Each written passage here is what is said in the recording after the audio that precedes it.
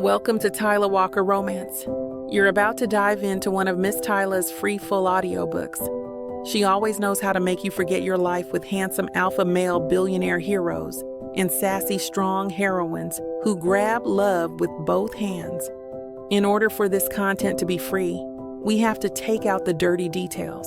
Otherwise, we risk disrupting this platform's rules and guidelines.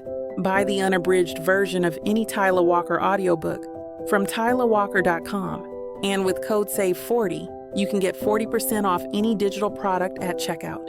Take this moment to subscribe to the channel, and remember that liking and commenting is what makes these free full audiobooks possible. Thank you for choosing to treat yourself with Miss Tyla.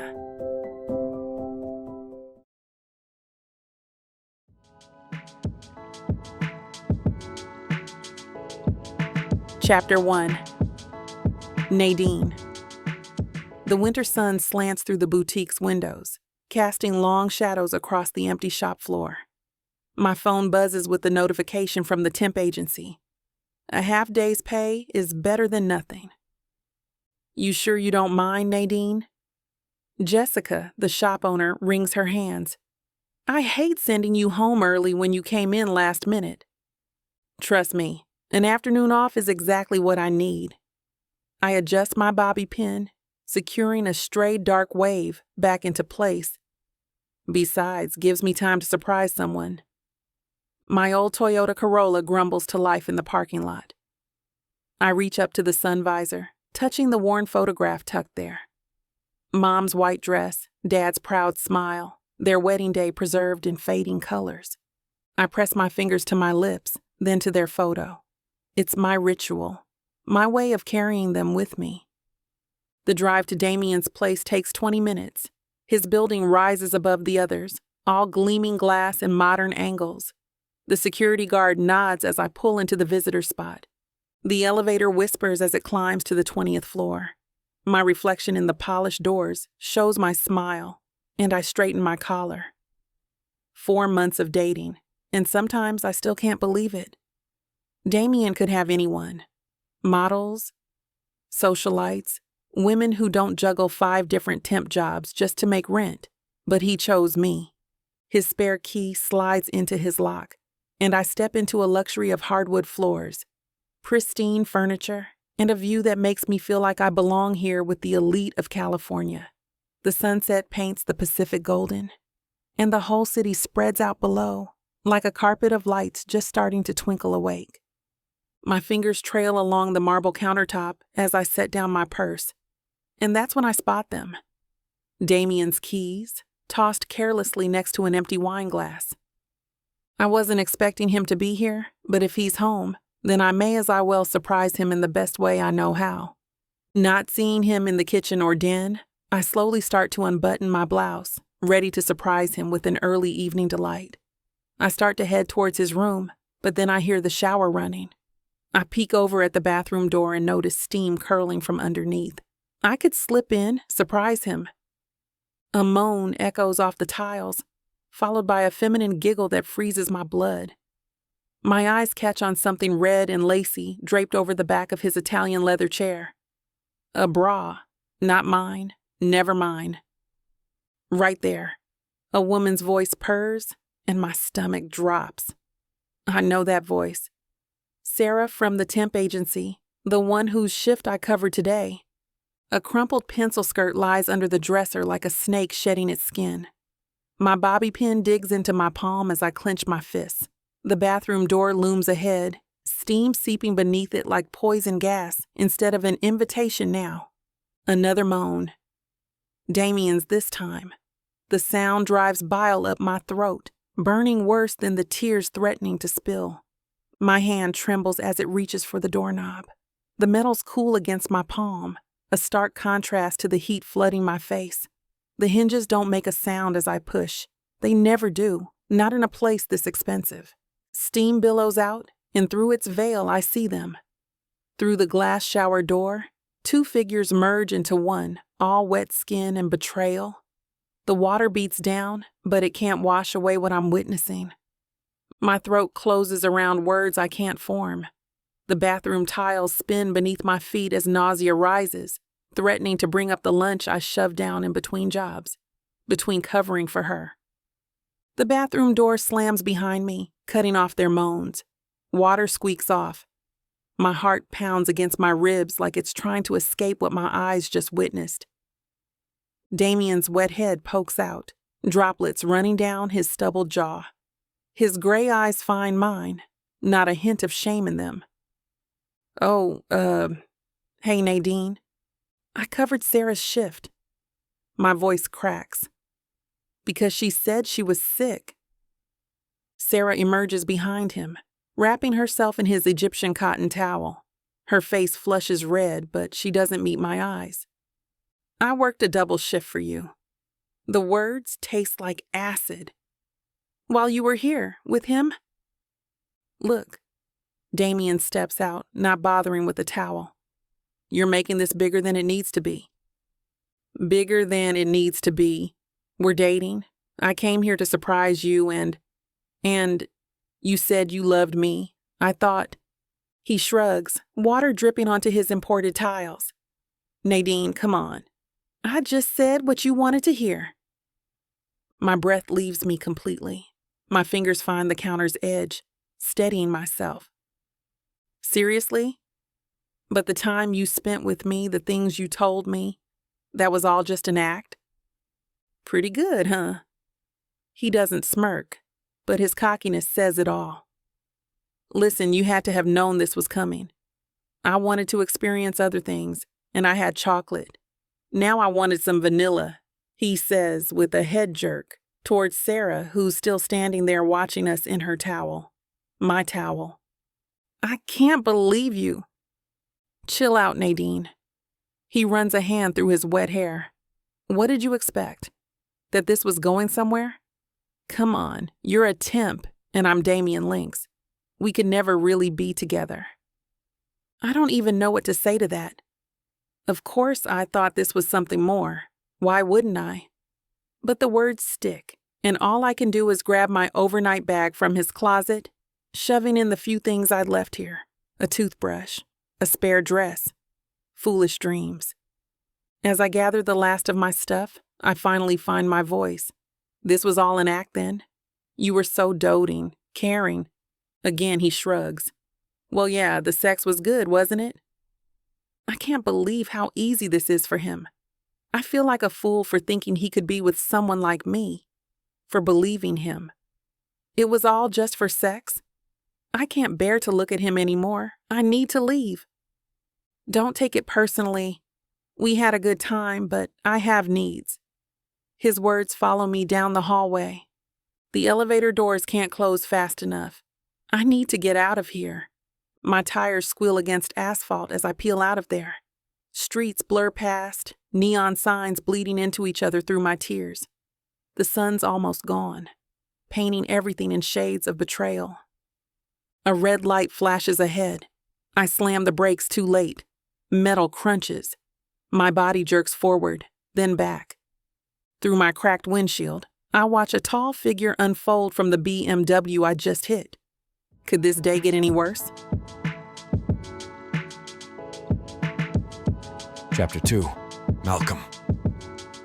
The steering wheel's smooth leather beneath my fingers does nothing to ease my frustration as I navigate through downtown's evening traffic. Another board meeting, another disappointing quarterly report for Love Lynx. The app should be soaring, not stagnating. My phone chirps with a notification. Probably another message from the dev team about user engagement metrics. I don't need to look. The numbers tell the same story they've been telling for months. What am I missing? The words escape into the empty car. A glimpse of my reflection in the rearview mirror catches my eye. Silver hair, stern features, eyes that have seen too many spreadsheets today. 51 isn't ancient, but in tech years, might as well be a dinosaur. The traffic light turns red, and I drum my fingers against the wheel. On my phone screen, Love Lynx's sleek interface glows. The tagline, "Instant connections, endless possibilities," stares back at me. That's what people want, isn't it? Quick hookups, casual encounters. At least that's what Damien keeps insisting, and so does the research. The metrics don't lie, I mutter, recalling this morning's presentation. Demographics aligned, user interface optimized, marketing strategy solid. A horn blares behind. The lights turned green. I ease forward, my mind still churning through variables like a computer stuck in a loop. The sky darkens to twilight, city lights beginning to twinkle. The same lights that should be illuminating thousands of love Lynx dates right now. We've done everything right. Studied the competition, run focus groups, analyzed successful platforms. Hell, I've even sat through Damien's lecture about how dating works these days. And asking for his outlook and input on it was hard enough. I am not a fan of my own son's activates, or him in general, but he's part of the crowd that will use this. But something's off. Something fundamental that all my research and numbers aren't capturing. The question is, what? That nagging sense of missing something crucial gnaws at me. Maybe I'm too removed, too isolated in my corner office to see what's right in front of me. The BMW purrs to a stop at one of the last red lights before home. Through the windshield, the San Fernando Valley stretches below, a carpet of twinkling lights under the purple dusk. Up here in the hills, traffic thins to almost nothing, just the way I like it. My phone buzzes again. Probably Damien, demanding another meeting about his revolutionary ideas for Love Lynx. I ignore it. I don't need any more advice from him. He had a say, and that's more than I wanted to give him anyway. Your grandfather would have a fit seeing you waste time on apps. I mimic my father's voice, then let out a dry laugh. The light stays stubbornly red, giving my mind time to wander. The Lynx family name used to mean something different. Conservative banking, old money, generations of calculated risks that paid off. My father's mahogany-paneled office still haunts my memories, that perpetual smell of cigars and leather-bound ledgers. A Lynx doesn't need to prove anything, he'd say, pouring another scotch. The family name is proof enough. But it wasn't. Not for me. The dashboard clock's soft blue glow catches my eye. 8:45 p.m. Another late night. The Devi team's latest report sits unopened in my email, probably full of the same concerns. User retention down, engagement metrics falling, competition gaining ground. My previous ventures had been straightforward tech solutions to concrete problems. But this, dating should be simple. People want to connect. We provide the platform. Yet it's not pulling the right numbers. My mind flashes to Damien's sneering face the last and only time I asked for his feedback. You're out of touch, Dad. You can't possibly understand modern dating when you haven't been on a date since Mom. I'd cut him off there. 16 years and he still knows exactly where to stick the knife. But maybe Damien's right about one thing. How can I create an app about connection when I've spent so long pushing everyone away? The red light taunts me as I tap an impatient rhythm on my steering wheel. Another day of disappointing metrics, and now this endless light. My fingers drum faster, matching my rising irritation. Wham! The impact jolts me forward, my seatbelt catching tight across my chest. The steering wheel absorbs the slam of my palms as fury ignites in my chest. You've got to be kidding me. The rearview mirror shows a beat-up Toyota, its hood slightly crumpled. At least they had the decency to stop. Through my side mirror, I watched the damage assessment unfold with my BMW's rear bumper hanging askew and the pristine silver paint job now marred with scratches. My jaw clenches. Perfect. Just perfect. As if I don't already have enough on my plate with a failing app that can take my whole empire down, and now this. I throw open my door, the cool evening air doing nothing to temper my mood. The crunch of broken taillight plastic under my Italian leather shoes fuels my anger as I stride toward the Toyota. A speech about responsibility and attention forms on my lips, ready to educate whoever had the misfortune of hitting me tonight. The driver's door creaks open slowly. A feminine voice floats out, trembling and soft. I'm so sorry. A young woman emerges, hastily wiping tears from her face. The streetlight catches her high cheekbones, full lips, and almond eyes rimmed red from crying. Her dark waves are partially pinned back in a style that reminds me of old Hollywood glamour, though now slightly disheveled. My prepared lecture dies in my throat. The frantic sincerity in her eyes cuts through my anger, and despite myself, I feel something in me shift. Years of board meetings, hostile takeovers, and shareholder revolts have taught me to keep emotions at bay, to maintain this rigid posture. But there's something about her distress, raw and unfiltered, that unsettles me, makes my carefully constructed walls waver. My hands, which had been ready to gesture in frustration, now hang loosely at my sides, my fingers uncurling without my command. She keeps repeating, "I am so sorry," as she looks at the damages. Some instinct deep inside urges me to show her mercy. I can tell she's not wanting to play the victim. She's trying to hide her cries of frustration, so I decide to do the same.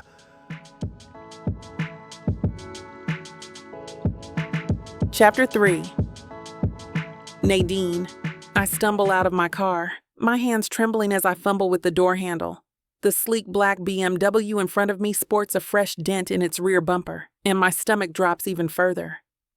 "I'm so sorry. I should have." I stutter as I swipe at my tear-stained cheeks with my sleeve. Great timing for a breakdown, Nadine.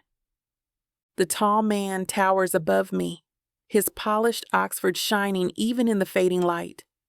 The setting sun catches on his silver hair and expensive coat. A passing car's headlights illuminate the pristine cut of his suit that's worth more than my car. "I have insurance," I blurt out, digging through my purse. "It's here somewhere, I promise. I know this looks bad, me crying and all, but it's not. I wasn't trying to." Take a breath. His voice carries authority, but there's an unexpected gentleness to it. "At least you didn't run." I inhale shakily, finally locating my insurance card, buried beneath old receipts and gum wrappers. A truck rumbles past, its wind gusts sending my loose papers flying across the darkening street like startled birds. As I chase them down, stumbling in my worn flats, I notice his expression shift, just barely, from stern to something softer, almost amused. Maybe he's just getting a kick out of watching me panic, another helpless woman having a breakdown on the side of the road. When I finally grab my papers and stand up to give him the information, brushing dirt from my skirt with trembling fingers, he offers his name in that same commanding yet gentle tone. "I'm Malcolm Lynx." The card slips from my fingers again, floating to the ground like a dead leaf. Malcolm Lynx, the tech mogul and president of Lynx Technologies, Damien's father. Of all the people in this city, of course it had to be him.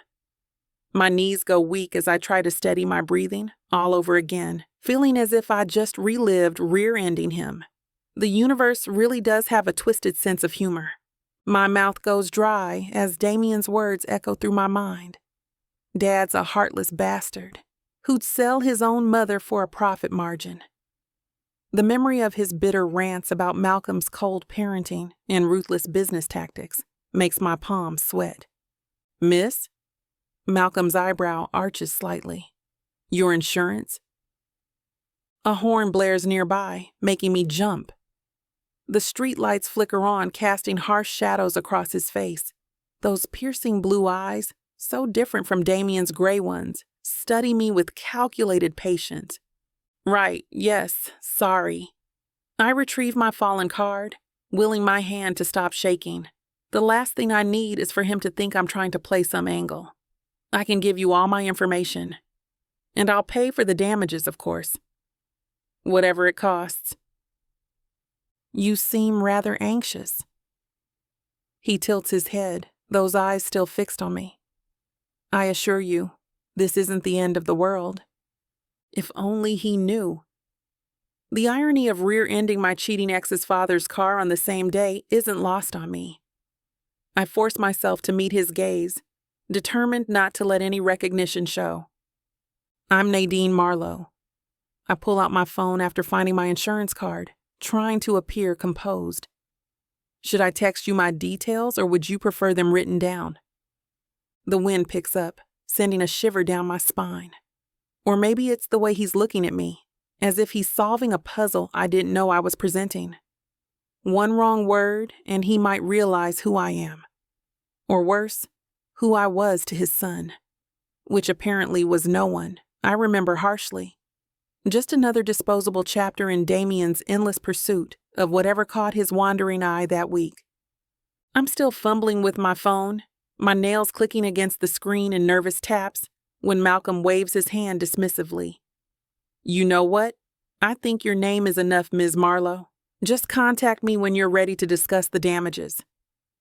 My mouth opens, then closes, like a fish out of water. But don't you need my...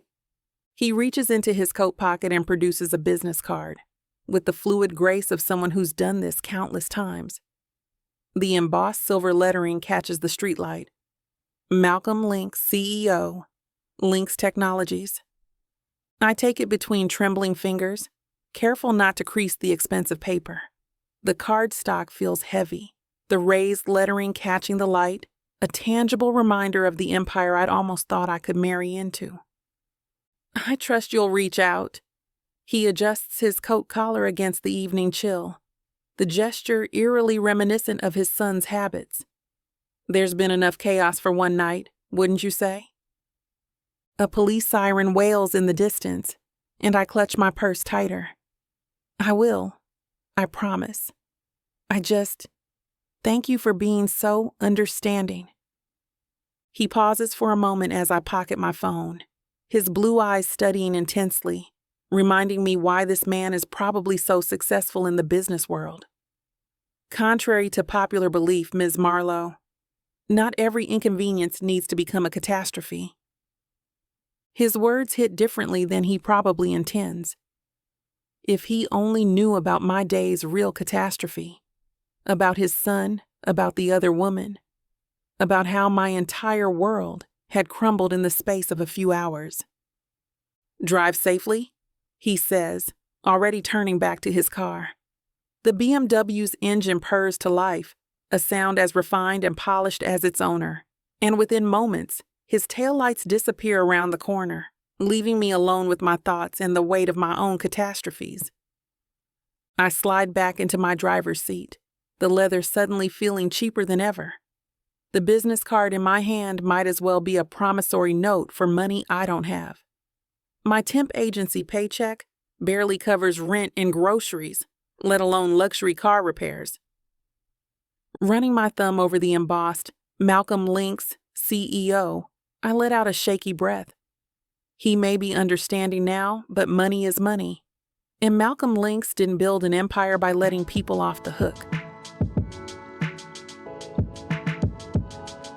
Chapter 4. Malcolm. The morning is sunny despite the California smog, but it does nothing to brighten my mood. My knees bounce irritably underneath my desk as Adam paces in front of me, his reflection distorted in the glossy surface. The numbers don't lie, Malcolm. Downloads are stagnant, user engagement is dropping, and our competitors are eating us alive. Every app has its growing pains, I say, adjusting my tie. Remember how skeptical you were about Lynx Sync? Now it's standard in every major corporation. Adam stops pacing and plants his hands on my desk, leaning forward. That was 15 years ago. The market was different. You were different. What's that supposed to mean? It means you were closer to the pulse back then. You knew what people wanted because you were out there living it. When's the last time you even went on a date? My jaw clenches. The leather chair creaks as I lean back, putting distance between us. My personal life has nothing to do with this. It has everything to do with this. It's a dating app, for Christ's sake. You're trying to sell romance to 20-somethings while living like a hermit. I know what people want in relationships. That doesn't change. Doesn't it? Adam straightens up, adjusting his cuffs. Dating has evolved. The way people connect, communicate, meet. It's all different now. Maybe you need a fresh perspective. Someone who understands today's dating scene. The app just needs time to catch on. Listen, I know this is your company, but I'm here as a friend as well as an interested party, and time isn't something our investors have much of. Adam heads for the door, pausing with his hand on the handle. Figure out why people aren't connecting with it, Malcolm, before they decide to connect their money with someone else. But the door clicks shut behind him, leaving me alone with thoughts I'd rather not face. I swivel my chair to face the windows, my reflection staring back at me against the cityscape. Adam's words echo in my mind, but I push them aside. What does he know about modern romance? The man's been married for 20 years. I force my knee to stop bouncing erratically as I pull up Lynx's interface on my tablet. The design is clean and sophisticated, everything a dating app should be, yet the numbers don't lie. User engagement drops by the day. People want hookups, I mutter, scrolling through the latest metrics. They want instant gratification. The thought makes my stomach turn. That's not what real connection is about. That's not what I built this for. My phone buzzes with a notification. Another 1-star review. Too formal. Feels like I'm applying for a job, not looking for love. Damn it. I toss the phone onto my desk. The intercom crackles. Mr. Lynx, the dealership is on line 1 about your BMW. Put them through. I pinch the bridge of my nose, bracing myself. Mr. Lynx, we've completed the estimate for the rear-end damage. It's going to run about $45,000. My mind drifts to yesterday's accident, to her, Nadine Marlowe, the way she held herself together despite clearly having her world falling apart. Most people would have broken down completely, but she apologized for the tears and quickly pulled herself together. Mr. Lynx, are you there? Yes, sorry, email me the paperwork. I hang up, finding myself reaching for the identical business card I gave her. She hasn't called yet. The memory of her vintage-styled waves and composed demeanor lingers. In a sea of Instagram filters and carefully curated selfies, she stood out like a classic film star who'd stepped through time. My phone chimes again. Another negative review. Okay, boomer, read the room. I grunt, dropping the business card back on my desk. Maybe getting rear-ended wasn't the worst thing that could happen to a man in need of a fresh perspective. The phone's shrill ring pierces my concentration for the 10th time today.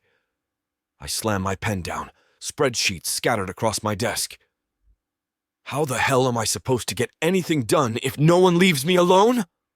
If I hadn't had to fire my secretary for embezzlement and leaking secrets, then maybe I could get at least one damn thing done.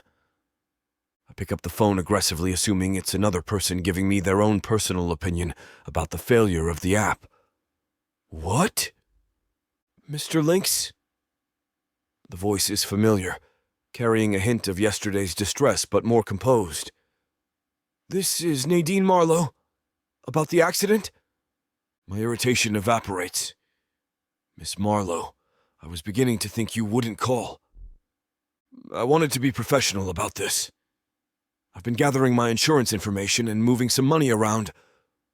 The estimate came in this morning, $45,000.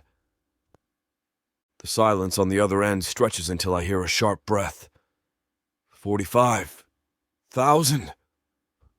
German engineering doesn't come cheap. I study the business card I've been fidgeting with all morning. I take it that's more than you were expecting? Mr. Lynx, Her voice wavers. I don't have that kind of money. My insurance won't cover all of it, and with my current situation, the stack of resumes I've been putting off on my desk catches my eye. Most from overqualified kids who think running social media makes them executive material. You mentioned yesterday you do temp work? Yes, I'm actually between assignments right now. What a coincidence. I lean forward in my seat. I recently had to let my secretary go. Creative differences in accounting, you might say. Oh. The hope in her voice is subtle but present. I need someone who can handle schedules, correspondence, basic bookkeeping. Someone discreet, professional, and capable of thinking on their feet.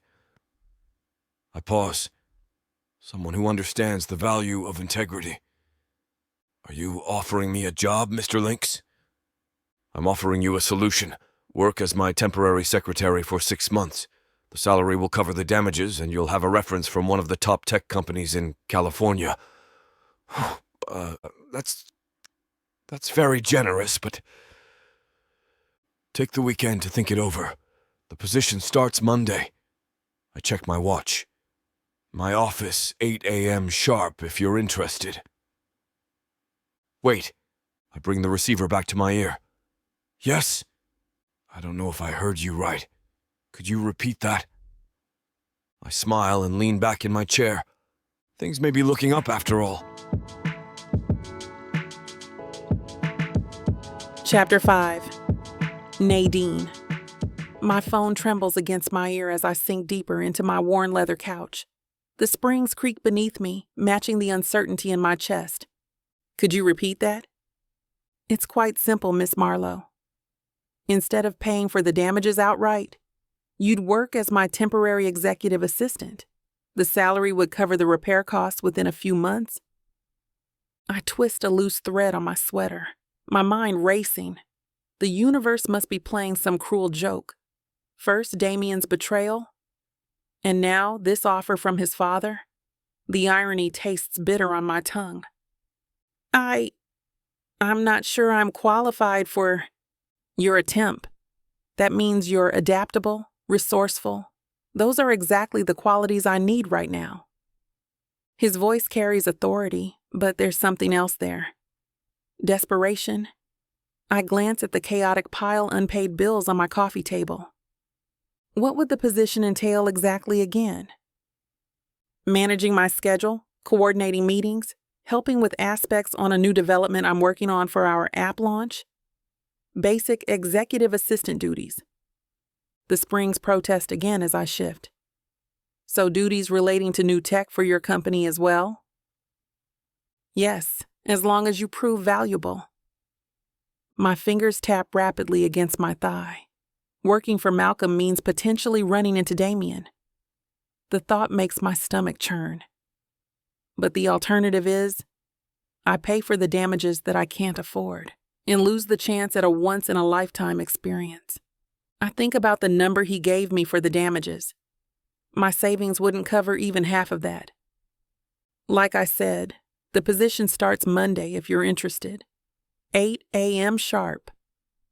I close my eyes, take a deep breath. I'll take it. Excellent. I'll have HR send over the paperwork. Just as I think he is about to hang up, I hear him clear his throat as if to add something else. I knew there was a catch. I should clarify something, Miss Marlowe. While you'll receive a standard salary for the executive assistant position, there will be additional responsibilities to cover the damages. My gut twists slightly at his hesitancy to tell me this. What kind of responsibilities? Testing our app's new features, providing feedback on user experience, attending promotional events, business meetings, things outside normal office hours, and expected secretary duties. I see. The couch cushion dips as I lean back. Actually, I've worked as a temp executive assistant before. I'm familiar with most scheduling software, and I've managed social media accounts for several startups. A pause on the other end. Is that so?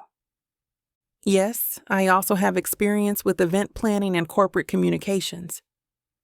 I want to sell myself now. Already scared I'm going to lose the position before I even have it.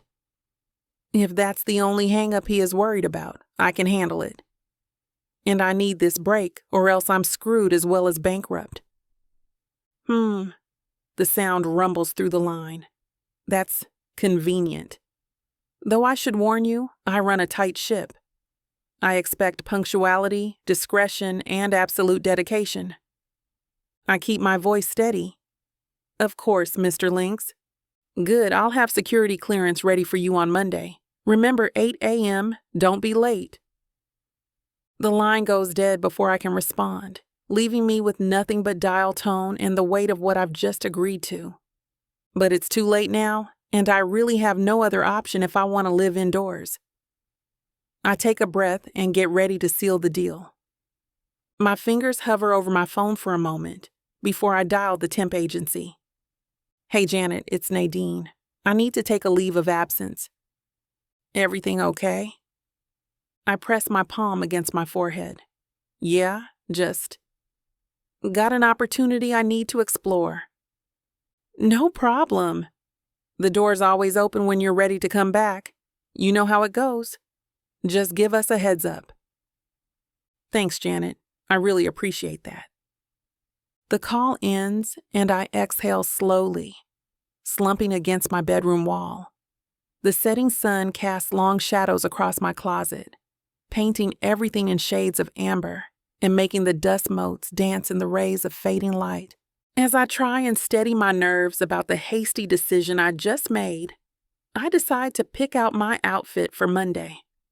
My hands tremble slightly as I push through the hangers.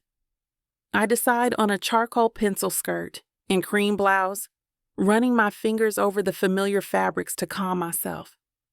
Professional, competent, everything I need to be, everything I am. I pin the outfit to the outside of my closet door, a habit I picked up from my aunt years ago, and try to convince myself that clothes can be armor when you need them to be. Might as well get everything else ready to go for Monday as well. God knows I won't be able to sit still right now anyway. My gut continues to churn as I pack my laptop and organize my planner. Malcolm Lynx's offer seems too convenient, too neat. No CEO just hands out jobs to strangers who damage their car. There's a part of me that just feels that there has to be something more to it. I slide my favorite fountain pen into my leather portfolio. You've got this, I whisper to myself, smoothing down my hair. It's just another temp job. A really high-stakes temp job. With your ex's father, who doesn't know you dated his son. Perfect. The manila folder containing Malcolm's business card catches my eye. I pick it up, running my thumb over the embossed silver logo. Lynx Technologies, a powerhouse in the tech industry. Having this on my resume could open doors I never thought possible. I straighten my shoulders, looking myself over in the mirror. The woman staring back looks determined, despite the uncertainty in her eyes. Whatever Malcolm's true motives are, I'll prove I'm worth more than just someone working off a debt. I've managed complex offices before. I can handle this. But as I set my alarm for the coming Monday, that nagging feeling returns. Chapter 6. Malcolm? I tap my Mont Blanc pen against my desk, reviewing the list of duties I've prepared. The clock on my wall shows 7:45 a.m., perfect timing to catch her arrival through my office window. My intercom buzzes from the building's receptionist's desk. "Sir, Miss Marlowe is here. Send her up in 5 minutes." I position myself near the window, pretending to review documents while watching the entrance to my floor. She emerges from through the elevator doors, and I find myself straightening my tie. This isn't the same woman who crashed into my car. Gone is the tear-stained face and disheveled appearance. In their place stands someone who commands attention without asking for it. Her high-waisted pencil skirt and crisp cream blouse make her arc skin look like a whipped chocolate mousse. Bobby pins hold her dark waves in place, framing those striking features I'd barely noticed that night.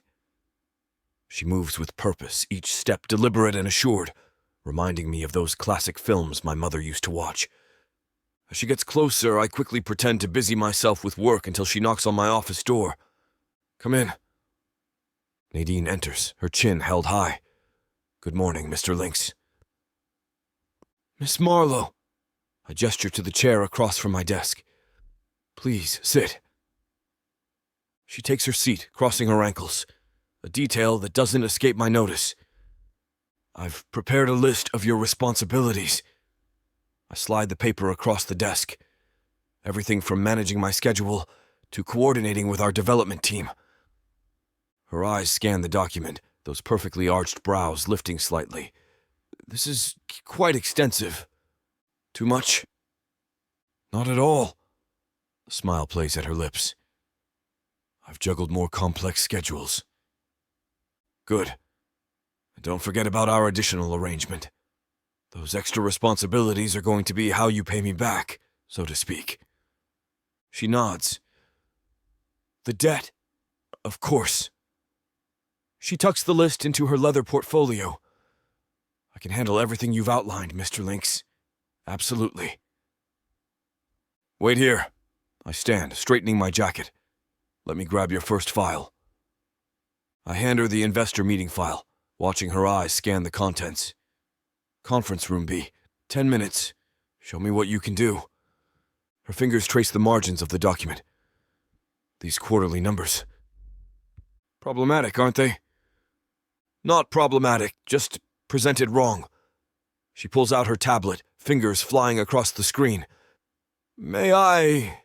Curious about her approach, I agree. Be my guest. After she took the file to her desk and made the adjustments she wanted, we head to the meeting. The conference room fills with restless shareholders, their murmurs of discontent reaching my ears. I take my seat at the head of the table, Nadine positioning herself near the presentation screen. Where are we with the numbers? Marshall, our most vocal investor, asks as he taps his pen impatiently. Once everyone is settled, I'll be able to answer that. Nadine's voice carries across the room with unexpected authority. I'll be handling today's presentation. You are? Nadine Marlowe, Mr. Lynx's executive assistant. She launches into the presentation without missing a beat. You'll notice, on page 3, we've restructured the user engagement metrics.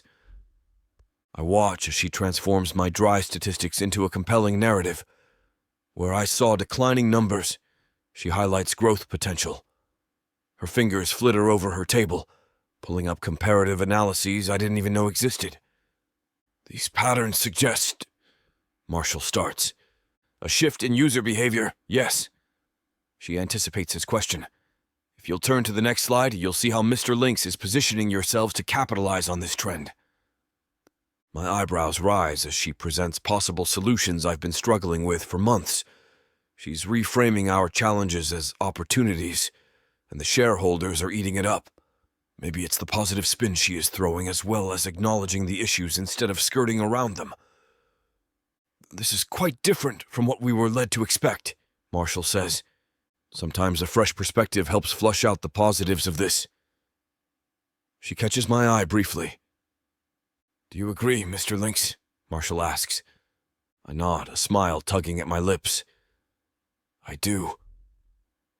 The meeting wraps up with handshakes instead of complaints. I've underestimated her, badly. As the last investor files out, I realize I might have just stumbled upon exactly what Love Lynx needs. I clear my throat as the last investor exits. That presentation exceeded expectations. The words come out more clinical than intended, but praise doesn't flow easily from my lips anymore. Still, Nadine's cheeks darken slightly at the comment, though her posture remains professional. Thank you, Mr. Lynx. Would you like me to start on my daily duties now? Or is there something else you need? That will be all for now. Though expect more scenarios like this one. Your quick thinking and positive viewpoint proved useful. May I ask how you handle yourself so well at such a new and intense job? Especially knowing so much about these meetings in particular? She hesitates for a moment. As a temp, I've been thrown into a lot of stressful situations where I have to think on my feet and learn quickly when I fill in for others. I enjoy the challenge, and have done it for quite some time. But I especially enjoy numbers and problem solving, even more so when it involves technology. I hope to continue to prove effective for your cause. I nod, accepting the answer. She turns to head back toward her desk, but pauses mid-step. Mr. Lynx, is your app really struggling that much? My lips press together, the reminder of my failing app coming back into view. I apologize, she says quickly, reading my expression. That's not my business. I shouldn't have... No, you shouldn't have. My tone is sharper than I meant, but I don't apologize. The statistics of the declining user engagement and the mounting complaints about outdated features flashed through my mind even after she put a silver lining around it in the meeting. She retreats to her desk, pulling out the list I gave her earlier. I head back into my own office and settle in. As I pull my research logs on other app companies, I catch Nadine's movement out of the corner of my eye. Through my office window, I watch her settle into her chair, her fingers dancing across her keyboard as she begins organizing my calendar. The morning light catches the pins in her hair, drawing my attention to the graceful curve of her neck. A feeling spreads through me, but before I can recognize it or even acknowledge it, I push the sensation aside, turning to my computer screen. There's no room for distractions, no matter how intriguing they might be. What matters is that I've found someone capable of handling both the investors and my schedule. Someone who can present data in ways I hadn't considered. That's what I need to focus on.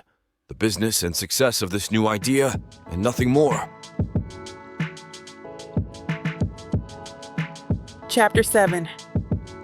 Nadine. The morning whirls past in a blur of meetings, phone calls, and organizing Malcolm's chaotic schedule. My fingers fly across the keyboard, responding to emails while juggling 3 different department heads demanding his attention. The work is intense, but I enjoy it. I've been involved in a lot of tech, apps, and social media progression for work, whether for fun, but also to be valuable. Being able to use it consistently may give me my best experience yet. Mr. Lynx needs the quarterly projections.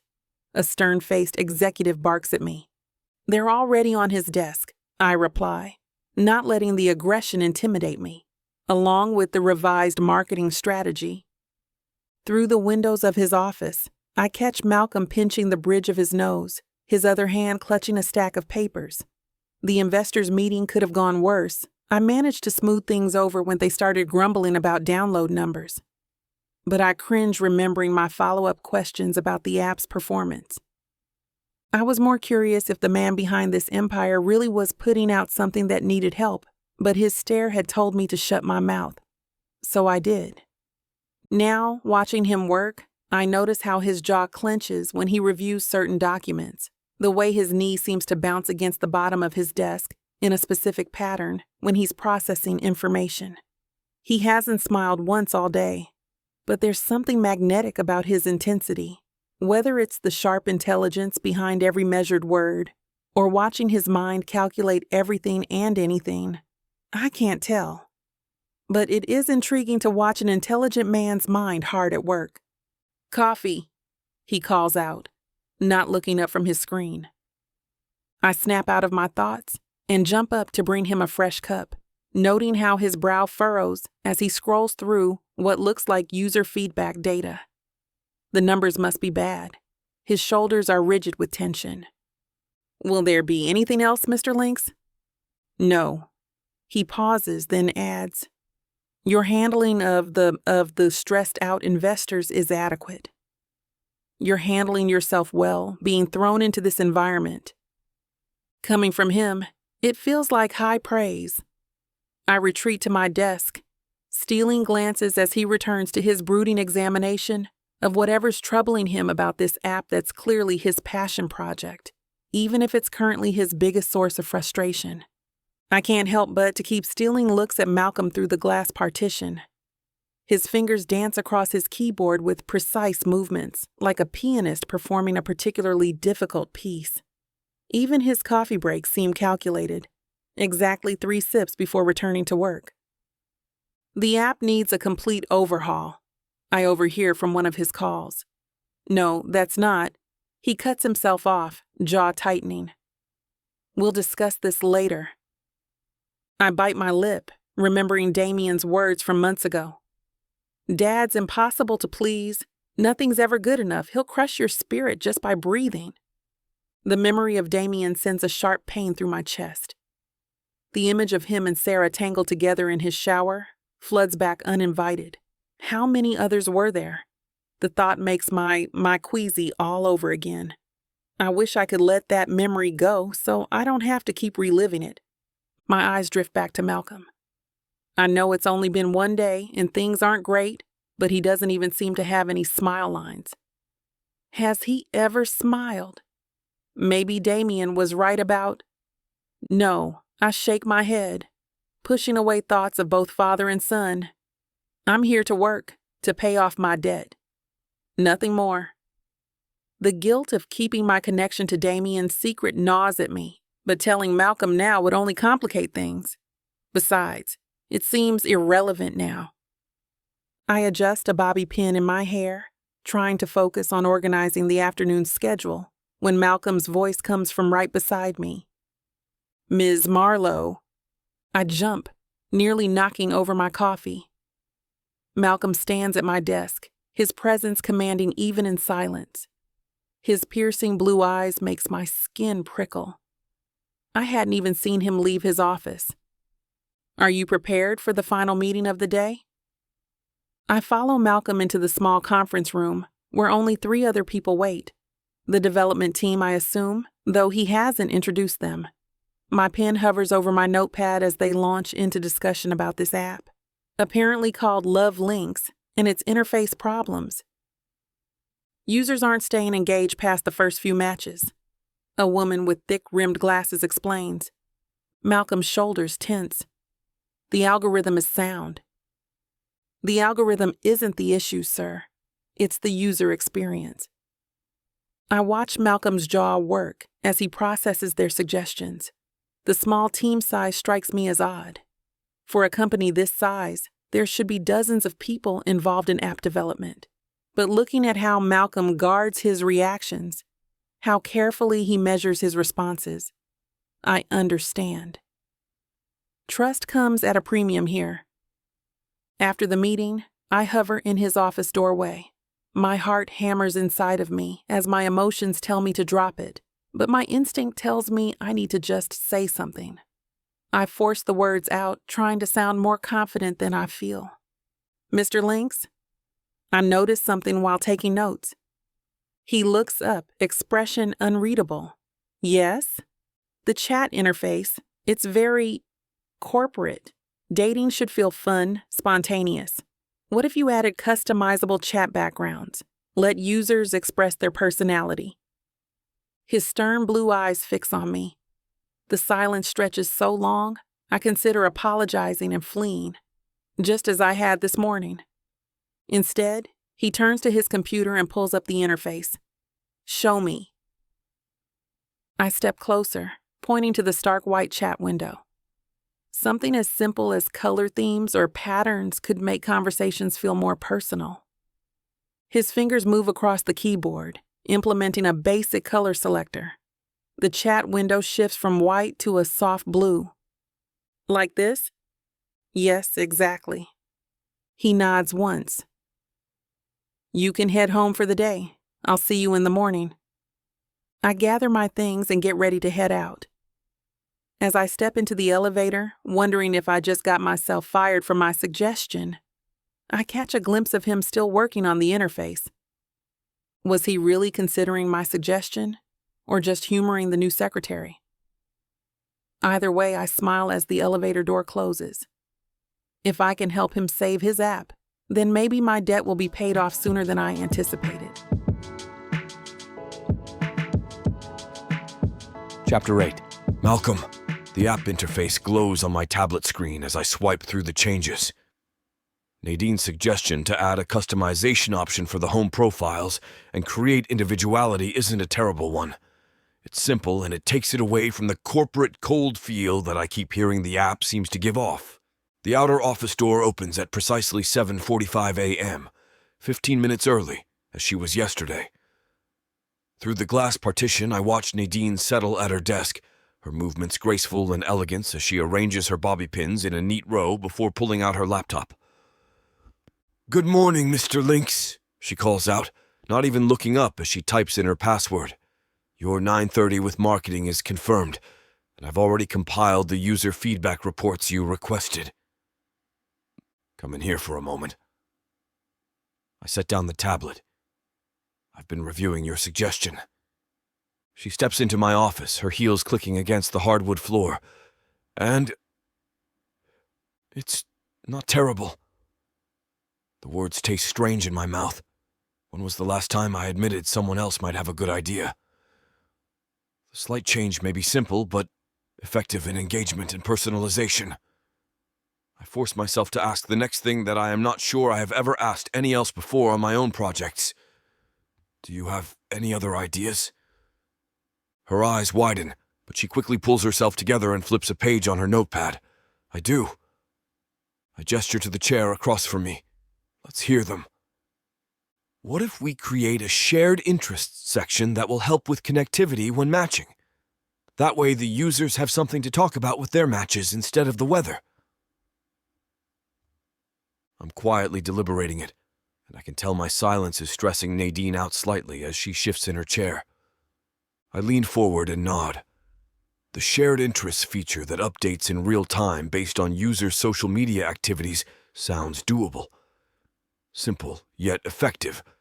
It's the kind of insight that comes from actually using dating apps, not just creating them. Maybe there was a reason after all for her rear-ending me. The real-time interest updates could give us an edge over our competitors. Most people don't want to manually update their profiles. She gestures to the tablet I'm holding. They want the app to do the work for them. What other observations have you made about dating apps? Several. A small smile begins to pull at her lips, but she quickly hides it and pulls her professional countenance back out. But shouldn't I get back to those marketing reports? I put my hands behind my head as I study her. Not just a temp paying off a debt, but someone who understands what modern users want. Someone who could help bridge the gap between my vision and today's market. The reports can wait. Tell me more about your ideas for Love Lynx. After over an hour of discussing, I have more than enough to think about and see what will work with this app update. I test a few ideas, tweaking algorithms for personalization before taking an eye break. Nadine finishes a call, typing rapidly as she schedules and takes notes. The clock shows noon, and I spot her reaching for a brown bag under her desk. Heading to lunch? I ask from my doorway. Oh, I brought mine today. Naturally. Temps can't afford much around here. Watching her save money while my son squanders his inheritance makes me question where I failed in teaching him her work ethic. Would you mind if I joined you? We could discuss those interface ideas further. Her almond-colored eyes look almost like honey as the light catches them when she tilts her head, surprise flickering across her features. You want to eat lunch with me? Unless you'd prefer to eat alone? No, that's fine. She gathers her lunch bag. The break room? I gesture for her to lead the way. The break room's intimate setting, with its small table by the window, feels different from the sterile conference rooms where I usually conduct business. She pulls out a sandwich wrapped in wax paper and settles into one of the chairs. Aren't you going to eat something? I'll eat later. I ease into the chair across from her. I typically save meals for business dinners or when I'm home. Why's that? Daytime's for work. Food is for deals or downtime. She nibbles her sandwich, eyes down. The silence lingers as she shifts and fidgets with the wrapper. I realize I make her nervous. What made you choose temp work? I ask, breaking the silence. Someone with your capabilities could easily secure a permanent position. Nadine's shoulders relax slightly as she sets down her sandwich. It wasn't exactly a choice at first. I needed work, and the agency had openings, but then her eyes light up, and it makes me somehow relax myself. I discovered I loved the variety. One day I'm managing social media for a startup, the next I'm organizing a charity event. And that appeals to you? The constant change? It's not just that. She leans in, ignoring her lunch. I learned something from every job. Last month, I helped a grandma baker with Instagram, seeing her joy when orders increased. She smiles warmly. Those are the moments that matter. Even for less pay, I blurt. Money isn't everything, Mr. Lynx. Her eyes meet mine. I live comfortably, make a difference, and experience new things. That's better than any corner office. Her simple words hit me hard. When did I last feel that fulfilled? That joy from helping others? I've spent decades building empires and proving myself, yet she finds more satisfaction teaching old bakers about Instagram than I do from all my deals. Besides, she adds, oblivious to my thoughts, each job builds my skills, like my love Lynx suggestions that came from knowing how different groups use technology. Her enthusiasm glows across the table, pulling me in. I can't remember the last time I met someone so passionate about their work, or felt that way myself. The thought unsettles me. I hired her to pay off a debt and possibly improve my app, not to make me question my own life choices. Chapter 9. Nadine. I pull one of the shades slightly down to cut the glare of the sun as I arrange our usual lunch setup in the break room. His presence fills the room even before he enters, and my heart does that stupid little flutter thing it's been doing lately. Another salad? Malcolm's voice carries that hint of amusement I've come to recognize. You know you can order something more substantial on the company card. I like my salads. I arrange the containers, sneaking a glance at him as he shrugs off his jacket. The way his shoulders move under his crisp white shirt shouldn't be this distracting. Besides, someone has to maintain a healthy diet around here. All I see you eat is coffee. Coffee is a perfectly acceptable meal replacement, said no nutritionist ever. He settles into the chair across from me, and I try not to notice how the afternoon light catches the silver in his hair, or how those deeper, darker strands in his beard make him look distinguished rather than aged. His blue eyes catch mine, and I quickly look down at my salad. Tell me more about what you observed in the user testing today. Work. Yes. Focus on work, not on how his forearms look with his shirt clinging to them that way, or the way his voice has that gravelly edge when he's truly interested in a topic. I'm just touch-starved after the breakup with Damien, I tell myself. That's all this is. The interface is still too cluttered for the over 40 demographic, I say, stabbing a cherry tomato. They want simple, clean lines. Not everyone grew up with smartphones glued to their hands. Unlike you youngsters. The corner of his mouth quirks up. I'm 30, not 13. Practically a child. I roll my eyes, but my stomach fills with fluttering at the way he's looking at me. Stop it. I scold myself. This is business. He's my boss, and he's Malcolm Lynx. He probably sees me as some kid who crashed into his car, and nothing more. Even if sometimes, when he looks at me like that, I wish he didn't. After lunch, I focus on my clerical duties for a bit, until Malcolm asks me to come into his office. These user interface modifications you suggested, he says, pulling up the prototype on his tablet. Walk me through your thought process. The now familiar scent of his cologne mingles with leather and coffee as I lean over his shoulder to point at the screen. The current layout assumes everyone's tech-savvy, but dating isn't just for 20-somethings anymore. Like you said at lunch, not everyone grew up with smartphones? Exactly. See this menu here? I tap the screen. It's buried 3 layers deep. Older users get frustrated with that kind of navigation. Malcolm runs a hand through his silver hair, and I catch myself comparing the gesture to Damien's impatient head scratching whenever he was annoyed. Where Damien's movements were sharp and aggressive, Malcolm's carry a quiet thoughtfulness. Stop it, I remind myself. Focus. The board's resistant to major changes, Malcolm says, his voice softer than usual. They think the current design is youth-friendly enough. Then we show them the metrics. Look. I pull up the user demographics. Your fastest growing segment is actually 40 plus. They have disposable income. They're looking for connection, but they're bouncing off the app because it's not intuitive enough. He turns to face me, those blue eyes catching mine again. I wish he'd stop that. You've really thought this through? It's my job to notice these things. No, he says, a smile tugging at his lips.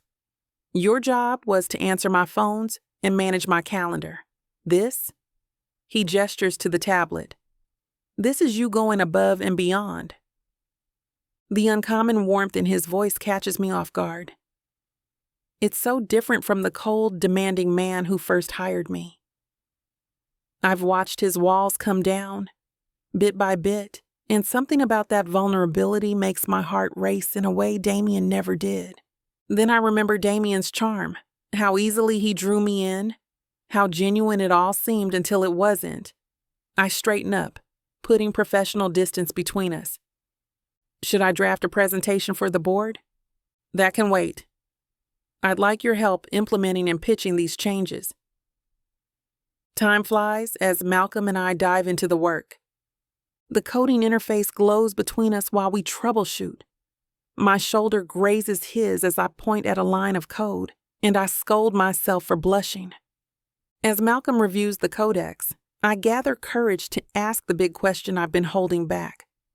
Can I ask you something? He grunts a yes as his eyes stay on the screen. What made you want to create a dating app? No offense, but you don't seem like someone who'd be into the whole modern dating scene. That obvious, am I? His eyes crinkle at the corners. Well, you did call emojis those little yellow faces in yesterday's meeting. He chuckles, leaning back in his chair. The leather creaks beneath him. Did you meet someone special this way? I keep my tone casual, eyeing his bare ring finger. Through the app research, Damien never mentioned his mom, and I hadn't pried. I'd assumed he'd tell me when ready. Now I know I wasn't important enough for that story. Malcolm's laugh comes out harsh, unexpected. Number nothing like that. He pauses, his expression softening. Catherine, my wife, she was always fascinated by the idea of soulmates, high school sweethearts we were. She'd have loved seeing how technology could bring people together. The past tense makes my throat tighten with what it implies. Would have? Cancer? His fingers drum once on the desk. 16 years ago. I'm sorry. The words feel inadequate. I know too well how hollow condolences can sound, remembering all the sympathetic faces after my parents' accident. She always said everyone deserves their perfect match. He straightened some papers on his desk. When dating apps started becoming popular, it felt right. A way to honor her belief in love, I suppose. I nod, watching him retreat behind his professional facade. My mind drifts to Damien, and how strange it is that Malcolm's never mentioned him. The words sit on my tongue. What about your son? Does he help with the app? But something in Malcolm's carefully controlled expression stops me. Not yet. Not today. Chapter 10. Malcolm. I keep the door to my office open now so I can hear how calls are going, and so Nadine feels comfortable coming in with her ideas or questions. But I've made it a habit to eavesdrop and watch her as well. Nadine fields another angry call with the effortless grace that's become her trademark these past weeks. Her hands stay busy with multitasking while maintaining eye contact with the screen where an investor waits in a video call. I completely understand your concerns, she says. But if you look at the latest analytics, the way she leans forward, completely absorbed in her work, reminds me of Catherine. That same intensity, that drive. I shake my head. No, this is different. Nadine is my employee, nothing more.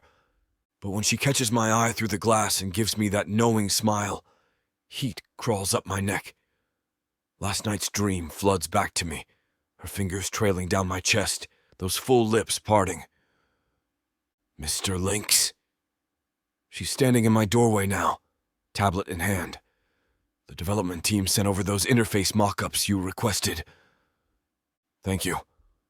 My voice is rough, trying to hide my surprise. I clear my throat. What do you think of them? Honestly, the color scheme still needs work. It's too sterile, not enough warmth. She steps closer, showing me the screen. See how the blues dominate? For a dating app, we want to invite connection, not remind people of their banking app. Damn. She's right again. Always right lately, seeing things I've missed for months. The way she says "we" sends an inappropriate pleasure through me. I need to focus. She's almost half my age, for Christ's sake. Probably interested in men like my son's age. The thought sobers me. Rising from my desk, I straighten my tie. Time to be the CEO again. Are you ready for the Thompson meeting? They're expecting a full presentation on our latest updates. I have to keep things professional. She's too valuable to lose over misplaced attraction. Too young. Too perfect. I've become accustomed to Nadine leading the meetings. She knows how to pitch her ideas in a non-threatening way. And frankly, she just has the patience for the investors' irritating questions. I sit back and watch her command the boardroom like she's done this her entire life. Something creeps up as I watch her. Pride, maybe? Gentlemen, if you'll direct your attention to slide 15. Nadine taps her tablet, and the projection shifts. Our beta testing shows a 40% increase in user engagement with these interface changes. Thompson leans forward. Pretty numbers don't mean much without sustainable growth? Nadine's smile is warm, but her tone brooks no argument. That's precisely why we're implementing a staged rollout. Mr. Lynx has never steered you wrong, has he? His track record speaks for itself, as I keep saying. I'm impressed with how she's woven my reputation into her pitch. The other investors nod, their faces transforming from doubtful to curious. The modern dating landscape is evolving, she continues. And Love Lynx is evolving with it.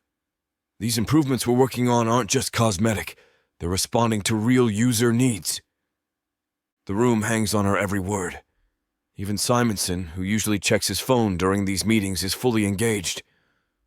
When can we expect the relaunch? Thompson asks, his tone notably less aggressive.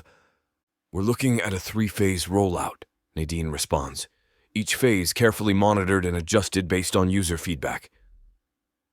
As the meeting wraps up, I catch her eye and give her a subtle nod. She's earned it. Hell, she's earned much more than that. Thompson touches my arm. Malcolm, a word about the timeline? Of course.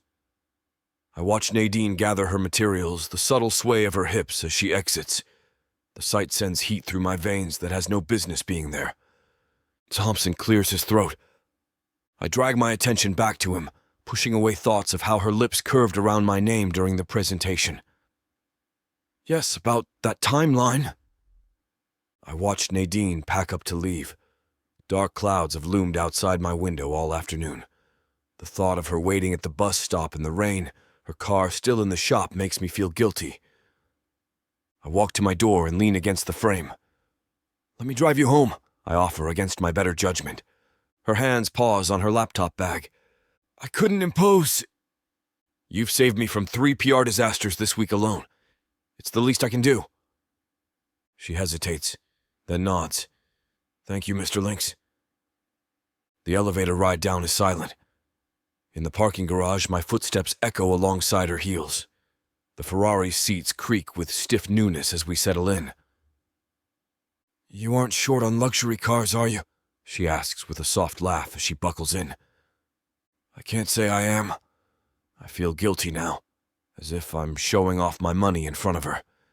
She's working here to pay off the damages she inflicted on my BMW. But while it's in the shop, I'm driving this. The city lights blur past us. Her perfume fills the car with the subtle scent of jasmine. I've never truly noticed it before until now, in this closed space. My fingers tighten on the steering wheel, trying to not let it affect me. Left at the next light, she says softly. I notice how she fidgets with her sleeve, smoothing invisible wrinkles. The air is heavy with things better left unsaid. "The presentation today," I start, desperate to fill the quiet. "Thompson hasn't been that engaged since we launched. They just needed to see the vision clearly." She offers a smile before looking back out of the window. "Third building on the right," she directs. I pull up to a modest apartment complex. "Thank you for the ride, Mr. Lynx. See you Monday." She slips out before I can respond. The sound of her heels fading, she disappears inside. On my drive home, Catherine's photo on my dashboard catches my eye. 16 years, and I've convinced myself the chapter of my life was closed. But watching Nadine today, the way she lights up a room... I switch on the radio, trying to drown out dangerous thoughts. It doesn't work. The empty house waiting for me suddenly feels more hollow than usual. Chapter 11. Nadine. The morning sun glints off my newly repaired bumper as I pull into my usual spot at Lynx Technologies. My fingers trail over the steering wheel, remembering how Malcolm's hands gripped it when he drove me home Friday night. The quiet that surrounded us seemed heavy with things I wanted to say but thought better of. But so did Malcolm's mannerisms.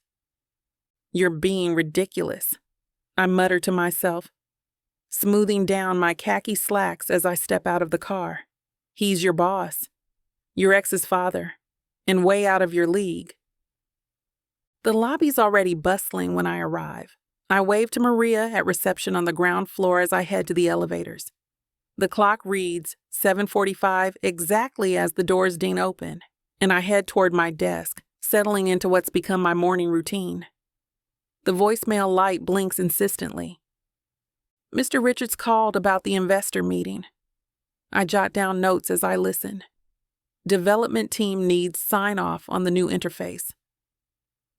My eyes drift to Malcolm's empty office. In 3 weeks, I've never beaten him to work. The man practically lives here, especially with all the app troubles. I've seen the strain in the tight set of his shoulders, the way his jaw clenches during meetings. If he'd just let someone help, I sigh, opening his calendar to review today's schedule. The app has potential. I've seen glimpses of brilliance in its framework, but Malcolm guards its inner workings like a dragon with its hoard. Sure, he's let me help on a lot of things, but the really intricate stuff he insists on doing himself. Even though it's frustrating and taking a toll on him, I admire that he is such a perfectionist. The elevator dings. Malcolm strides past, his usual impeccable suit slightly rumpled, his hair less perfectly styled than normal. The temperature in the room seems to drop 10 degrees as he passes. "Good morning." The words die on my lips as he sweeps by without acknowledgement, something he hasn't done since my first week. His office door closes with a decisive click. Something else that hasn't happened in the recent weeks? Something's wrong.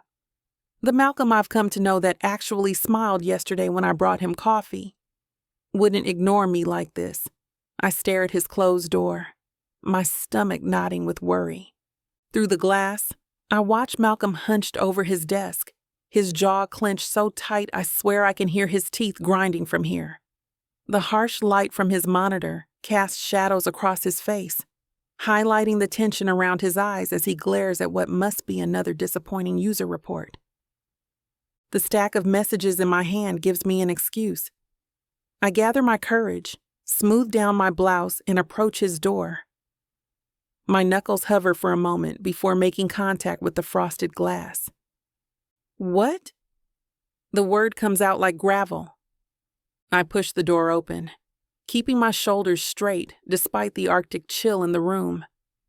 "Messages from this morning, Mr. Lynx." Papers litter his desk of printouts of user interface mock-ups, engagement metrics, competitor analyses, and more. His tie is loosened, and a few strands of silver have escaped their usual perfect styling. The sight makes me more uncomfortable than when we sit in silence. I place the messages on the corner of his desk, careful not to disturb the organized chaos of his workspace. He doesn't look up, just continues staring at his screen like it holds the secrets to the universe. My feet should be carrying me back to my desk, but they remain planted. I wet my lips, preparing to be lectured for my offer. You know, I can help you if you'd like. His head snaps up, those penetrative blue eyes finally meeting mine. Help me with what? I gesture to the scattered papers, then to his screen where the Lynx interface glows. The app. You have been helping, but your ideas aren't creating the turnout we had hoped. He's clearly angry, probably pressure about implementation. I take a steadying breath, standing firm. I can tell this is harder than you're admitting, since I need to work off those damages anyway. I tap a mock-up. Let me handle social media. Make it relatable while managing user feedback. Malcolm reclines with a creak. The app speaks for itself. Back to being defensive. Too late to back down now, though. Does it? Because right now it's still speaking corporate, instead of connection. I grab one of the printouts. Look at this caption. Experience algorithmic matchmaking optimization. Who talks like that on dating apps? His eyebrows furrow. It's accurate. And I have been implementing what we have talked about.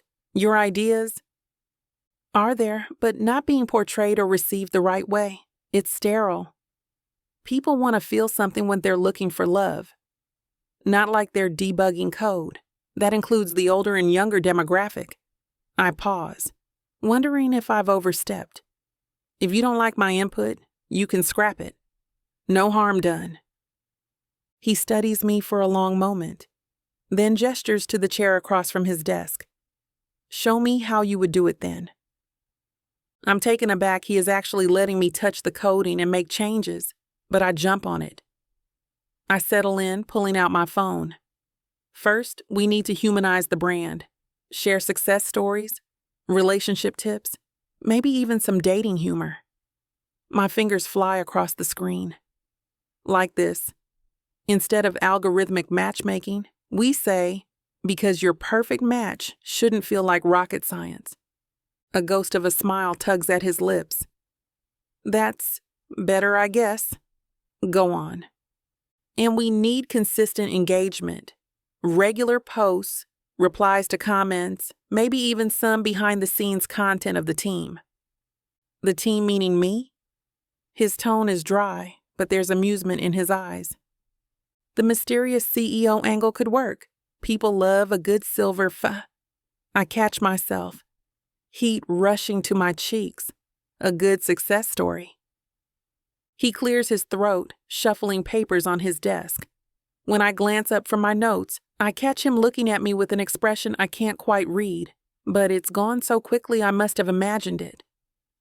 Make the changes, he says softly.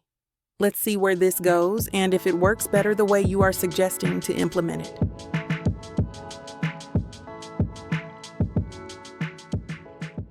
You won't know what hit you, baby. I'm going to take you, break you, and make you mine. When I'm done, you're... Now hold on just a minute. What? I got something to say. What's the meaning of this? Now you may be some fine-looking white boy. Got that right, baby. It takes hard work. And you might got the money. Fat stacks, baby, to spoil you with. But that doesn't mean I'm going to give it up to you without a fight. A fight? You want some limp wilting flowers? Go to historical romance, baby. But you want sassy and spicy strong black queens that tame their alpha male bad boys? I think our listeners do. Then you go on and look at Miss Tyla's Bougie Brides and Billionaires audio bundle. 50 hours of me whispering the most romantic things in your ears. Fake marriages, alpha male billionaires, strong black women, steamy scenes that will make your eyes roll back. Everything wrapped up in a happily ever after that will put you in an afterglow. Use code SAVE40 to get 40% off this bundle and any other digital product in Miss Tyla's store. Unabridged and uncut. Just like you? You're gonna have to find out. Tyla Walker Romances. Escape your life with sassy romance.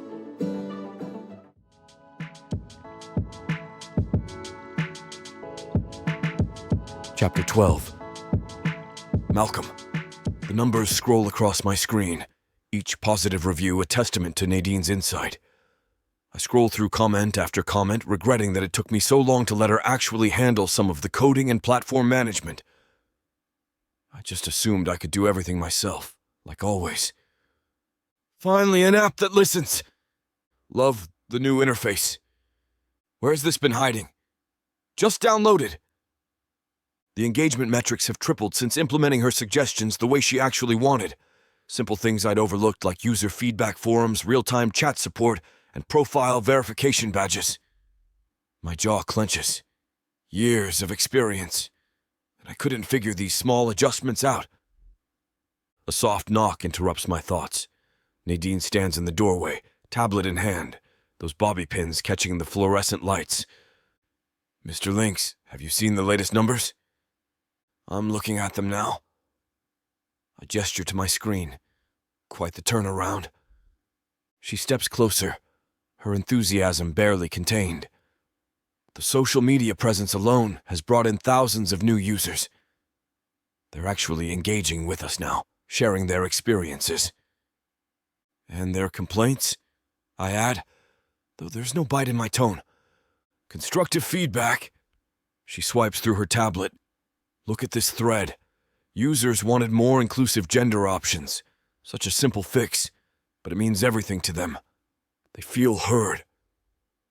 A surge of pride comes over me as I watch her explain with such confident enthusiasm.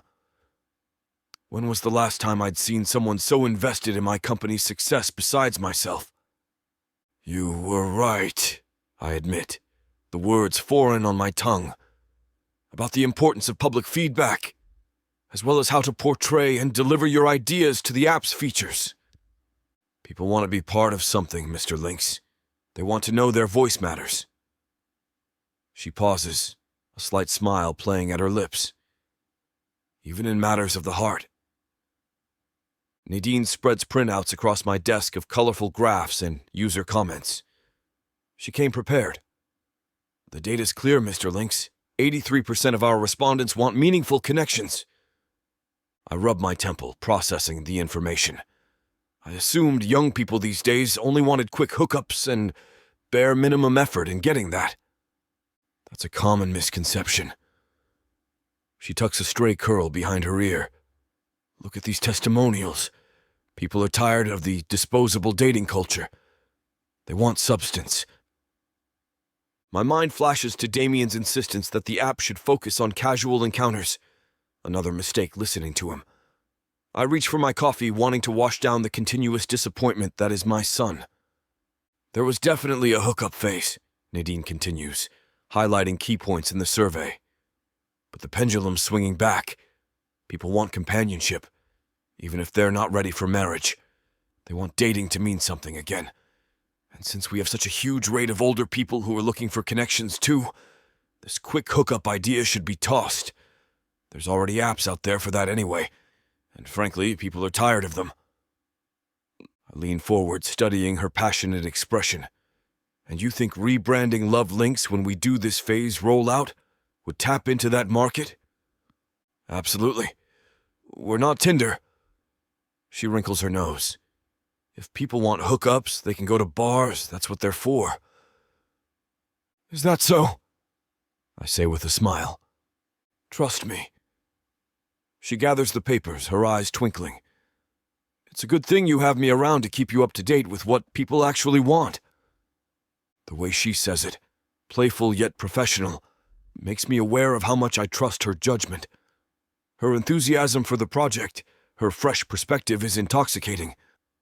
I know we have talked about it at length, and I've done what I thought was best to implement your ideas. But now that I see you actually care about this, and can handle the coding and platform almost as well as myself, how would you change the platform to fit the ideas better? Nadine's dark arched eyebrows raise for a moment. I can tell she thinks I'm making fun of her. I don't blame her. I've been in a piss-poor mode lately. Seriously, I say. Tell me. Nadine stands up with eagerness and begins to pace the length of my office as she gestures with animated enthusiasm. We could implement a connection score system based on the shared interests and communication patterns we discussed. She scribbles in her notebook. And what if we added video chat features with built-in icebreakers? Excitement. I have no idea when the last time was that I've seen such desire in a project, even from myself. This drive to create, to innovate. I used to stay up nights, mind racing with possibilities, just like she's doing now. And look at this demographic data. She leans over my desk, pointing at her tablet.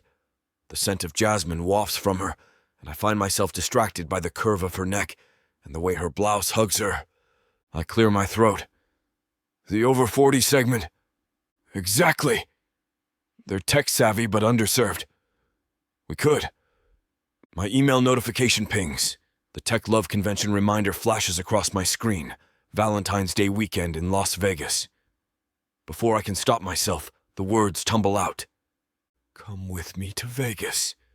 She pauses mid-sentence, pen hovering over her notebook. The Tech Love Convention, I clarify quickly. It would be the perfect place to pitch our rebrand to investors. Your ideas deserve a proper platform. Heat creeps up my neck as I realize I may have spoken out of turn. Too forward. Too personal. But then her face lights up with that brilliant smile that's been haunting my dreams. Really? That would be incredible. She clutches her notebook to her chest. I've always wanted to attend one of these conventions. The relief that floods through me is embarrassingly intense. Good. That's good. I try to maintain my usual composure, but her enthusiasm is infectious. You already have the information from my calendar and have it booked. I reach for my phone, already mentally rearranging meetings to give us proper preparation time. Just add another ticket and room. Enthusiasm builds at the thought of spending more time with her outside the office, though I quickly push that unprofessional notion aside. Chapter 13. Nadine. My hands shake as I zip up my weekend bag. The navy-colored blazer I picked for the convention presentation lies carefully folded on top. I've spent half my paycheck on this outfit, but pitching to investors requires looking the part. Get it together, Nadine, I mutter to the vanity mirror, adjusting a bobby pin in my waves. It's just a business trip. But my stomach flutters every time I think about sharing a hotel with Malcolm. My phone buzzes with a text confirming the hotel's reservations. I sink onto my bed, fingers tracing the phone screen. The way he looked at me during yesterday's prep meeting with his intense eyes focused entirely on me as I explained my ideas for Lynx's rebranding. So different from Damien's cold gray stare. Stop comparing them, I lecture myself, falling back against the pillows. They're nothing alike. Where Damien was all sharp edges and hollow promises, Malcolm is solid, dependable. The way his voice drops when we're alone in his office. How his hand brushed mine, passing coffee this morning. Heat floods my cheeks as my mind wanders to thoughts of those hands elsewhere, of sharing more than just strategy sessions. No. I press my palms against my eyes. He's your boss. He's Damien's father. This is completely inappropriate. But the image persists. Malcolm's strong arms, his peppered beard against my skin, those intelligent eyes dark with desire. He has a separate suite anyway, I groan, rolling over to bury my face in the pillow. And he definitely doesn't think about you that way, you idiot. Still, as I check my packing list one final time, I can't help wondering how anyone as calculating and cruel as Damien could share DNA with someone like Malcolm Lynx. My phone rings just as I'm double-checking my makeup in the mirror. Malcolm's name flashes on the screen. Ready to head out? His deep voice sends a warm sensation through me, and I chide myself for it. I glance at my watch. Oh, yes, just grabbing my bags now. I'll be waiting downstairs. Racing down the stairs of my apartment building, I spot a sleek silver Aston Martin idling at the curb. My steps falter. Damien would have revved the engine, made sure everyone noticed him. Malcolm simply steps out, his movements understated. "Let me get those for you." He takes my bags before I can protest. "An Aston Martin?" I can't help asking as he opens the passenger door. The BMW's still waiting on parts. He shrugs like it's nothing. This one's been gathering dust in the garage. The leather seat cradles me as I slide in. No boasting about horsepower or price tag. No dramatic speech about his car collection. Just quiet competence as Malcolm navigates through morning traffic. "I hope you don't mind, but the convention center's a bit far." He glances my way. "I thought we'd take the jet." "The jet?" My voice squeaks. Saves time. His lips quirk. And I hate airport security. We pull up to a private airstrip where a gleaming white jet waits. Malcolm handles my bags himself instead of delegating to the ground crew, carrying them up the stairs despite wearing what must be a $1,000 suit. The cabin interior gleams with subtle luxury. No gold fixtures or gaudy decorations like the photos Damien used to show me of his father's supposed excesses. Just clean lines and comfortable elegance. Malcolm gestures to a leather seat. "Make yourself comfortable." As I buckle in, the air between us feels electric, charged with something I can't quite name. His cologne teases my senses as he settles into the seat across from me, and I force myself to look out the window instead of at how his shirt stretches across his shoulders. The jet's interior wraps around me like a cocoon of luxury, all soft leather and polished wood. Malcolm loosens his tie, and my heart beats a little faster at the casual intimacy of the gesture. "Coffee." He reaches for a hidden panel. The flight attendant won't join us until we're airborne. "You make your own coffee?" The words slip out before I can stop them. His eyes crinkle at the corners with a small smile. His gaze doesn't seem as intense today. Maybe he's finally feeling more confident about his app. Contrary to popular belief, I do know how to operate basic machinery. That's not what Heat begins to make its way to my cheeks. "I just meant." "I know what you meant." He hands me a steaming cup, our fingers brushing. People expect the CEO to be waited on hand and foot. The coffee's rich aroma fills the cabin as the engines whir and get ready for takeoff. I wish I had someone to text about this moment, about how his presence fills the space, how his guard drops when it's just us. But my phone stays dark in my purse. No one to share this with, no one to tell me if I'm crazy for feeling this flutter in my chest every time he's near. Malcolm settles across from me, his long legs stretched out. The rebranding presentation looks solid. Your ideas about authentic connections really resonated with focus groups. People are tired of superficial swipes. I curl my fingers around the warm cup. They want something real. His gaze lingers on mine. Something real is hard to find. The plane starts taxiing, and I grip the armrest. Malcolm notices. Of course he notices everything. First time on a private jet? First time flying? Really? Well, prepare to be spoiled because commercial flights aren't this smooth or have as fine of company. I catch a hint of a smile again, and I relax slightly, but still very aware that it is just us on a private plane heading to a convention to spend the weekend together. The tension slowly returns. As we lift into the clouds, I stare out the window, mind spinning faster than the engines. The way he looks at me sometimes, these little moments we share, make it hard to clarify if I'm imagining it, or if maybe, just maybe, Malcolm might be feeling something as well. But then I have to ask myself, would it really matter if he did? Chapter 14. Malcolm. The private jet hums quietly as Nadine shifts in her seat, her fingers tapping against the armrest. She hasn't said more than 10 words since takeoff, and the silence is starting to feel heavy. You know, I say, I never thought I'd be taking this particular trip. She looks up, those dark eyes curious. The convention? No, the app itself. I lean back, watching clouds drift past the window. It wasn't my original plan. What was the plan? Banking, family business, safe, predictable. The coffee in my glass still billows steam. But I wanted to build something for myself, separate from my father and grandfather.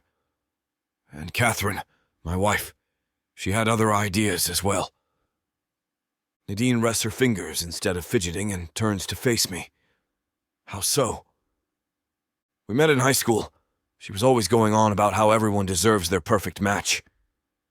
The memory brings an unexpected smile. She'd play matchmaker for our friends. Had an uncanny knack for it, too. That's sweet. When dating apps started becoming a thing, she'd joke about how I should make one that actually worked, one that focused on real connections instead of a... I waved my hand. Whatever most of them are now. Is that why you started Love Lynx? Partly. After she passed my son and I, the words catch. I take a sip of the warm distraction. Well, we dealt with it differently. I threw myself into work. He threw himself into rebellion. But it wasn't until about 5 years ago I decided to pay tribute to her by creating this. I thought it could be my final act of closure and something that she could smile about. Nadine's expression softens. It must have been hard. The app was my way of keeping her dream alive, I suppose. Though I'm clearly not as good at matchmaking as she was. I wouldn't say that. Nadine's smile is gentle. You just needed a fresh perspective. The ease of this conversation surprises me. I can't remember the last time I spoke about Catherine without feeling that familiar tightness in my chest. But here, miles above the earth with Nadine, the words flow naturally. What about you? I ask, turning the conversation. Any family waiting for your triumphant return from this convention? Nadine's smile falters. She crosses her legs and sips her own cup of coffee. Not anymore. I'm sorry, I didn't mean to. No, it's okay. She takes a breath. My parents died when I was 7. Car accident. Black ice, they said.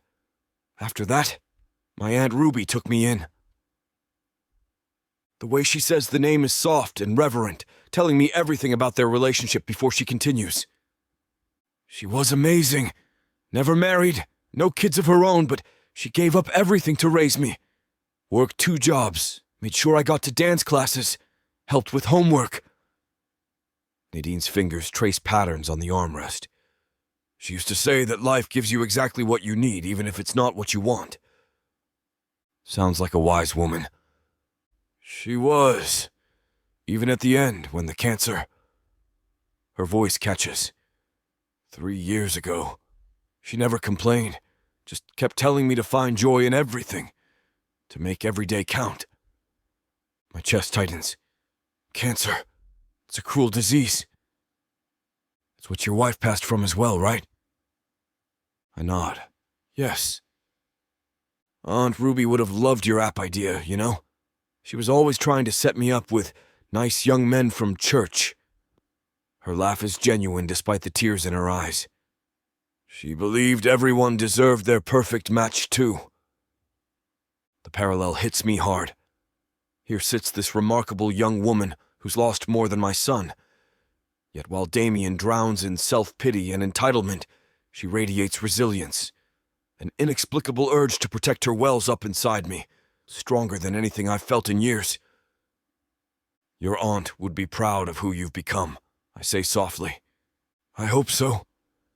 She wipes her eyes with careful fingers. I try to live the way she taught me by finding joy in the little things, making every moment matter. I wish my son had half your resilience. He chose a different path after his mother died. Nadine's expression remains neutral, as if the mention of my son isn't news to her.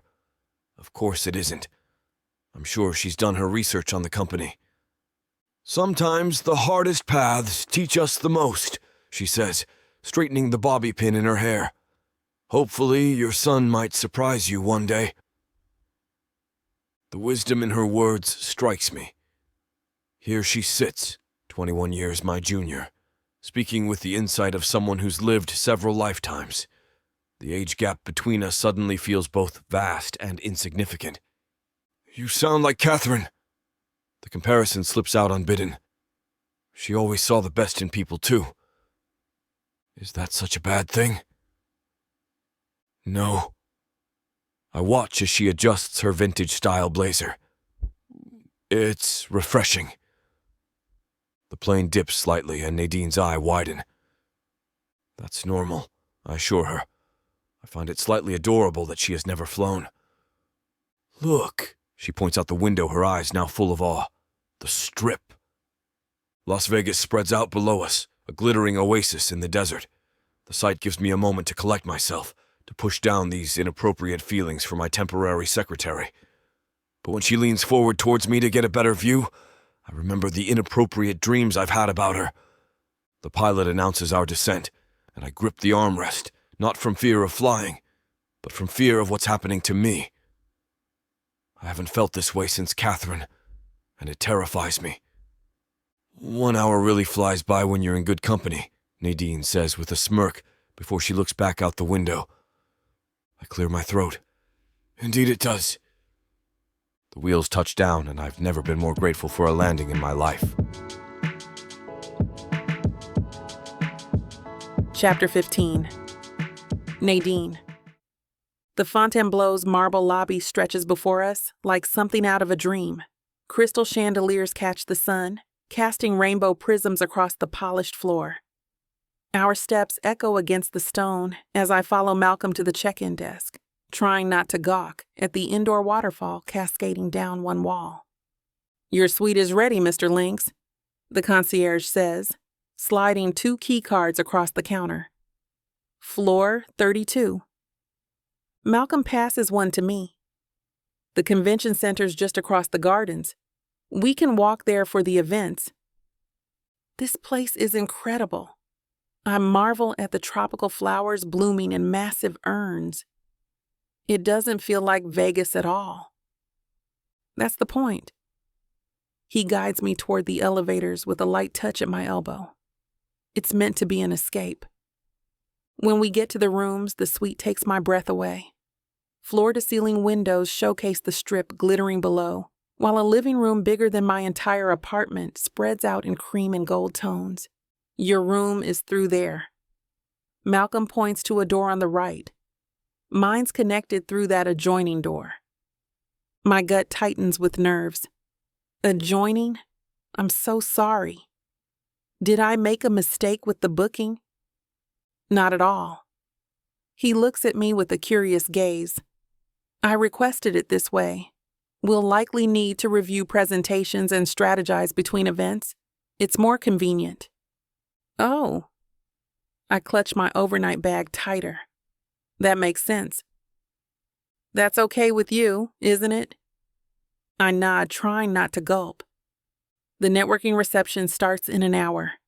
Shall we get settled and meet back here in 45 minutes?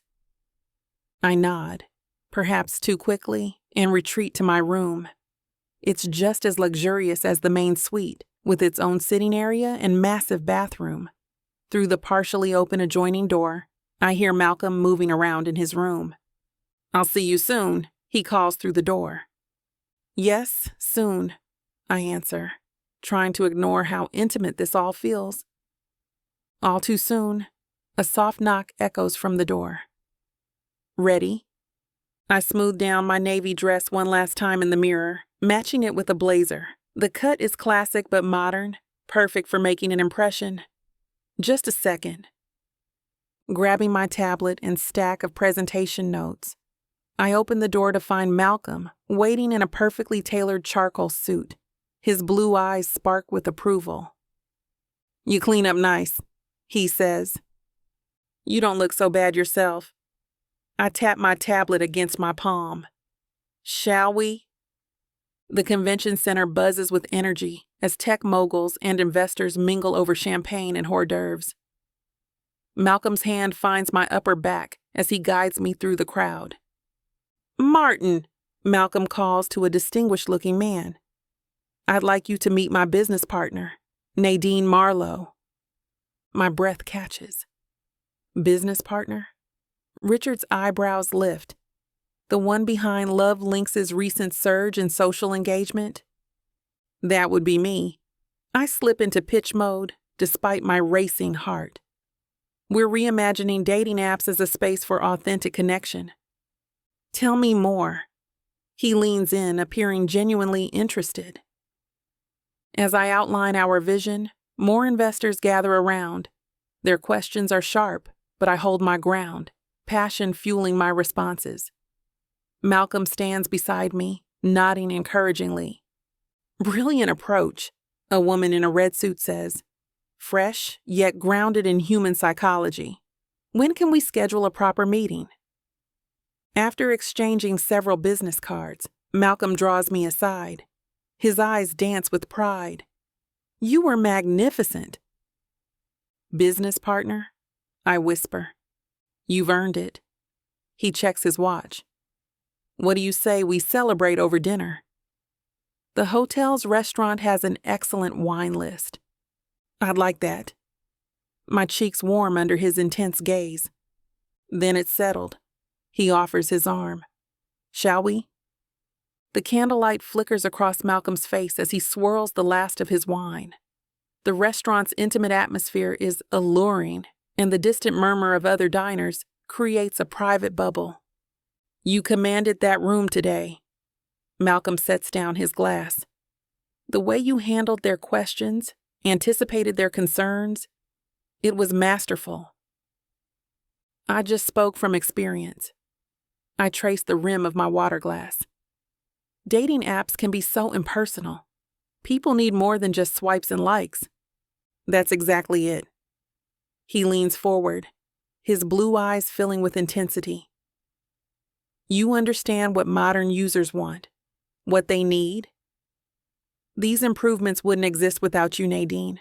The social media engagement, the interface redesign, the focus on meaningful connections. It's all you." My throat and chest betray me as I attempt to hide how his compliment makes me feel. I just made suggestions. No. His hand moves across the table, not quite touching mine. "You revolutionized Love Lynx. I've been stuck in my ways, resistant to change, but you showed me what was possible." His gravelly voice makes my skin tingle. "Thank you, Malcolm. That means a lot." Later, we walk through the hotel's hushed corridors, our footsteps muffled by plush carpet. The tension between us has shifted, grown heavier with possibility. We enter our room and reach our adjoining doors. Malcolm turns to face me. "Tomorrow's presentation will be incredible." He speaks softly, standing close enough that I catch the subtle scent of his cologne, mingled with something uniquely him. "With you there? How could it not be?" "We make a good team," I say, barely above a whisper, and I find myself swaying slightly toward him, drawn by some invisible force I can't quite resist. His eyes drop to my lips for just a moment, the piercing blue darkening with something I haven't noticed before, and it takes the breath from me. "That we do." Neither of us moves to open our doors. My fingers itch to reach out, to brush against the silver of his hair, but I keep them firmly at my sides. "Good night, Malcolm." "Good night, Nadine." His voice is rough, like velvet over gravel, sending an adrenaline rush coursing through me that I struggle to conceal. I slip into my room and lean against the closed door. The ghost of his presence lingers, making it impossible to slow my racing thoughts.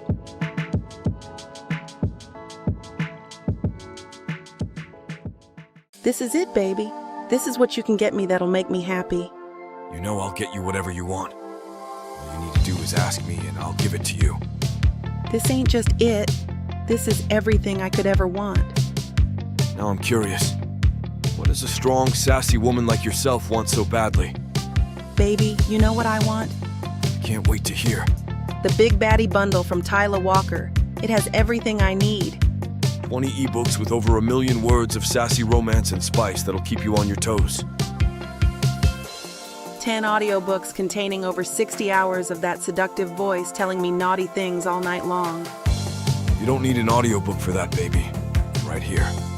You may be fine and all, but no one tells it like the way Miss Tyla does. And I need her in my life. The Big Baddie bundle is everything you need. You can get it for 80% off. Go to TylaWalker.com to browse the bundles that earn you the best deals. It's time you treat yourself. Because you deserve it. Escape your life with Miss Tyla.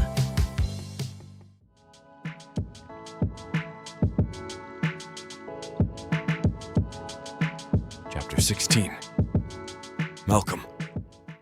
I wake with a start, my sheets tangled around my legs. Images from my dreams flash through my mind of Nadine's smile in the moonlight, her perfume carried on the sea breeze, the way her dress had clung to her curves as we walked along the beach. It was such a vivid dream that it feels like it actually happened. But it hadn't. Just a quiet moment shared before bed, and it was enough to trigger an endless night of dreaming about Nadine. "Get it together, old man," I mutter, running a hand through my disheveled hair. The clock reads 7:15 a.m. I should be reviewing presentation notes, not fantasizing about my secretary. Partner, whatever she is now. My bare feet hit the plush carpet as I pace the room.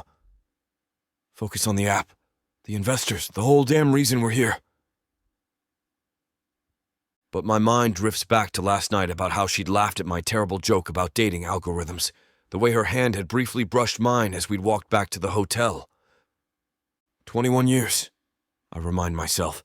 That's how much younger she is. And she works for you. For Christ's sake. The thing is, I've never had anyone understand both me and my vision so completely. The way she just gets it. Gets me. The app's been more successful in the few months she's been involved than in the past 2 years combined. I can't risk losing that. Can't risk losing her. My phone chirps with an incoming message. It's from Nadine. "Good morning. Wasn't sure if you were up yet, but I ordered breakfast to your room. Meet you downstairs when you're ready." The knock at my door makes me jump. Room service, right on cue. I press my forehead against the cool window glass, trying to banish the lingering images from my dreams of Nadine's lips parting, her fingers trailing down my chest. Another message notification snaps me back to reality. I quickly read the message from Adam about how this convention needs to go, as if I don't already know. I toss my phone onto my bed without a reply and jump into the shower. Hot water streams down my back as I brace against the shower wall. My presentation notes are solid. The investors will love what Nadine's done with the rebrand. So why does my stomach feel like it's doing backflips? Catherine used to rub my shoulders before big meetings. "You're Malcolm Lynx," she'd say. "You've got this." I turn off the water, reaching for a towel. The mirror's fogged up, but I can still make out my reflection. The silver in my beard seems more prominent today. "What would you think, Cat?" I murmur, wiping condensation from the glass. "About all of this? About her?" My wife's soft and tender nature are still fresh in my mind, despite the years that have passed. I dress in my navy suit, white shirt, power tie. I grab my wallet and look at Catherine's picture inside briefly. She's forever frozen at 35, laughing at something off camera. The cancer took her just 6 months after that picture. Am I crazy? I adjust my tie, speaking to the photo. She's barely older than Damien. But Nadine isn't just some young woman. She's brilliant, capable, understanding. The way she looks at me sometimes. "Stop it," I growl, yanking my jacket off its hanger. "You're her boss, that's all." But I look at the picture again and have the feeling as if Catherine approves. But then again, that is probably my hopeful wishing more than reality. The breakfast cart waits by the door. I grab the coffee, forcing down 2 bites of bagel. Catherine would want me to be happy, wouldn't she? But maybe I'm reading too much into this. Maybe I'm just lonely, and Nadine's kindness feels like more than it is. I check my phone. 8:45. Time to head down. This is business, I tell myself firmly, grabbing my briefcase. Nothing more. But even as I say it, I know I'm lying to myself. I head down to meet Nadine, who is waiting in the lobby while going over her notes. Ready? She looks up at me with her almond-colored eyes and a bright smile. Of course. Just going over some final things. She stands as she smooths her black slacks. Her white blouse is more on the sheer side, but she grabs her black blazer to throw over it, leaving me slightly disappointed. Let's go. I stand at the back of the conference room, my hands clasped behind my back as Nadine commands the stage. The modern dating landscape isn't just about swiping right or left, she explains, her voice carrying to every corner of the packed room. It's about creating meaningful connections in a world that's increasingly disconnected. My chest swells with pride as she navigates through our presentation with the ease of someone who's done this their entire life. The investors lean forward in their seats, captivated. Our new interface focuses on compatibility through shared experiences, she continues, demonstrating the app's features. We're not just matching people. We're creating opportunities for genuine connection. A smile tugs at my lips as she handles the Canada session with grace and wit. When Jeremy Subij, a notoriously difficult investor, tries to poke holes in our revenue projections, she doesn't miss a beat. Actually, Mr. Subij, if you look at slide 7... She pulls up the data with practiced ease. Our beta testing showed a 47% higher engagement rate compared to traditional dating apps. I watch her work the room. It's not just her beauty, though God knows she's stunning. It's her brilliance, her natural ability to read people and respond with exactly what they need to hear. And that concludes our presentation, she finishes with a warm smile. We're excited about revolutionizing the way people find love in the digital age. The applause is immediate and enthusiastic. Investors surge forward, business cards extended. I haven't seen this kind of response since my early days of tech innovation. Miss Marlowe, fascinating approach, one investor says.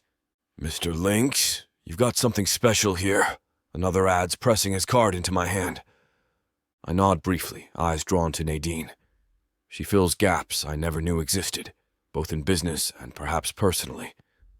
The more time passes, the harder it becomes to ignore. And I'm done telling myself otherwise. Chapter 17. Nadine. I smooth down the red silk, my fingers tracing the familiar curves of the dress. It's been waiting in my closet for a special occasion, and tonight feels right. The Valentine's theme of the gala gives me the perfect excuse to wear it. A knock echoes from the adjoining door. Just a moment. I check my reflection one last time, adjusting a stray pin in my carefully styled waves. I open the door and there he stands, Malcolm Lynx, in a perfectly tailored tuxedo. The stark black and white emphasizes the silver in his hair, making him look even more distinguished, like something from old Hollywood. His blue eyes widen slightly as they take me in, and his throat works as he swallows. You look... He pauses, collecting himself. Very professional. Professional? I raise an eyebrow, enjoying the way his gaze keeps drifting down to where the dress hugs my hips. Appropriate for the event, he amends, his voice slightly rough. The color suits you. Thank you. You clean up pretty well yourself. I gesture at his tuxedo. Though I'm used to seeing you in suits. This old thing, his lips quirk up. I suppose it'll do. He extends his arm, ever the gentleman. Shall we? I slip my hand into the crook of his elbow, trying to ignore how solid his arm feels beneath the fabric. The warmth of him seeps through his sleeve, and I'm grateful for the dim lighting in the hallway as we make our way to the elevator. It helps hide the blush I can feel creeping up my neck. Ready to wow some investors and meet some tech bog shots? Malcolm asks, his voice low and close to my ear. I nod, not trusting my voice with him standing so near. The scent of his cologne fills my senses. I'll never be able to smell this fragrance again without thinking of Malcolm. I force myself to focus on keeping my steps steady as we walk toward the convention center's grand ballroom. When we arrive, it's already filled with people from the convention, all dressed to impress. There are Valentine's decorations all over, but not in a gaudy fashion. It's very elegant and keeping in with the theme of the many dating app creators here. It's overwhelming to navigate, but thankfully, Malcolm stays with me, making me feel more comfortable, but also hyper-aware of our closeness. Malcolm leans close, his breath causing a stray hair to tickle my ear. See the woman in the green dress?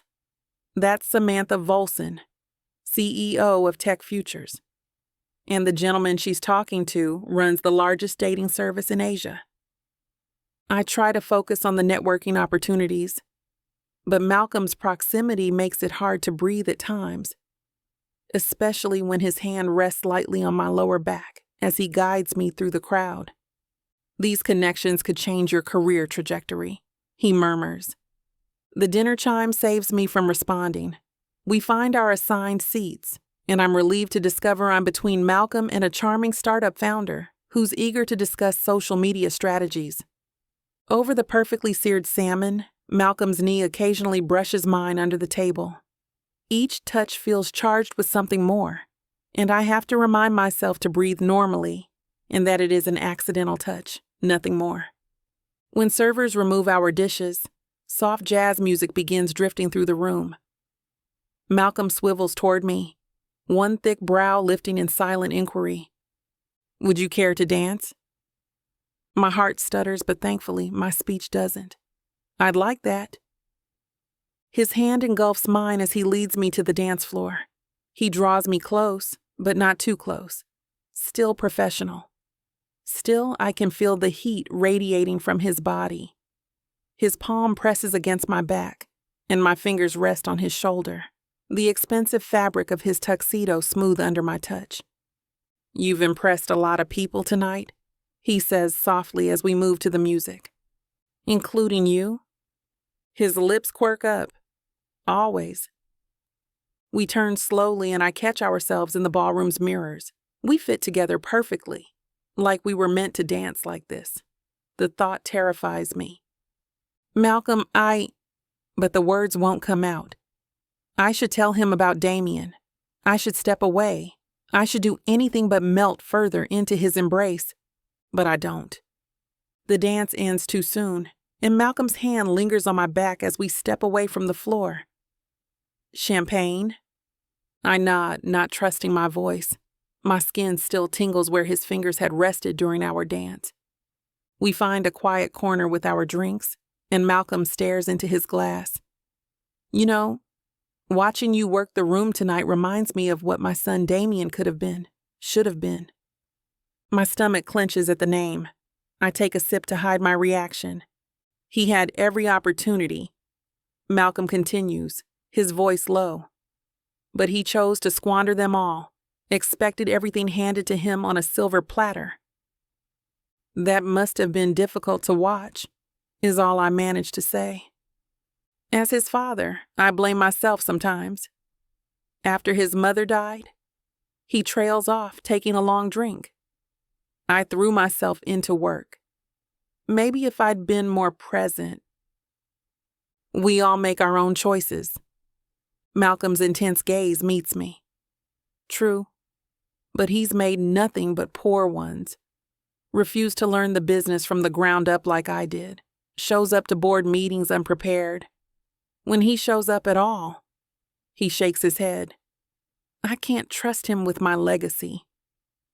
The guilt weighs heavy in my chest. I should tell him. About Damien. About us. About how his son broke my heart. But would he pity me or would it anger him? Or worse, would he see me differently because I had been with his son, especially if he doesn't think much of him? The words sit on my tongue, but I can't bring myself to shatter this moment. Malcolm's fingers brush mine as he reaches for my empty glass.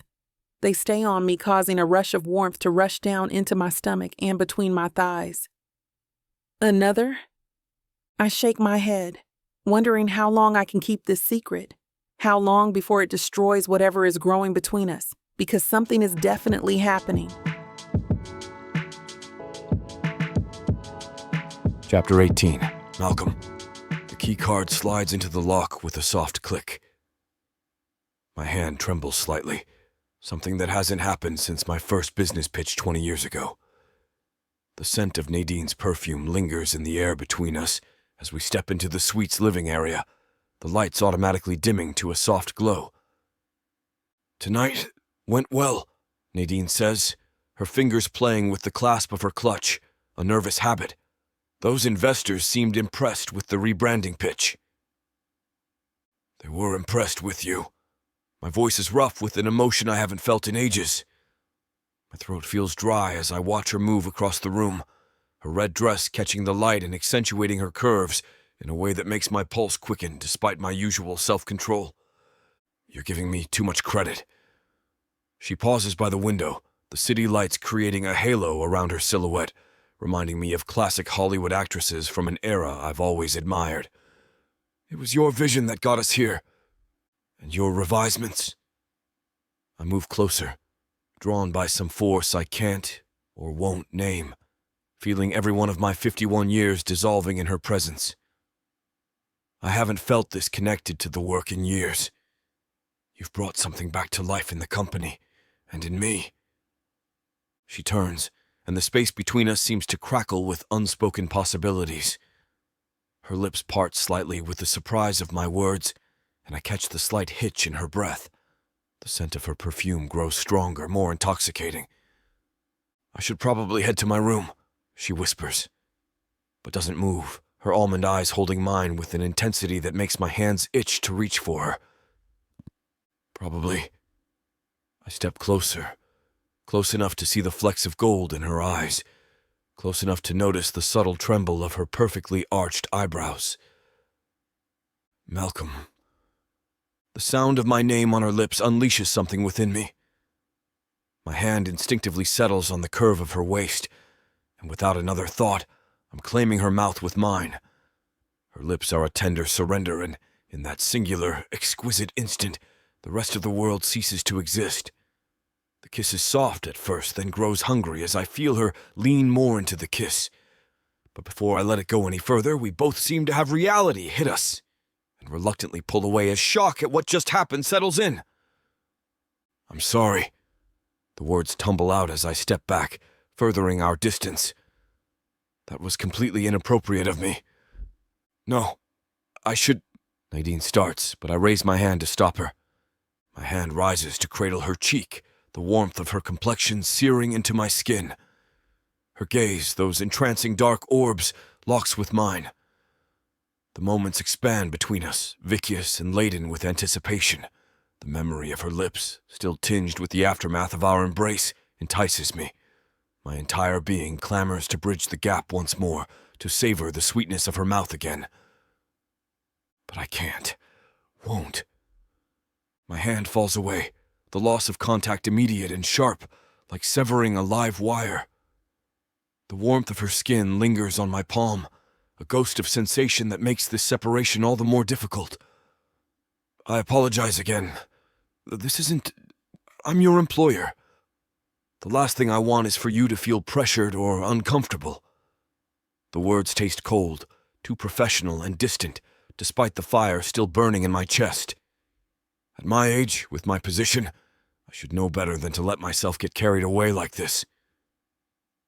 "Malcolm, please." The word comes out rougher than intended. "You've done remarkable work today. Get some rest." 1,000 unspoken words crowd my throat. How she's brought life back into not just the company, but me. How her smile makes my chest ache in ways I'd forgotten were possible. How terrified I am of these feelings surging through me after so many years of carefully constructed walls. Instead, I manage a quiet, "Good night, Nadine." Before she can respond, I turn and head for my room. The door clicks shut behind me, and I lean against it, regret filling my chest at what happened, and regret that I didn't kiss her longer. I sink onto the edge of the bed, my head falling into my hands. The ghost of her lips still burns against mine, a reminder of my momentary lapse in judgment. My fingers rake through my hair, tugging at the silver strands as if the sharp pain might clear my head. Damn it! The words echo in the empty room. The bow tie comes off first, the silk sliding through my fingers before I toss it aside. My suit jacket follows, landing on a nearby chair with a soft thump. Each button of my shirt feels like a mountain to climb, my fingers clumsy and uncoordinated. The cool air hits my chest, but it does nothing to calm the heat coursing through my veins. I've spent years building walls, protecting myself from exactly this kind of vulnerability. And in one moment of weakness, I've potentially destroyed everything. Get it together, Malcolm, I mutter, stepping out of my pants. She's half your age. She works for you. She's perfect. The word floats unbidden through my mind. The mattress welcomes me as I lay back, but sleep feels like a distant impossibility. My mind races with possibilities of tomorrow. Will she quit? File a harassment claim? The thought of losing her professionally twists my stomach into knots, but the thought of losing her completely... The ceiling offers no answers as I stare up at it. The taste of her lipstick lingers on my tongue, a sweet torture that reminds me of everything I shouldn't want, everything I can't have. Sleep won't come tonight. Not with the memory of her body pressed against mine, the soft gasp she made when our lips met, the way her fingers curled into my jacket. Not with the uncertainty of tomorrow hanging over me like a guillotine. I roll onto my side, my hand reaching for my phone before I stop myself. No. Whatever damage I've done will have to wait until morning. Chapter 19. Nadine. The zipper of my red dress slides down with a soft hiss. The fabric pools at my feet, leaving me in my black lace underwear. My skin tingles where Malcolm's hands rested during our dance, where his lips pressed against mine.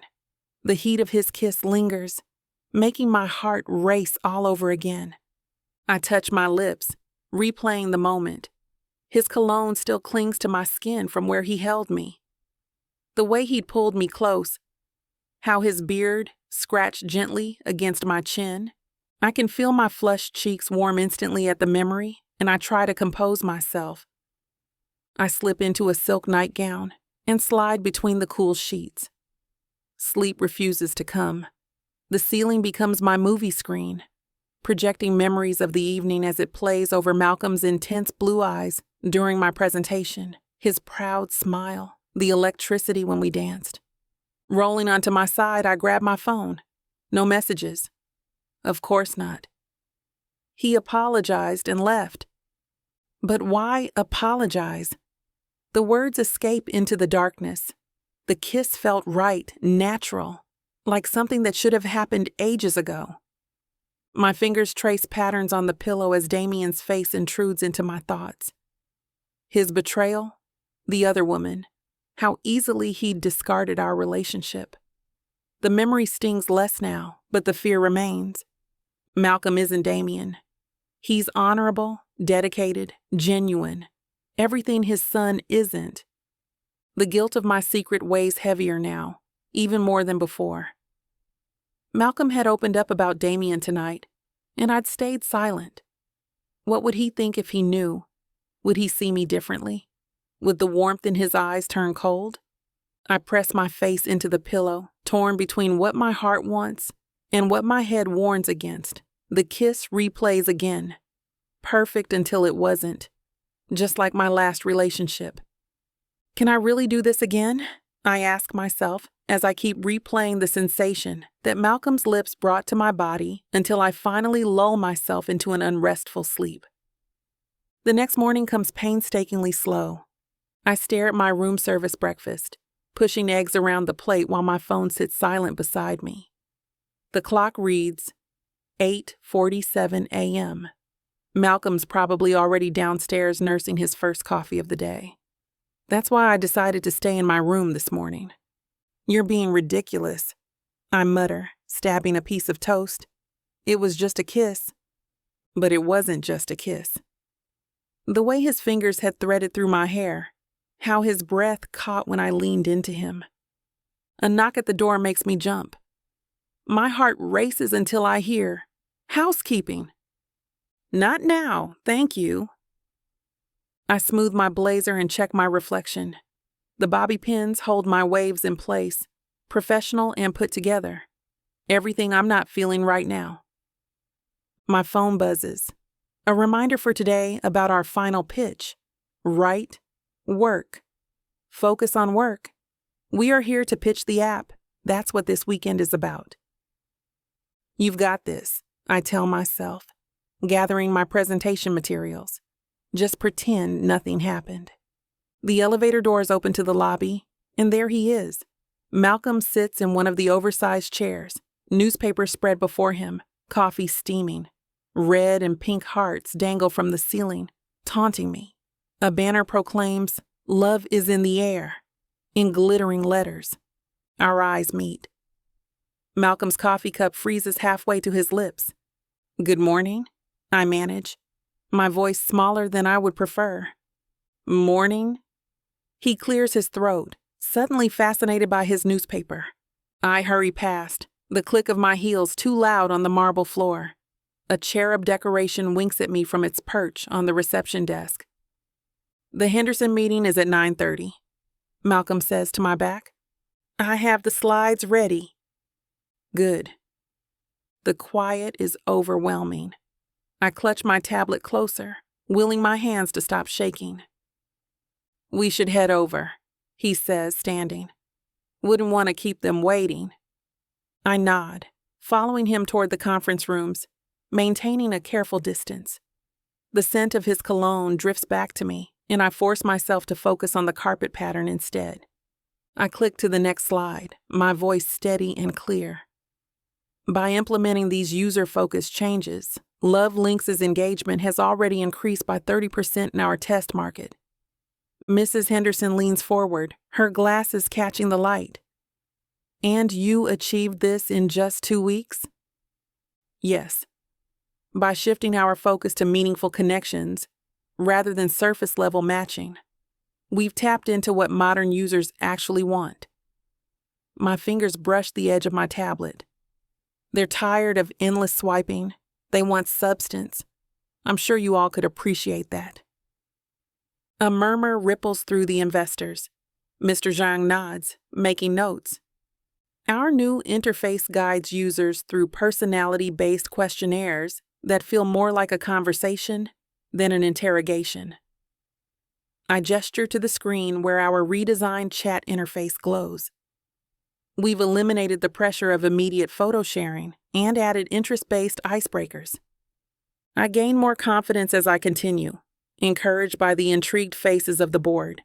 This app has become my passion project, evolving far beyond just working off a debt. Each improvement feels personal, each success a shared victory. Malcolm shifts in his chair at the head of the table. From the corner of my eye, I catch him leaning back in his chair. The gesture so familiar now, a tell when he's pleased. The numbers speak for themselves. I continue, deliberately focusing on Mrs. Henderson. User retention is up 60%, and our feedback surveys show an 87% satisfaction rate with the new features. The room buzzes with excitement. Mr. Zhang raises his hand. "These projections for Q2. I'll let Malcolm address the financial aspects." I step back, my part complete. He has the detailed breakdown of our revenue forecasts. Malcolm rises, commanding the room with his presence. "Thank you, Nadine." His eyes skip past me to the investors. "Now, regarding those projections?" I sit back as he dazzles them with numbers and analysis. His eyes connect with everyone but me. Our tension remains, though others can't see it. We're nothing if not professional, but I've decided no more avoiding this. We'll discuss that kiss and everything else. I won't let fear stop me. After the meeting, we're going to face this head on. Chapter 20. Malcolm. The meeting is wrapping up as I answer the last of the questions from some members as a few others visit with Nadine about the app. As Miss Marlowe mentioned earlier, the metrics clearly show a 47% increase in user engagement, I say, pointing to the projected graph. My fingers tap against the remote, but my attention keeps drifting to Nadine as she gathers our presentation materials. The way she moves with such purpose, organizing everything while still maintaining eye contact with the investors she's speaking to. Fascinating approach, Malcolm. The authenticity angle could revolutionize the dating app space, says Mrs. Thompson, who has become one of our key investors. Thank you. We found that... I become distracted as Nadine laughs at something another investor says. The sound draws me like a magnet, and I have to force myself to focus on Mrs. Thompson's question about implementation timelines. We're looking at a 3-month rollout, I manage, straightening my tie. The infrastructure is already in place. And your new partner seems to have quite the grasp on modern user experience. Divine chimes in, nodding toward Nadine. She does. The pride in my voice surprises even me. After wrapping up the final questions, I watch as Nadine hands a business card to the last lingering investor. I catch her avoiding my eyes still, just as I have hers, and decide that this is enough. Business here is done, and it's time this awkward dance we've been doing since the kiss ends. Now, Nadine? I approach her as she tucks the presentation folder into her briefcase. Do you have a moment? She pauses, those almond eyes meeting mine. Of course. Could we talk? In private? I gesture toward the door. Perhaps in the suite? Her fingers still on the briefcase clasp. Sure. A pause. Let me just grab my tablet. The silence between us is filled with anxiety at the impending conversation that awaits us once we get to the room. I find myself wondering if I'm about to make the biggest mistake of my career, or the best decision of my life. The door clicks shut behind us, and Nadine moves to the desk, her fingers sorting through the presentation materials with practiced efficiency, purposefully putting off the conversation we need to have. Nadine, wait. My hand catches her wrist, gentle but firm. She stills, and I can feel her pulse racing beneath my fingers. These past few weeks... I try to find the right words. I release her wrist, running a hand through my hair. I've been fighting this, fighting us. She turns to face me, those almond eyes searching mine. Malcolm, Please, let me finish. I pace toward the window, the city lights twinkling below. After Catherine died, I shut down, focused on work, on being a father, though God knows I failed at that. My reflection stares back at me with tired eyes. Then you crashed into my life, literally, and everything changed. I know there are complications. I turn back to her. The age difference, our working relationship. I've used every one of them as an excuse to keep my distance. Nadine takes a step closer, her movements silent on the thick carpet. And now? Now. A dry laugh escapes me. Now I'm tired of fighting it. You've brought light back into my life, Nadine. Your passion, your intelligence, the way you see beauty in everything. I meet her gaze. I can't deny my feelings for you anymore, and last night proves that... Nadine's lips curve into a soft smile. I've been fighting it too, she whispers, telling myself it was one-sided, that someone like you could never see someone like me as anything more. Relief floods through me, followed quickly by uncertainty. We stand there, our confessions hanging in the air between us, neither quite sure how to bridge the remaining gap. I take a step closer, my heart now loud enough she can probably hear it. Then let's say to hell with overthinking. My hand cups her cheek as it did last night, but now there is no apology, just us and my thumb brushing across her high cheekbone. Nadine's breath turns shallow for a moment, her dark eyes widening. I lean in slowly, giving her time to pull away if she wants to. She doesn't. Our lips meet, soft and hesitant at first. The kiss is gentle, exploring, nothing like our impulsive one from last night. Her lips part slightly, and a small sound escapes her that sends prickles all over my body. My other hand finds her waist, pulling her closer. Nadine's fingers move up my chest, curling into my shirt collar. The touch ignites something in me, and the kiss deepens. Her body melds against mine as if it belongs there, curves fitting perfectly against my harder angles. My hand slides from her cheek into her hair, bobby pins coming loose as I thread my fingers through those thick waves. "Malcolm," she breathes against my mouth, and the sound of my name on her lips breaks the last of my restraint. I back her against the desk, my mouth moving more urgently against hers. Her hands slip beneath my suit jacket, pushing it off my shoulders. It hits the floor with a soft thud that neither of us acknowledges. My fingers trace down her spine and she arches into me, drawing a groan from deep in my chest. The sensation of her body against mine is intoxicating, a potent mix of desire and the thrill of the forbidden. Her teeth graze my bottom lip, and my hips press forward instinctively. The kiss turns hungry, desperate, as if we're trying to make up for all the time we spent fighting this attraction. My beard must be rough against her skin, but she doesn't seem to mind, pulling me closer, demanding more. Each touch, each sigh, fans the flames of our connection, a connection I've resisted for far too long. Nadine's touch lights something within me that I thought had long since extinguished. Her presence is a reminder that I'm still very much alive, despite the years I've spent cloaked in solitude. In this moment with her, I'm not the CEO of Lynx, not the man who has everything yet feels so empty. I am simply Malcolm, a man captivated by a woman who has awakened something long dormant in his heart. I thought I was getting a fake marriage, but I didn't know my story was being told by Miss Tyla. This isn't just any fake marriage, now is it? No, you introduced me to the devil. Come on, girl, Jacob isn't that bad. Oh, I love Jacob.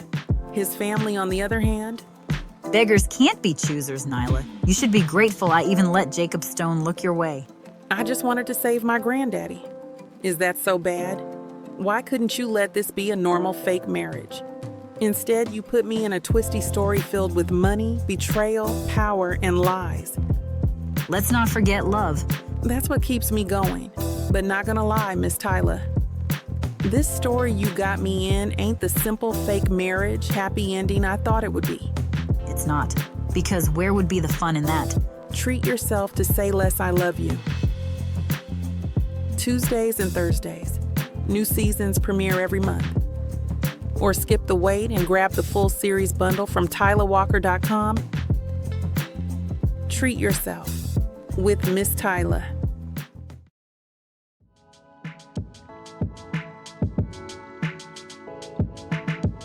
Chapter 21. Nadine. The world seems to narrow to the space where our bodies meet. The desk digging into my back, a reminder of the reality we're dancing on the edge of. Malcolm's touch is intoxicating. His hands on me make it hard for me to breathe through the heavy desire and need that seems to consume me. I arch into his touch, my voice barely a whisper. More. His hands still, and I see the battle raging behind his striking and vibrant eyes. Nadine, he says, his voice a gravelly caress. I need to know you're sure. Once we cross this line? I don't want you to control yourself, I interrupt, the words tumbling out, raw and unfiltered.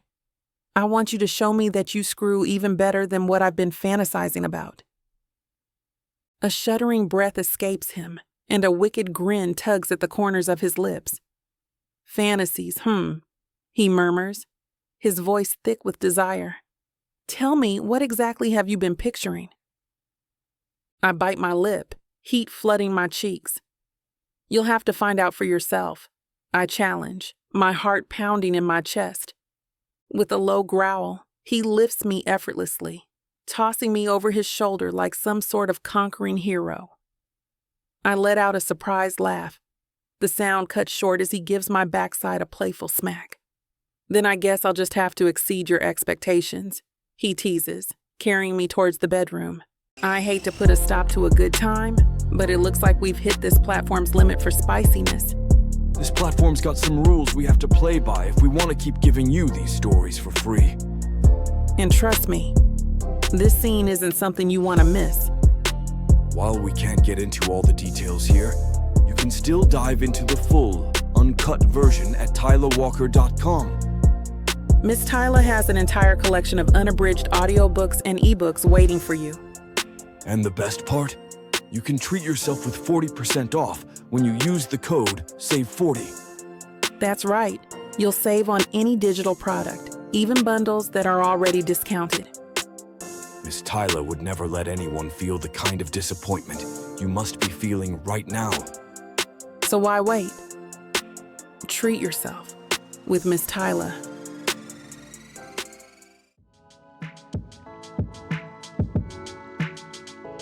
Chapter 22. Nadine. I toss my clothes from my weekend bag into piles on my bed, sorting lights from darks, but my mind keeps drifting back to last night. Heat rises to my cheeks as I remember Malcolm's hands exploring every inch of my body, the way his skin felt underneath my fingers, how perfectly he filled me. Focus, Nadine, I mutter to myself, but it's useless. The memory of his touch turns me on all over again. Who would have thought that behind that stern CEO exterior was such passion? The way he'd taken control, yet remained so attentive to my needs. My fingers pause on a silk blouse, remembering how he'd slowly unbuttoned it, his blue eyes dark with desire. The flight home had been surprisingly comfortable. No awkward morning after tension, just easy conversation over coffee and croissants at 30,000 feet. Malcolm's hand had kept purposely touching mine when passing the sugar, and the knowing look we'd shared had my stomach all twisted up. God, Nadine, act like you've had sex before, I tell myself, gathering an armful of clothes. You're acting like a teenager. But the memories keep flooding back. His mouth on my neck, the weight of him above me, the way he'd whispered my name as he entered me. For a man who'd been out of the dating game for so long, he certainly hadn't lost his touch. The thought makes me bite my lip, remembering how he'd made me come undone multiple times that night. I dump the clothes into the washing machine, adding detergent with hands that still tingle from where they'd roamed his body. Tomorrow, I'll need to be professional, focused. But right now, alone in my apartment with the hum of the washing machine as company, I allow myself one more moment to relive every delicious second of last night. Okay, enough, I say firmly, closing the washing machine door. Time to prep for tomorrow. But even as I say it, I know sleep won't come easily tonight, not with these memories keeping me company. And for once, I'm not complaining about it. I arrive at 7:30 sharp at the Lynx Technologies lobby. I head up in the elevator and steady myself. I feel like it's my first day all over again. I even spritzed on extra perfume today, out of nerves of giddiness. When the elevator opens, I see Malcolm's office light already burns bright. No surprise there. The weekend feels like a dream, but the slight soreness in my thighs reminds me it wasn't. Morning, Malcolm calls out as I pass his open door. His voice is steady, professional. Coffee's fresh. You're a lifesaver. I pop my head in, finding him focused on his laptop screen. The morning sun through his windows catches his solver features perfectly, and instead of seeing his age, I see a desirable man who knows how to please a woman. The investor reports from the convention are in. He glances up, those blue eyes meeting mine with a hint of warmth. Your presentation impressed them. Our presentation, I correct, settling into the chair across from his desk. We make a good team. His lips twitch. That we do. We dive into work from reviewing metrics, scheduling meetings, to fine-tuning the app's new features. The hours flow seamlessly. When I lean over his shoulder to point out a design flaw, his cologne teases my senses, but we maintain our composure. What about adding a voice prompt feature? I suggest during our afternoon strategy session. Users could record a snippet about their favorite book or movie. Better than generic text responses? Malcolm nods, jotting notes. Run with it. By evening, we've mapped out the next phase of Lynx's evolution. The tension between us hasn't disappeared. It's transformed into something deeper, more comfortable. Like we've found our rhythm, personally and professionally. Hey. Malcolm's voice stops me as I gather my things. Thank you for everything. I smile, understanding all he's not saying. That's what partners are for. The word partners hangs in the air, weighted with possibility. As I organize tomorrow's schedule, I realize I've never felt more at home than I do right here, building something meaningful with someone who sees me for exactly who I am. As I shut down my computer, Malcolm comes over to my desk. Plans tonight? I laugh. Not hardly. His smirk triggers heated memories from the other night. Good. Dinner to celebrate our success. I'll pick you up in a couple of hours at most. He returns to his office. Wear that red dress from the gala. I leave quickly, hiding my eagerness to see him after work hours. At home, my heart races as I slip on the red dress he requested. I remember his lingering gaze at the gala. I let down my hair, the waves falling past my shoulders, and refresh my lipstick. His knock comes right on time. When I open the door, Malcolm's eyes widen slightly. Your hair, he says, reaching out to touch a curl before catching himself. I've never seen it down before. Good different or bad different? Definitely good. His voice drops lower. Very good. The restaurant he takes me to is intimate, tucked away in a historic building downtown. Over appetizers, Malcolm discusses the investors' enthusiasm about our new direction for Lynx. But there's something else behind his eyes, something he's holding back. The voice prompt feature could revolutionize online dating, I say, trying to keep the conversation flowing. People connect better, hearing someone's actual voice. Malcolm sips his wine, hesitating to speak. Everything okay? I ask, my stomach tightening. More than okay. My heart pounds at his unspoken thoughts. Does he want to say last night was a mistake? That we should stay professional? The wine list is excellent. I deflect, grabbing the menu with shaking hands. Shall we try the Cabernet? Nadine? His voice is gentle. You're nervous. No, I meet his eyes and sigh. Maybe a little. You seem different tonight. Different good or different bad? He echoes my earlier question, a small smile playing at his lips. I'm still deciding. I manage a laugh, but my stomach remains in knots as our entrees arrive.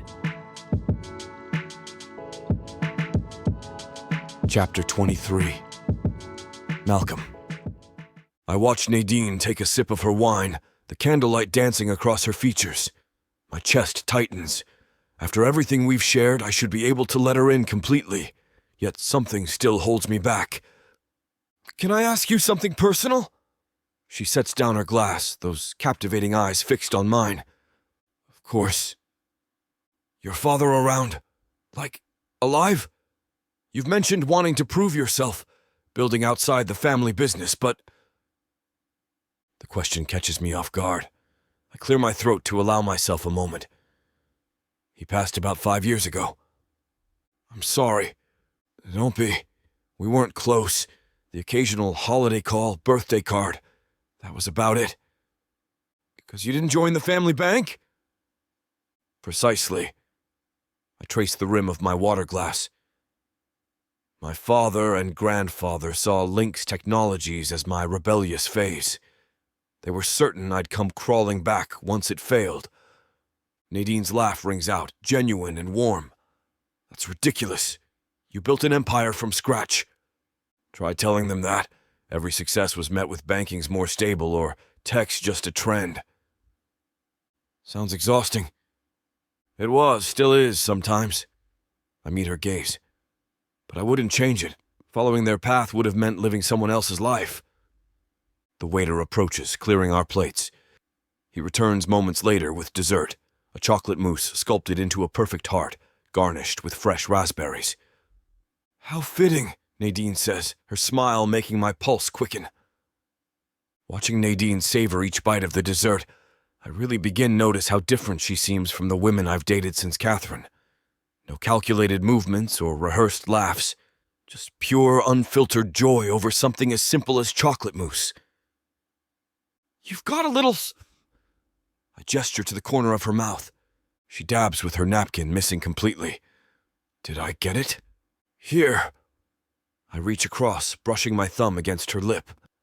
The simple touch makes me harden slightly, bringing back flashes of when my fingers were all over her bare skin. Thanks.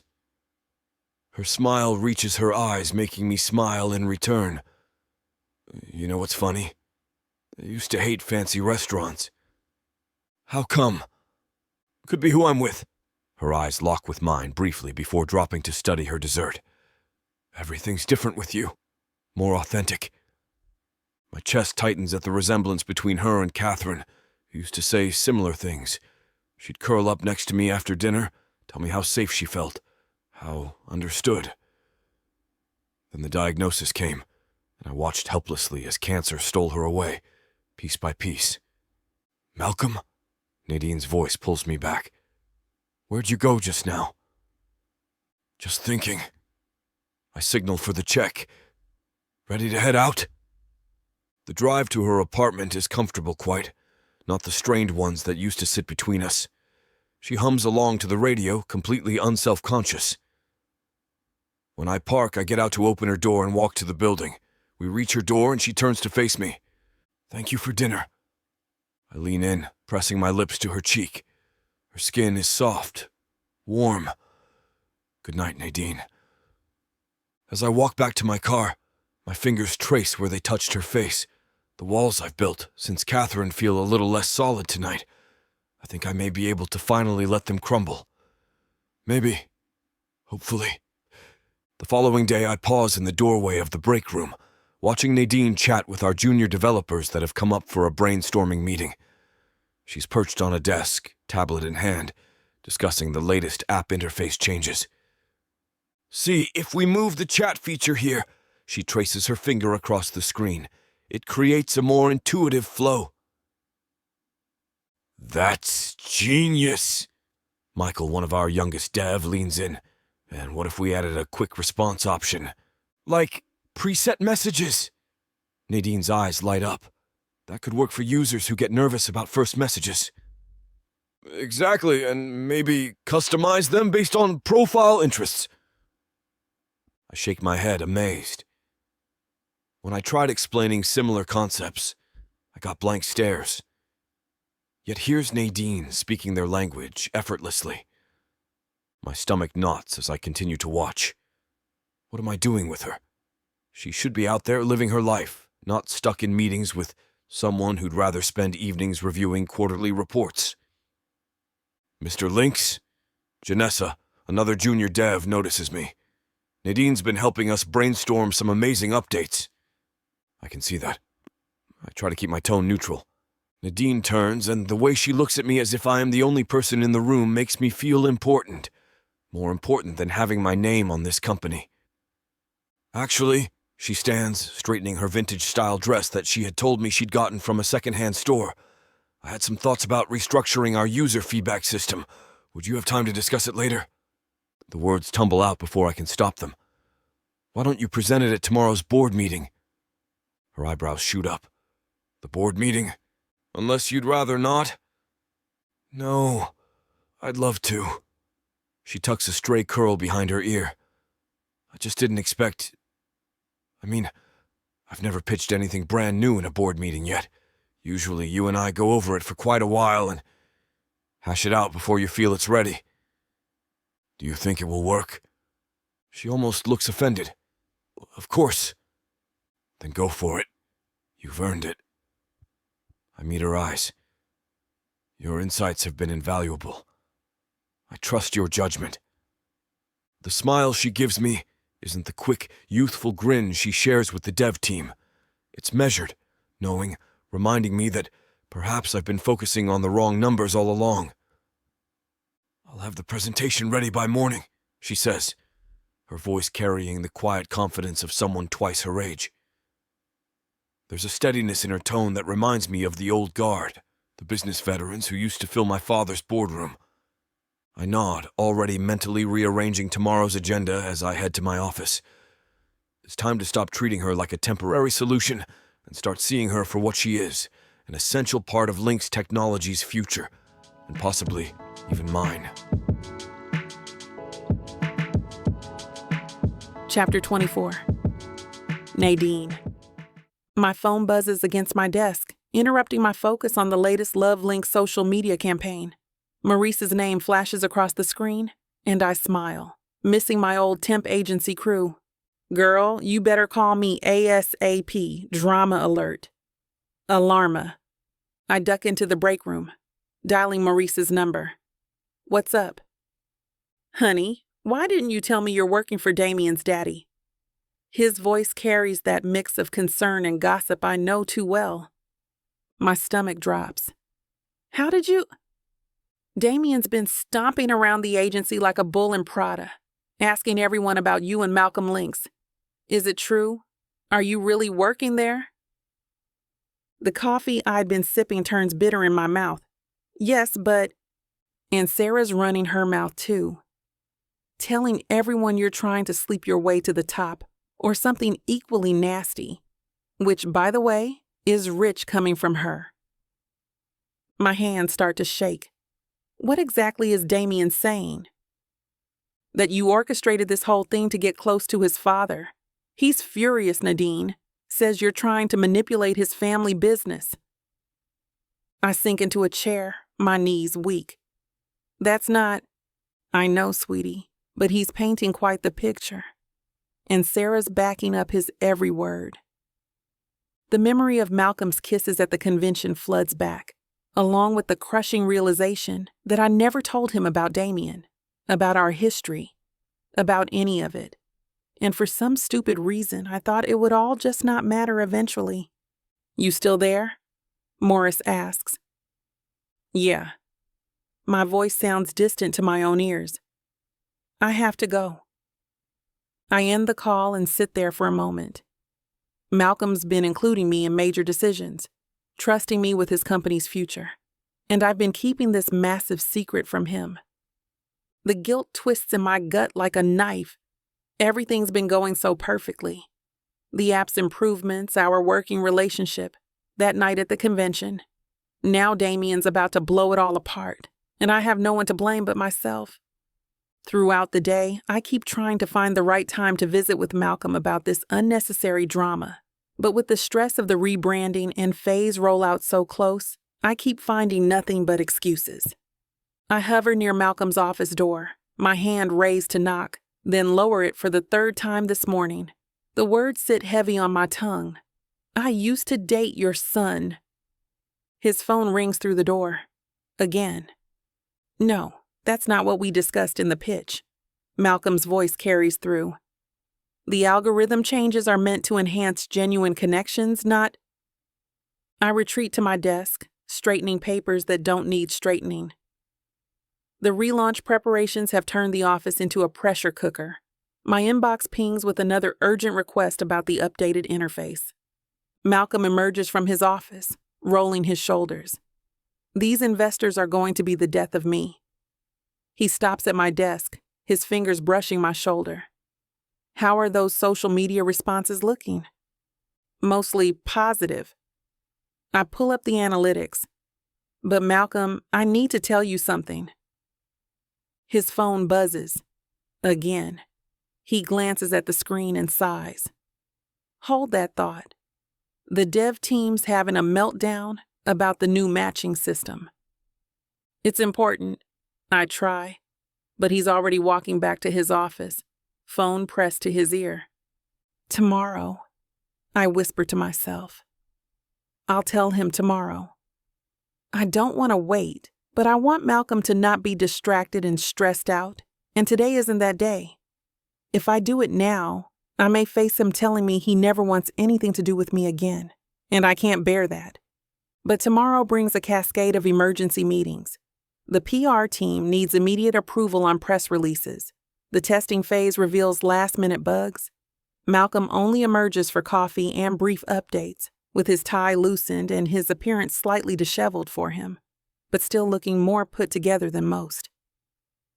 "You're a lifesaver," he says between meetings, squeezing my hand as I hand him the reports he requested.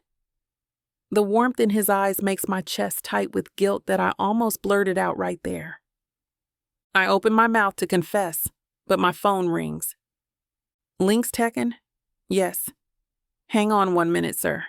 I press the hold button. "It's Tokyo on line 2.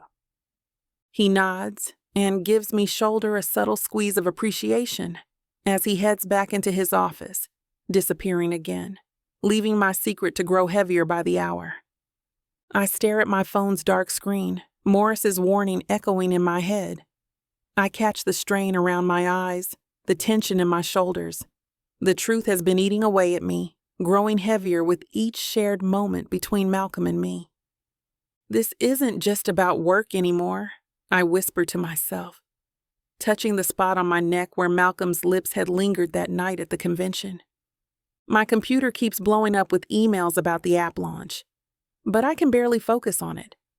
Every time Malcolm walks by, my heart does this little dance that has nothing to do with guilt and everything to do with how his presence fills a room, how his rare smiles make my day brighter, how his dedication to his work mirrors my own passion. But then he leaves, and the guilt settles back in, reminding me that I've messed up. I pull up his address on my phone that he had given me in case of emergencies. The thought of going to his house makes my palms sweat, but I need neutral ground for this conversation. Somewhere away from the office politics and prying eyes. I look at the clock and see it's already time to leave. The days have gone by even faster with me trying to talk to him. "Time to woman up," I mutter, grabbing my purse. I drive to his place, knowing that he will still be at work for a bit. It at least gives me time to rehearse what I'll say, how I'll explain that night with the tears, the reckless driving, all of it. But mostly, I think about how to tell him that his son isn't just some stranger to me, that I know exactly why Malcolm keeps him at arm's length. As I see his car pull up by Pulse Quickens, and I feel nauseous. But beneath the anxiety, there's relief. Whatever happens next, at least I won't be carrying this secret anymore. I step out of my car and get ready for whatever comes next. Chapter 25. Malcolm. I pull into my driveway, the engine of my BMW quietly shutting off. It's nice to have it back.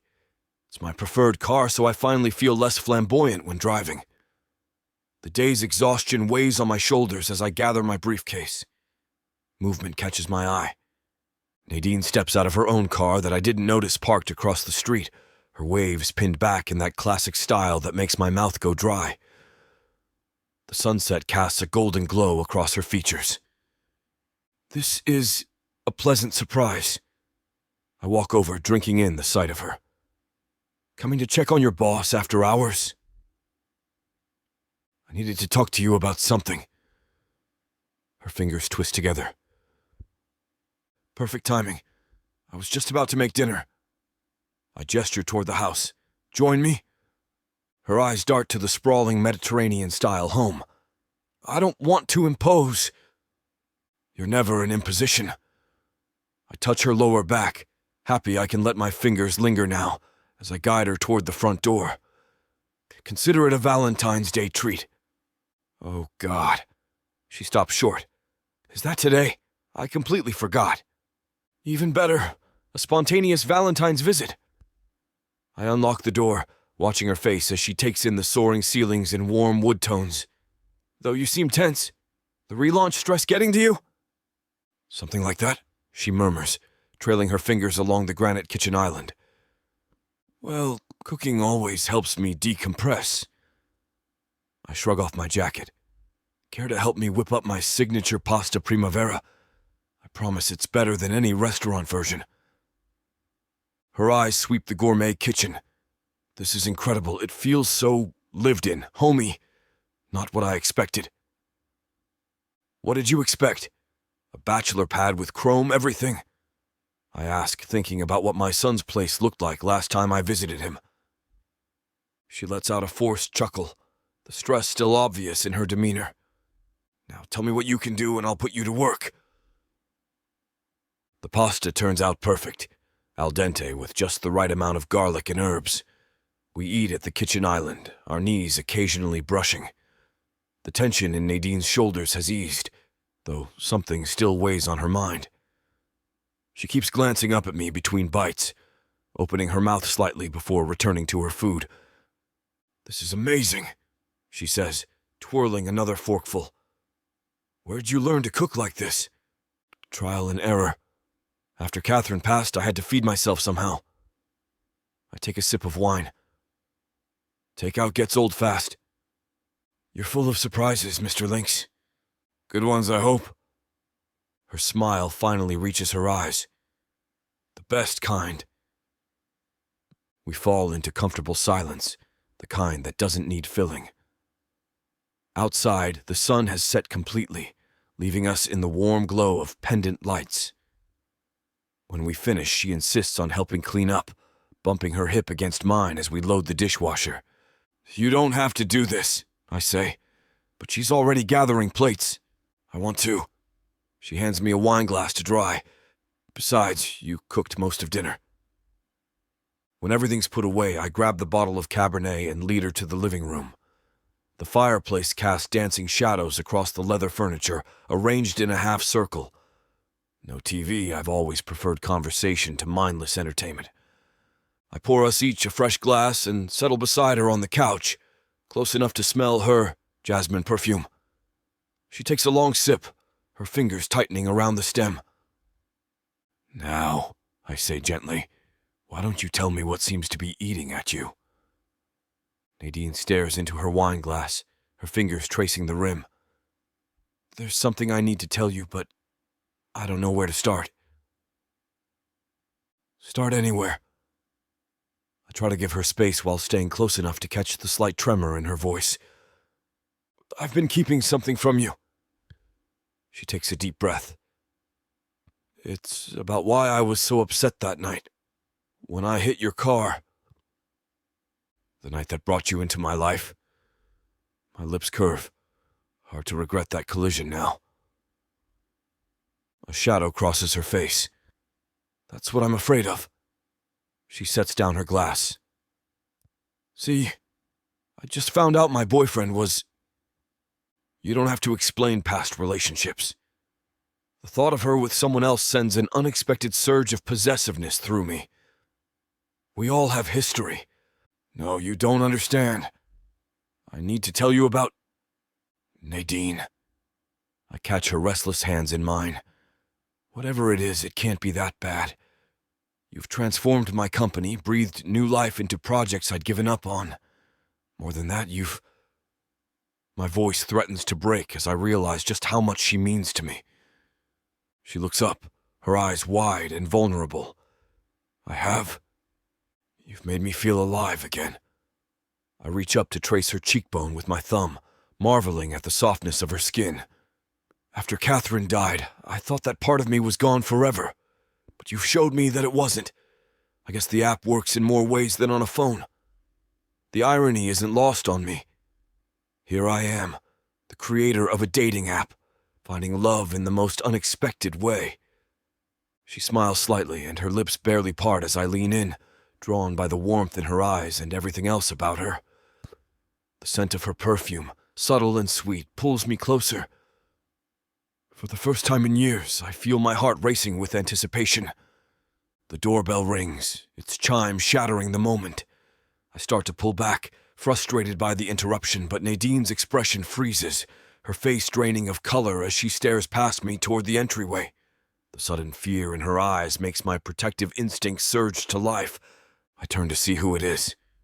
Through the decorative glass panels flanking my front door, a familiar silhouette waits, one I haven't seen in months. "Dad?" Damien's voice carries through the door. "Open up. We need to talk."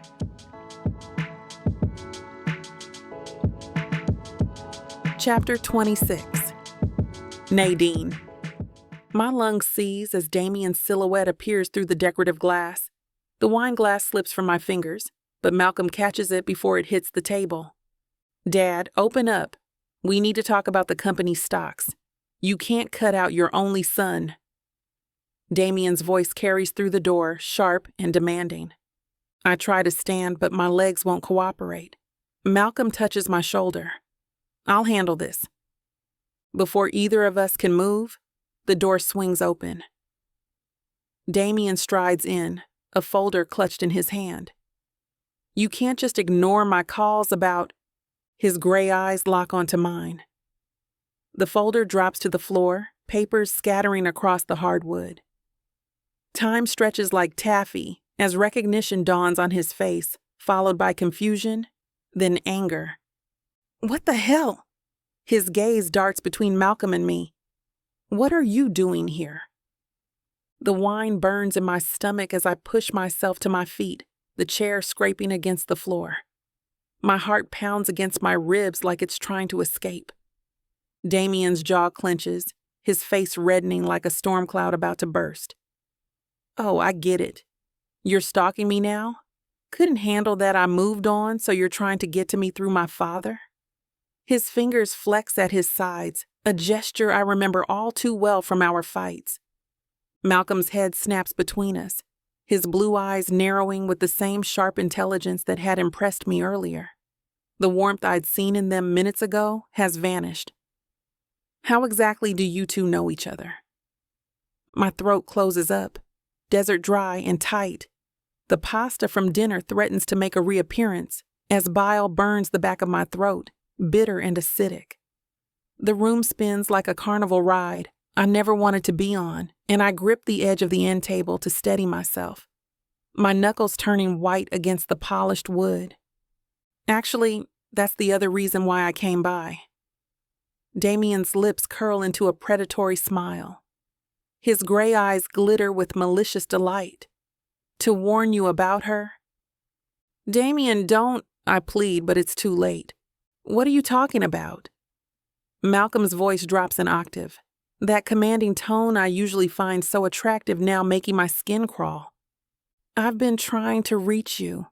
Damien straightens his jacket, playing to his audience. "When I heard through the grapevine that she was working for you, I knew I had to intervene. But you've been avoiding my calls. Because you only call when you want money." Malcolm's jaw tightens. "Get to the point." My hands shake as I reach for my purse. I need to leave. Need to run, but my feet won't move. The walls feel like they're closing in. "What's wrong, Nadine?" Damien's voice drips with false concern. "You look pale. Maybe you should sit down before you fall down." That's enough. Malcolm steps toward me, concern etched on his features. "What's going on?" "Oh, she hasn't told you." Damien's eyes glitter with malice. "This money-hungry, gold-digging woman used to be my girlfriend." Oh my God. This can't be happening. This isn't how I wanted Malcolm to find out, not like this. Not from him. "She's been playing you, Dad." Damien paces the room, his steps deafening as he approaches.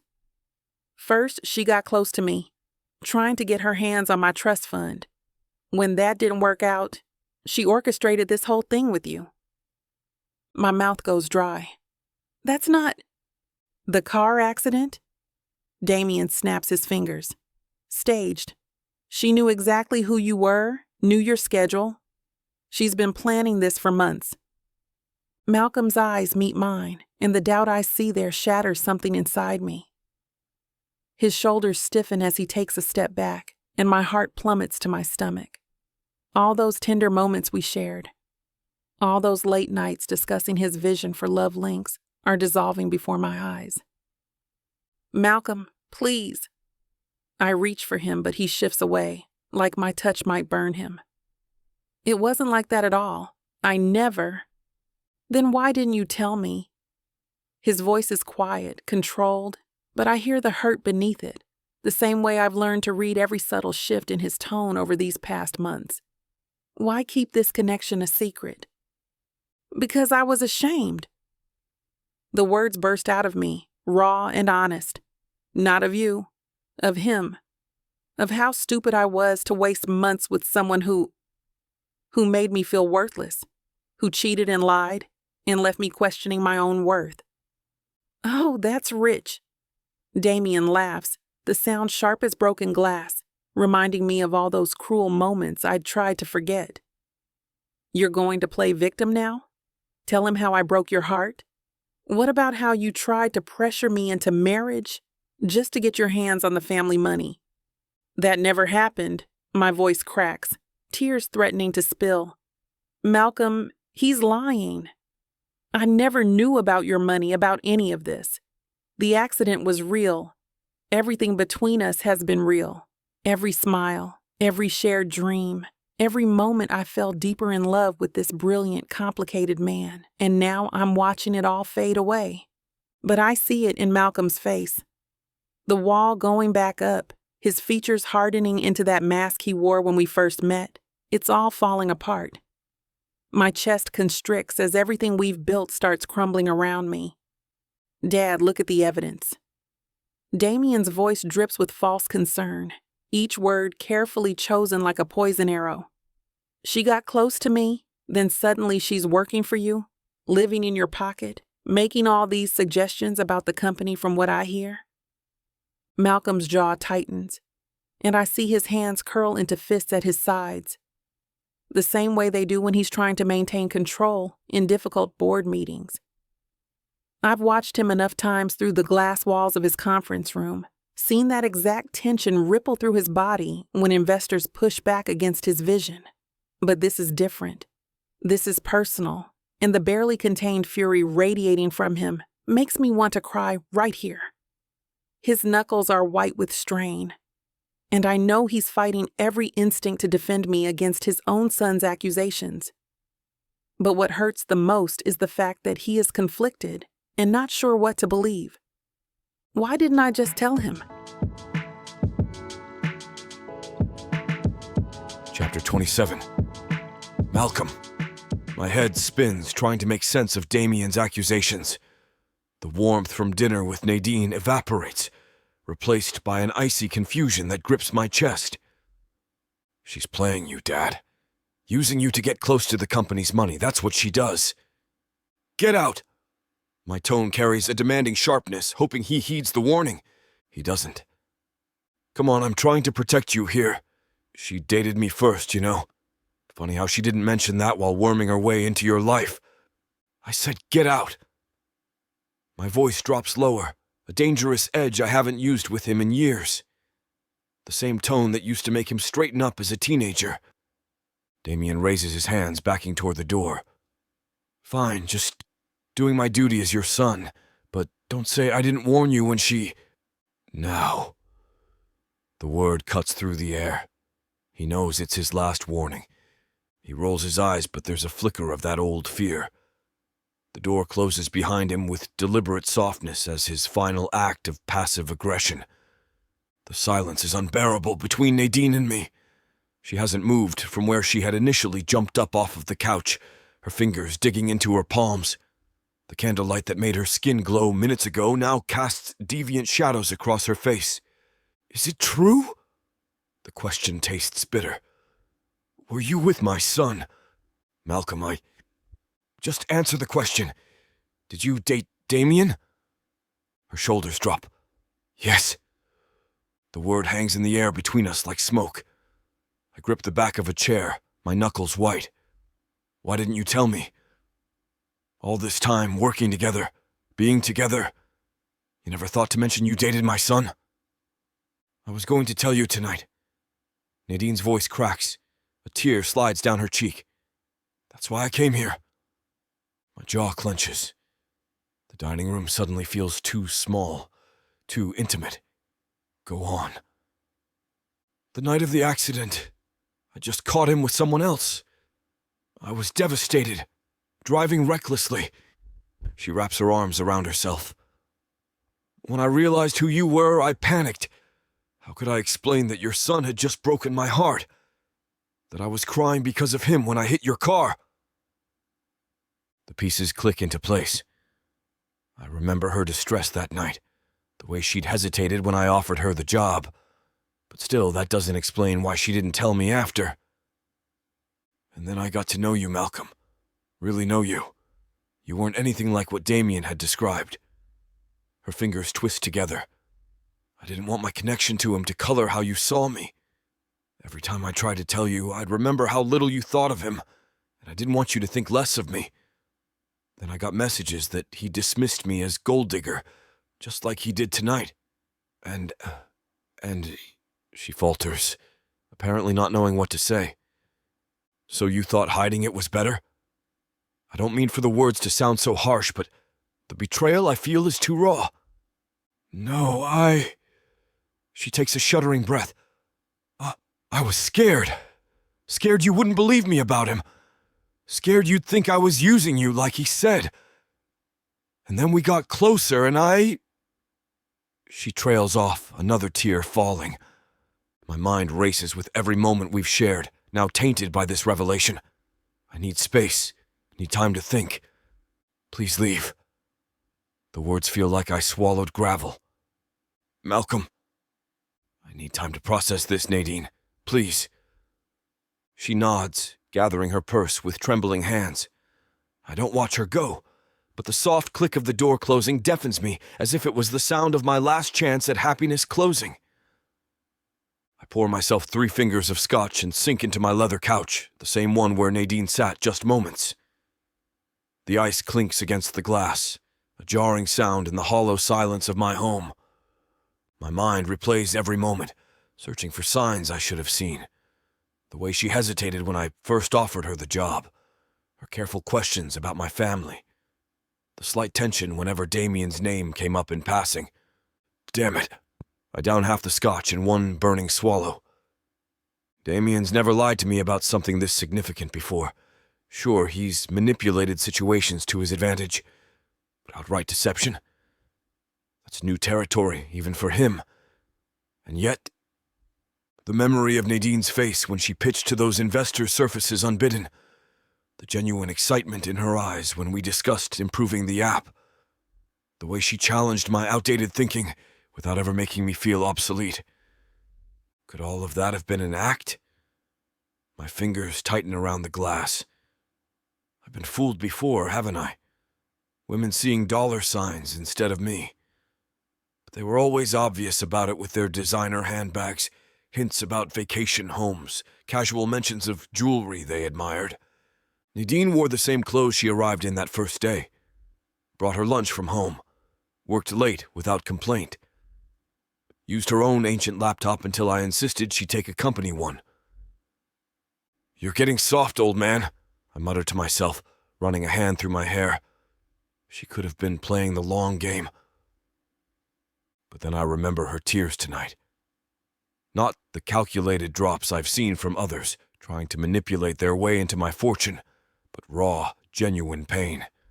The kind that comes from having your heart ripped out and stomped on by someone you trusted.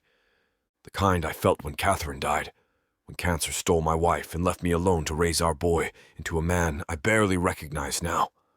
I down the rest of the drink and throw my glass into the fireplace at my own confusions and anger. The crystal shatters against the stone with a satisfying crash that does nothing to quiet my thoughts. The scotch continues to burn in my stomach, and I'm not sure if it's the alcohol or the growing suspicion that I've just made a terrible mistake. Nadine's not like the others. She never has been. And I may have just thrown away the one person who could have brought life back into both me and my company. Chapter 28. Nadine. The heavy oak door clicks shut behind me and my legs shake as I descend Malcolm's front steps. The cool night air hits my tear-stained cheeks, and a sob breaks free before I can stop it. My purse slips from my trembling fingers, scattering its contents across the concrete. I should have told him. My whisper disappears into the darkness as I kneel to gather my belongings. I should have been honest from the start. The memory of Malcolm's face of nothing but hurt, betrayal, and confusion makes my heart hurt. Everything we built, all those moments of connection and trust, shattered because I was too afraid to tell him the truth. My fingertips linger on the business card he gave me that first day, now worn at the edges from being carried everywhere. Tears blur my vision as I stuff everything back into my purse. I wipe my eyes with the back of my hand, smearing what's left of my mascara. The silk lining of my coat sleeve comes away stained black. Well. Damien's voice slices through the quiet night. If it isn't the gold digger herself? I freeze, my hand still clutching my purse. He emerges from around the corner of the house, moonlight catching the cruel twist of his lips. What's wrong, Nadine? Daddy didn't fall for your little act. Damien, you really thought you could worm your way into his life? Into his company? He steps closer, looming over me. Into his bed? The last word drips with venom, and my stomach churns at the satisfaction in his eyes. Why are you doing this? Is all I am able to ask, my voice trembling despite my efforts to stay strong. You're the one who cheated on me, who didn't want me, who left me for another woman without a backward glance. Damien's lip curls into a sneer, his gray eyes glinting with hostility in the moonlight. You think I ever cared about you? Please, you were just another notch on my belt. Something to pass the time while I figured out what my next catch would be. My hands clench into fists at my sides, nails digging crescents into my palms. The night air feels charged with my growing rage, crackling like electricity against my skin. I think of the nights I spent crying over this man, wondering what I'd done wrong. You weren't even that good in bed, he continues, taking a step closer, his expensive stench washing over me like poison. Just desperate enough to be entertaining. A lonely little orphan girl so eager to please. The words hit like slaps, each one designed to wound, to remind me of my vulnerabilities. But something shifts inside me, deep in my core. The hurt transforms into white-hot anger, burning away the last traces of the love I once thought I felt for him. That's bull. My voice comes out steady, stronger than I expect. If you didn't care, you wouldn't be so obsessed, asking questions about me and pulling crap like that. I lift my chin, meeting his cold gray eyes. You're pathetic, and it's a wonder you came from a man as respectable as Malcolm. His jaw tightens, and I see I've struck a nerve. Good. I move to push past him, but his hand shoots out, gripping my arm. The pressure is just shy of bruising, his fingers like iron bands around my skin, a reminder of how volatile he can be. Going somewhere? A sharp laugh escapes him, edged with cruelty. What's wrong, Nadine? Can't handle the truth? His fingers dig deeper into my flesh as he watches me struggle, clearly amused by my discomfort. The moonlight catches his face, highlighting the malice in his expression. I see nothing of the man I thought I knew, just this hollow shell of entitlement and rage. Damien's laughter sends my whole body on high alert as he continues to feel me pull against him.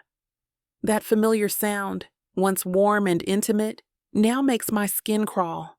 My free hand clenches into a fist at my side, ready to defend myself if needed. Let go, I hiss as I try and jerk free. He releases my arm, stumbling back toward his sports car, the same overpriced vehicle he'd used to try impressing me when we first met. The memory now feels tainted, like everything else he'd touched in my life. I'm exactly like my father, And that's probably why you've already sucked him like the pathetic woman you are. His words slur slightly as he yanks open his car door. Oh, good, he ruined my life intoxicated. Even better. A revelation hits me like a thunderbolt. This man-child before me, this bitter, hateful creature, he's nothing like Malcolm. Malcolm built something, created, innovated. All Damien's ever done is destroy. The engine of his Maserati roars as he peels out of the driveway, tires squealing against asphalt. The red taillights blur into streaks as he disappears around the corner, leaving behind nothing but the acrid smell of burning rubber. My hands shake as I unlock my own car door. The old seat creaks as I sink into it, gripping the steering wheel until my knuckles ache. The tears come now, hot, angry tears that burn paths down my cheeks.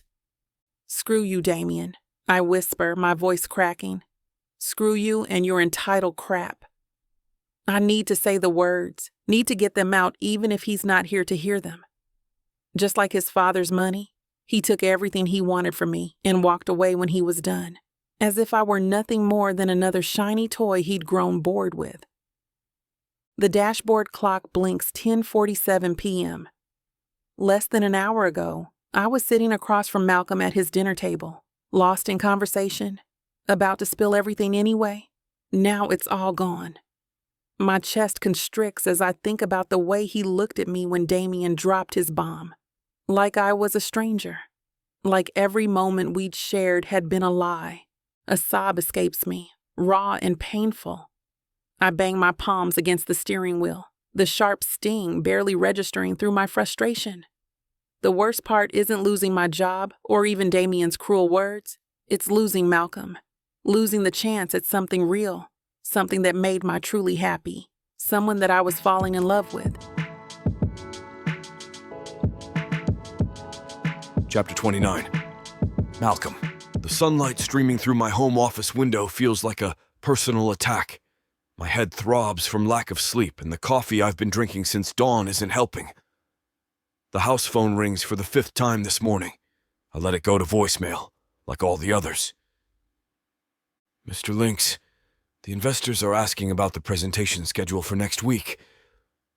My assistant's voice echoes through the speaker. Not Nadine. Justine, my backup from the temp agency that Nadine works at. I delete the message without listening to the rest.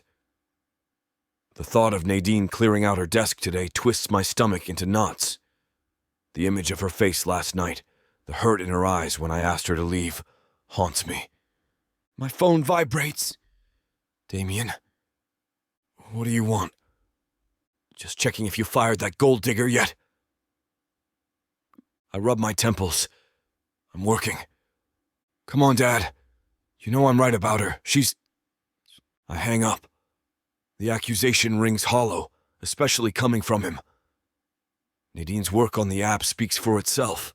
The engagement metrics, the fresh perspective, the genuine connection with users. But then again, so did her kiss, her touch, her... Damn it. I slam my laptop open, pulling up the latest analytics reports. The numbers blur together, but it's better than thinking about her, about how she kept this secret, about whether there are other secrets. The calendar notification pops up. App launch. Final review meeting. Right. That's why I'm home. Not because I'm avoiding her, not because I'm afraid of what I might say or do if I see her. I dive into the paperwork, drowning myself in code reviews and marketing strategies. The familiar rhythm of work should be comforting, but every comment in the margins is in her handwriting. Every successful feature bears her influence. My fingers hover over my phone. One call could... No. I force my attention back to the documents. The launch won't wait for my personal crisis to resolve itself. The weekend bleeds into itself, my home office becoming both sanctuary and prison. I catch my face in darkened computer screen showing a man I barely recognize, with my beard unkempt and eyes shadowed. Sleep isn't an option. Every time I close my eyes, I see her smile, feel her touch. Something about Thursday night nags at me. Before Damien showed up, Nadine had been trying to tell me something, The way she picked at her food, started and stopped sentences. Was she really trying to tell me about her and Damien?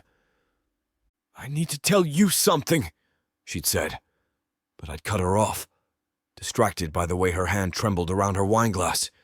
The memory fragments as my phone lights up. Another message from Damien. "Hey, Dad, thinking about the app. Want me to come by, help get things back on track after, you know?" I stare at the text, a cold sensation creeping up my spine. In 32 years, Damien has never once offered to help with the business. He's criticized, demanded, complained, but help?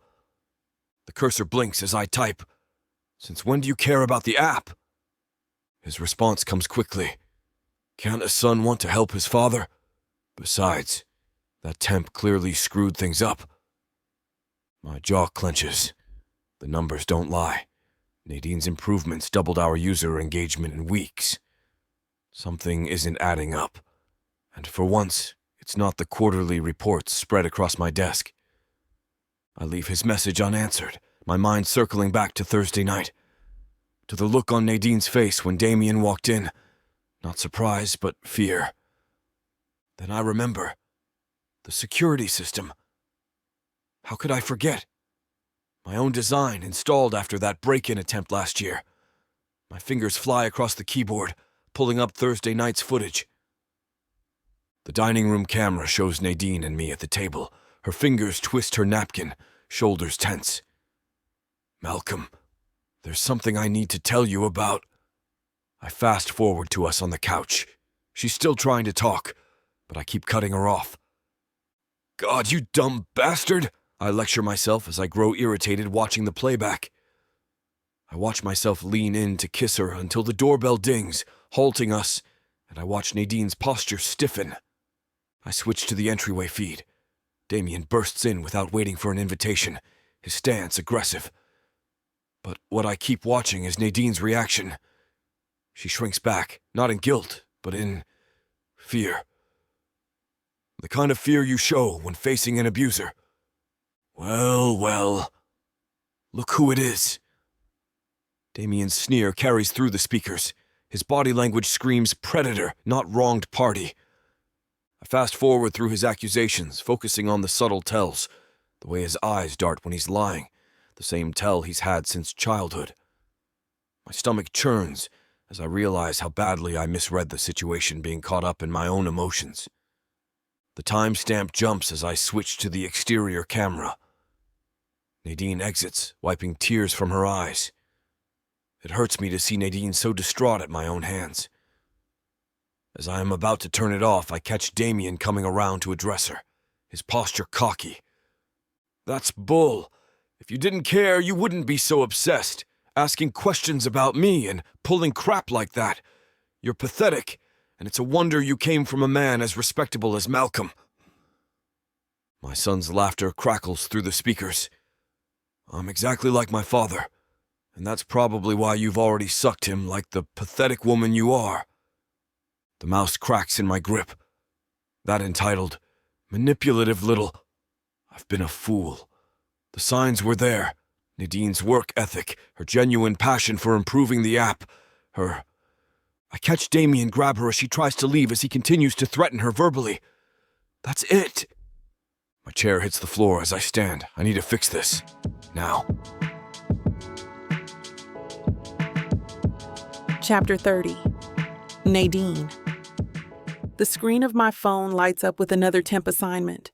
Walking dogs in the park, a welcome distraction from the hollow ache in my chest. 4 days feels like 4 years since everything fell apart at Malcolm's house. "Thanks for fitting me in on such short notice, Rita," I say to my temp agency coordinator, adjusting my earbuds as I head toward the park. "Of course, honey. We've missed you around here, though I have to ask, weren't you working at Lynx Technologies?" My throat tightens. That didn't work out. Their loss. "You're one of our best, as I said before. I've got you booked solid this week, dog walking, social media management for that boutique on 5th, and receptionist work at the dental office." The crisp morning air nips at my cheeks, as I force myself to listen to Rita's voice instead of memories of Malcolm's face when Damien burst in. The hurt in his eyes. The doubt. I should have told him everything from the start. I appreciate you keeping me busy, I manage. You okay, Nadine? You sound off. Just processing some things. I pause at the park entrance. It's my fault, really. I wasn't honest with someone important when I should have been. Now I'm paying the price. Don't be too hard on yourself. Sometimes timing just sucks. Yeah. I watch a golden retriever bound past, its owner jogging behind. I really need to get to these dogs, Rita. My voice cracks. Thanks again for all the work. I end the call not feeling the energy to carry casual conversation. The schedule she's arranged is exactly what I need. Constant movement, different locations, no time to dwell, no time to remember the warmth of Malcolm's kitchen or the way his eyes crinkled when he smiled. No time to hate myself for not being brave enough to tell him the truth about Damien sooner. I keep telling myself any father would believe their child first. I can't blame Malcolm for that. Only myself. The antiseptic smell of the dentist's office fills my nose as I settle behind the reception desk. A stack of patient files needs organizing, and the phone hasn't stopped ringing since I arrived at 8. Good morning, doctor. Patterson's office, I answer, my voice steady and professional despite the emptiness inside of me. Yes, we can schedule you for Wednesday at 2. My fingers hover over the keyboard. Muscle memory wanting to type up meeting notes for Malcolm instead of patient appointments. The ache intensifies, but I push it down. Focus on the work. That's what matters now. Nancy, your 9 o'clock is here. I call to the nurse, grateful for the distraction of actual tasks. My phone buzzes. A text from Rita. Got an emergency dog walking gig tonight? Regular walker called in sick. 3 German Shepherds. 2 hours, double pay. Interested? The thought of going home to my empty apartment is more unappealing than getting my arms yanked on all night by headstrong dogs. I'll take it, I reply, even though my feet already hurt from these heels. Excuse me? A patient taps the counter. I need to update my insurance information. Of course. I pull up their file. Grateful for another moment where I don't have to think about demanding ice blue eyes or the warmth of a kitchen I'll never see again. The morning blurs into afternoon. Forms to file, calls to return, insurance to verify. My phone buzzes again with the address for tonight's dog walking job. Perfect. I know the route. I can stop at my apartment while on our walk and switch out my shoes from these damn heels. You're quite efficient, doctor, Patterson says as he passes the desk. Think you could cover some extra shifts this week? Absolutely. The word comes out too quickly, too eagerly. But staying busy means staying sane. And right now, that's all I can hope for. The 3 German Shepherds pull at their leashes as we round the corner to my building. My stomach growls, reminding me I haven't eaten since... Actually, I can't remember when. Easy there, Odin. I tug gently on his leash. Thor, Loki, heel. My building's just 2 blocks from their owner's place. A quick pit stop to change out of these shoes and grab a quick bite. The dogs pant heavily, probably ready for a water break anyway. Come on, guys, quick detour. The evening air carries the scent of roses from Mrs. Barton's window boxes. My feet ache from walking miles in heels. Just need to grab a protein bar and refill the dog's water bottles and switch into sneakers. Then I'm set. The shepherd's nails click against the sidewalk as we approach my building. Their ears perk up simultaneously, and Thor lets out a low woof. What is it, boy? I look up and freeze. Malcolm stands by the entrance with his hands in his pockets as the street lights slowly start to flicker on. Even from here, I can see the tension in his shoulders, the way he shifts his weight from foot to foot. A rare display of uncertainty from a man who radiates confidence. The dogs sense my hesitation. whining softly. Odin nudges my hand with his wet nose. I can't move, can't breathe. My fingers tighten around the leashes until they bite into my palm. The protein bar can wait. Maybe I can turn around before His head turns and our eyes meet. There are 4 days' worth of unspoken words piling up between us. My legs refuse to run, though every instinct screams at me to flee. The dogs sit, somehow sensing the gravity of the moment. I'm not ready for this conversation. Not ready to see the doubt in those cold blue eyes again. Not ready to have my heart shattered a second time. But here he is. And here I am. With 3 German shepherds as unwitting witnesses to whatever comes next. I gather myself and force myself to continue the way I was heading. Malcolm walks towards me, closing the distance. "Hey," he says in a soft tone. "Hey. Do you have a minute?" Chapter 31. Malcolm. I feel like a teenage boy ready to confront his high school crush when I spot her. She stands there, 3 German shepherds pulling against their leashes, their tails wagging in anticipation.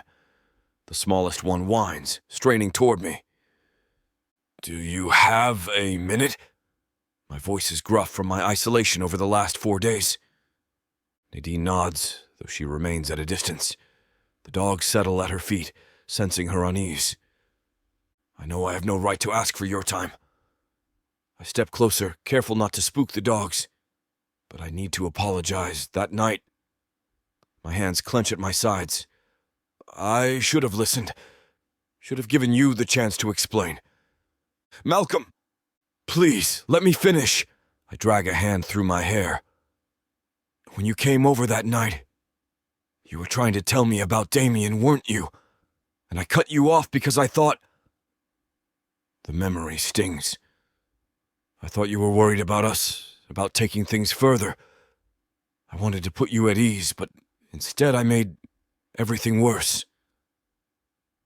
The largest shepherd nudges my hand. I scratch behind his ears, grateful for the distraction. After you left, I checked the security footage, saw how Damien treated you outside, the things he said and how he grabbed you. Anger burns in my chest, making my jaw clench tight. I can still see the cruel sneer on my son's face, hear the venom in his voice. I'm sorry I ever doubted you. Sorry I let his lies cloud my judgment when you've never been anything but honest with me. God knows you deserve better than that. The cameras caught all that. Her voice wavers, and I notice her hands trembling slightly before she clasps them together. Every word, including his confession about using you. I meet her eyes, forcing myself to face the hurt I helped cause. I've been such a fool, Nadine, pushing away the one person who actually cared enough to tell me the truth, who saw past the CEO facade to the mess underneath. I take a deep breath, watching her face for any sign that she wants me to stop talking. After losing Catherine, I built these walls, convinced myself I was better off alone, buried in work and isolation. The one of the shepherds whimpers, and I bend down to scratch under his chin, grateful for the momentary distraction from the heaviness of his confession. Then you came rear-ending me into the present, and everything I was missing in those walls started crumbling. You made me remember what it felt like to actually live again, not just exist. Malcolm, I was terrified. My voice cracks. Every time you smiled at me, every time you challenged my ideas or made me see things differently, I felt those barriers weakening. And when Damien showed up, the memory makes my stomach twist. I used it as an excuse to push you away before you could get any closer. She shifts her weight, the leashes tangling around her legs. You weren't the only one keeping secrets. No, but I was the one who refused to listen, who jumped to conclusions instead of trusting the woman who'd done nothing but prove herself worthy of that trust. I straighten up, meeting her gaze. I can't apologize enough for how I treated you that night, for letting my son's toxicity poison what we were building. The wind rustles through the trees, carrying the scent of approaching rain. I've spent so long playing it safe, keeping everyone at arm's length. But you... I can hear my heart thrumming faster. You make me want to take risks again, to open up and let someone in, even if it scares the hell out of me. Her perfect lips part for a moment, and I step closer, careful of the dogs between us, their leashes tangled around our feet. I know I don't deserve another chance, but I'm willing to risk everything if you are. No more walls, no more running. I've spent too many years hiding behind my company, behind my grief. Malcolm, Nadine's voice catches, her fingers twisting nervously at her waist. I should have told you about Damien from the start.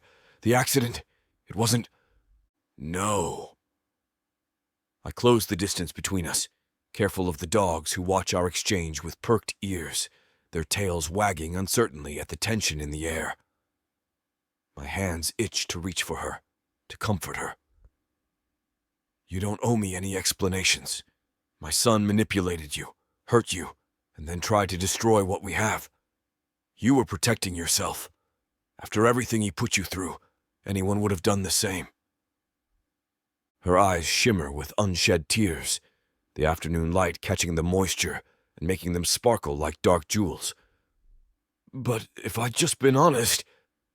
Her voice trembles with regret that she shouldn't have to carry. Then what? Damien would have found another way to try to hurt us both.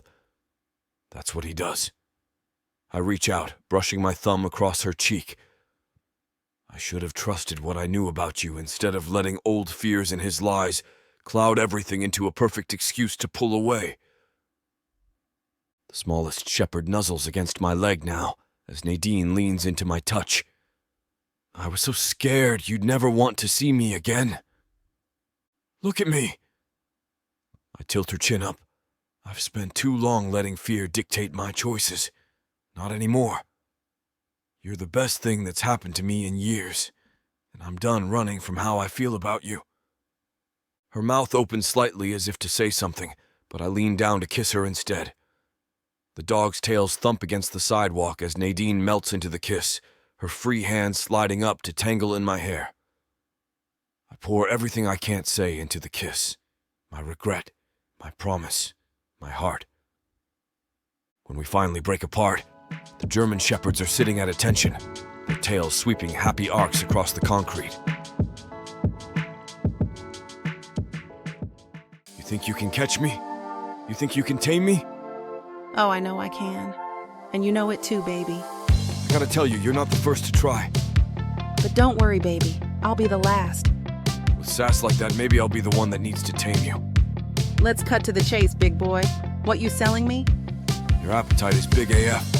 I have just the thing that'll satisfy you. Oh, really? And what's that? Over 120 hours of romance audiobooks. Brought to you by Tyla Walker Romances in the Big AF audio bundle. 120 hours? That sounds amazing. Your knees won't work afterwards if I do my job right. Don't make promises you can't keep. Well, I can keep this promise. Because these audiobooks are unabridged with all the spicy scenes that will make you put your earbuds on. You know, Tyla can get freaky because she marked the bundle down by 69% for a limited time. I can't wait to take this bundle for a ride. Visit TylaWalker.com and get this audio bundle. Just don't start listening if you're going to be cooking dinner. Because you might just forget to feed your family. TylaWalker.com. Escape your life with Tyla.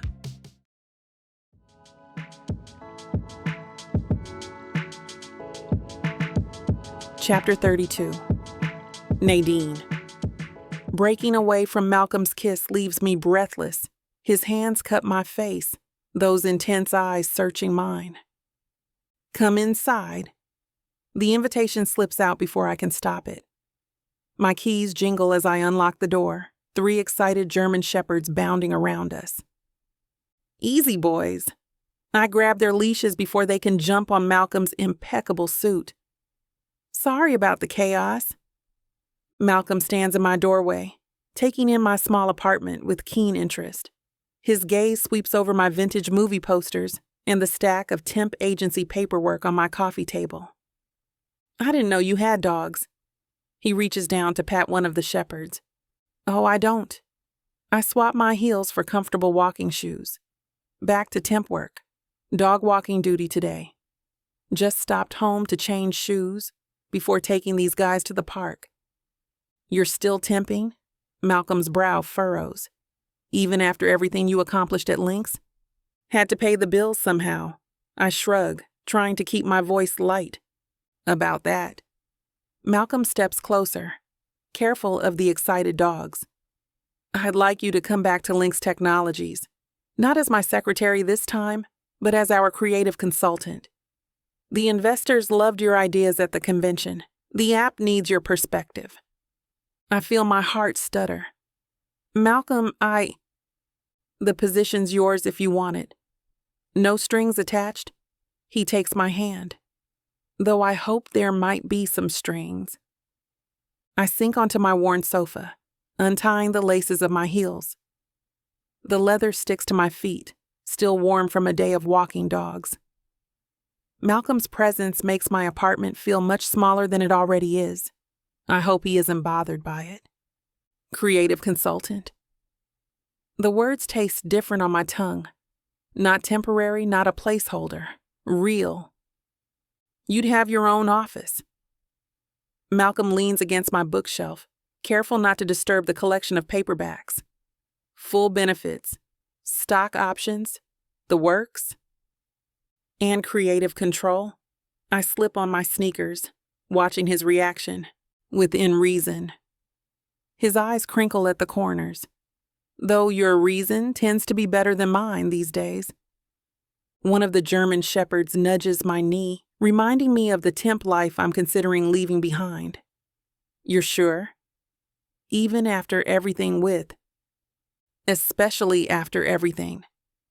Malcolm steps closer, his shadow falling across my lap. You saw problems in the app that I was too stubborn to acknowledge.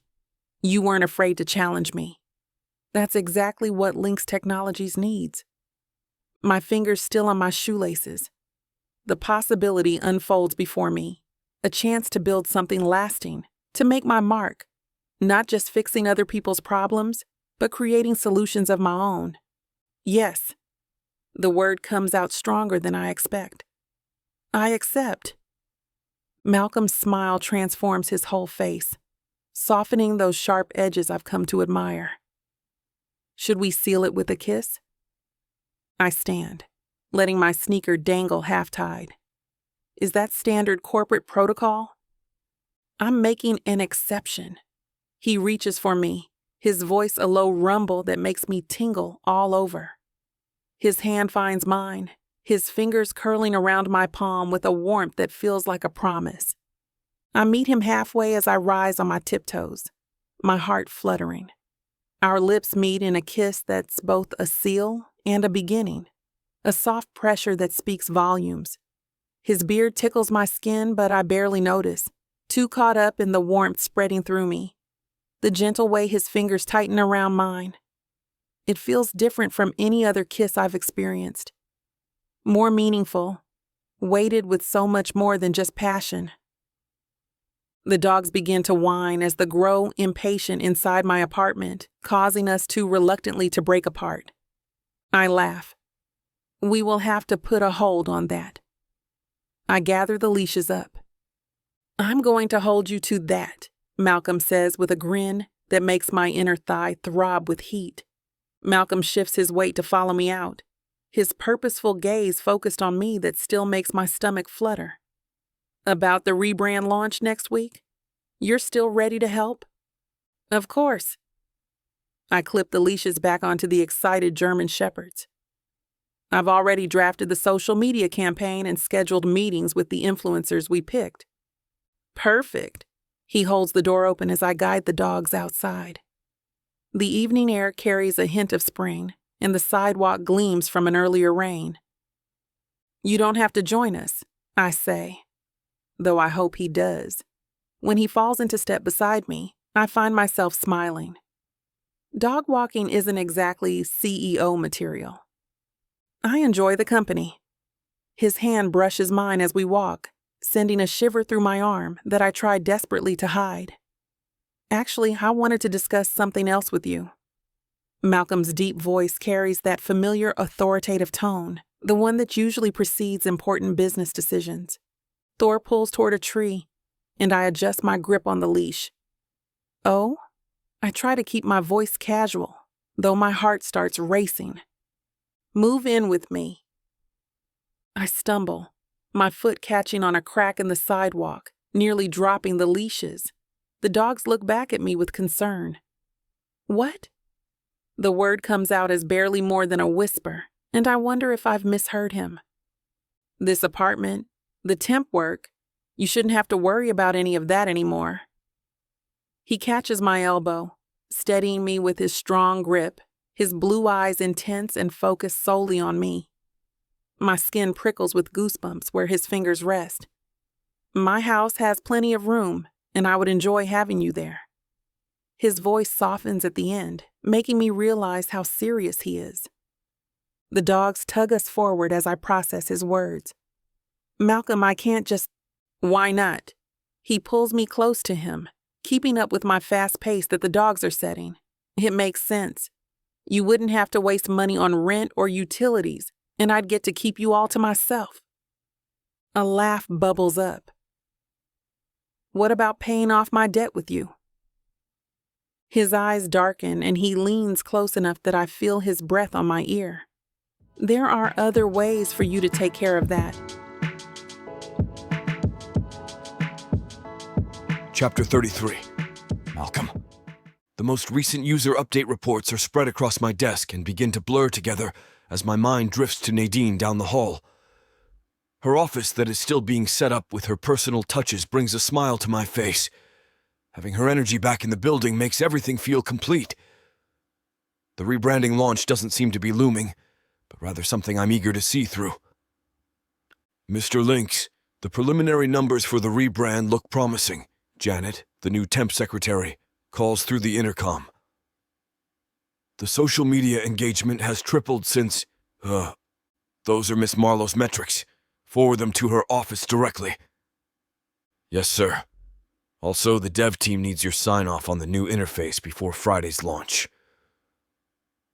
I tap my pen against the desk, scanning the mock-ups one more time.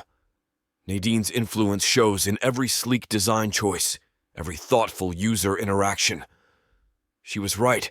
Love Lynx needed authenticity, not just algorithms. A commotion erupts outside my office. Janet's voice rises with barely contained panic. Sir, you can't go in there! Mr. Lynx is in a meeting. Get out of my way, a familiar voice snarls. I need to announce... I said move! The door crashes open, rattling the awards on my wall. Damien storms in, his face twisted with rage. His expensive suit is wrinkled, his perfectly messy hair extra chaotic. Is that chick working here again? I wave Janet away as she follows him in, trying to get him to leave. It's fine. The door clicks shut behind my son, leaving us alone in my office. Can I help you, Damien? I say, trying to remain calm. You heard me. Is that woman here? You, I hiss with nothing but venom, will not call her that or speak about her in any way that I disapprove of. It's a threat, and he better heed it if he knows what's good for him. Dad, you can't be seriously defending that. Enough! I snap. I've seen the security footage. My voice cuts through his brewing tirade. Your little performance the other night? Save it. Performance? Damien's lip curls. That'd be I've already warned you about calling her anything like that. I won't do it again. And the only person manipulating anyone here is you. I slide open my laptop, turning it to face him. Watch yourself harassing her outside my house. Really brings out your true colors, son. His face pales as he watches himself on screen. You're spying on me now. I'm protecting my interests. It's not my fault, Toy, continuously making fool of yourself. Speaking of which, I pull out a stack of papers. As of this morning, your trust fund is frozen. Your company's shares transferred. Your position here that you never took seriously or bothered to show up for. terminated. You can't do this to me. He slams his fist on my desk, scattering papers. I already have. The board approved it unanimously. Because of her? His voice cracks. You're choosing some gold-digging temp over your own son? No, Damien. I'm choosing dignity over entitlement. Success over sabotage. Everything you touch turns toxic because you refuse to earn anything honestly. This is my birthright. Birthright!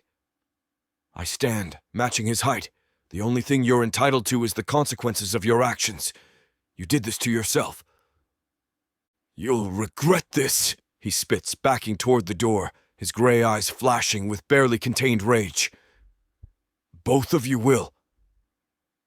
No, son. The only regret here is that it took me this long to see you clearly and call you out on this behavior. My voice remains steady, though my heart aches at what we've become. Damien falters for a moment, realizing I'm not just talk, his confident facade cracking. His stubbled jaw works silently before he finds his voice. Dad, you can't... Damien starts, his voice now cracking with pathetic desperation, reminding me of the little boy who used to beg for 5 more minutes before bedtime. I'm sick of your excuses. My hands clench into fists on the desk, knuckles whitening against the polished mahogany as I remember what he's done. The manipulation, the lies, the way you treat people like they're disposable, the way you treated Nadine and everyone else who's ever tried to help you. It stops now. I can feel 16 years of pent-up disappointment threatening to burst through my carefully maintained composure. But I'm your son. And that's the only reason. I've let this go on for so long. The weight of years of disappointment settles in my chest. You've never earned anything, never respected anyone, never shown an ounce of genuine remorse. This is about her, isn't it? His face contorts. That temp who... This is about you. It's always been about you and your choices.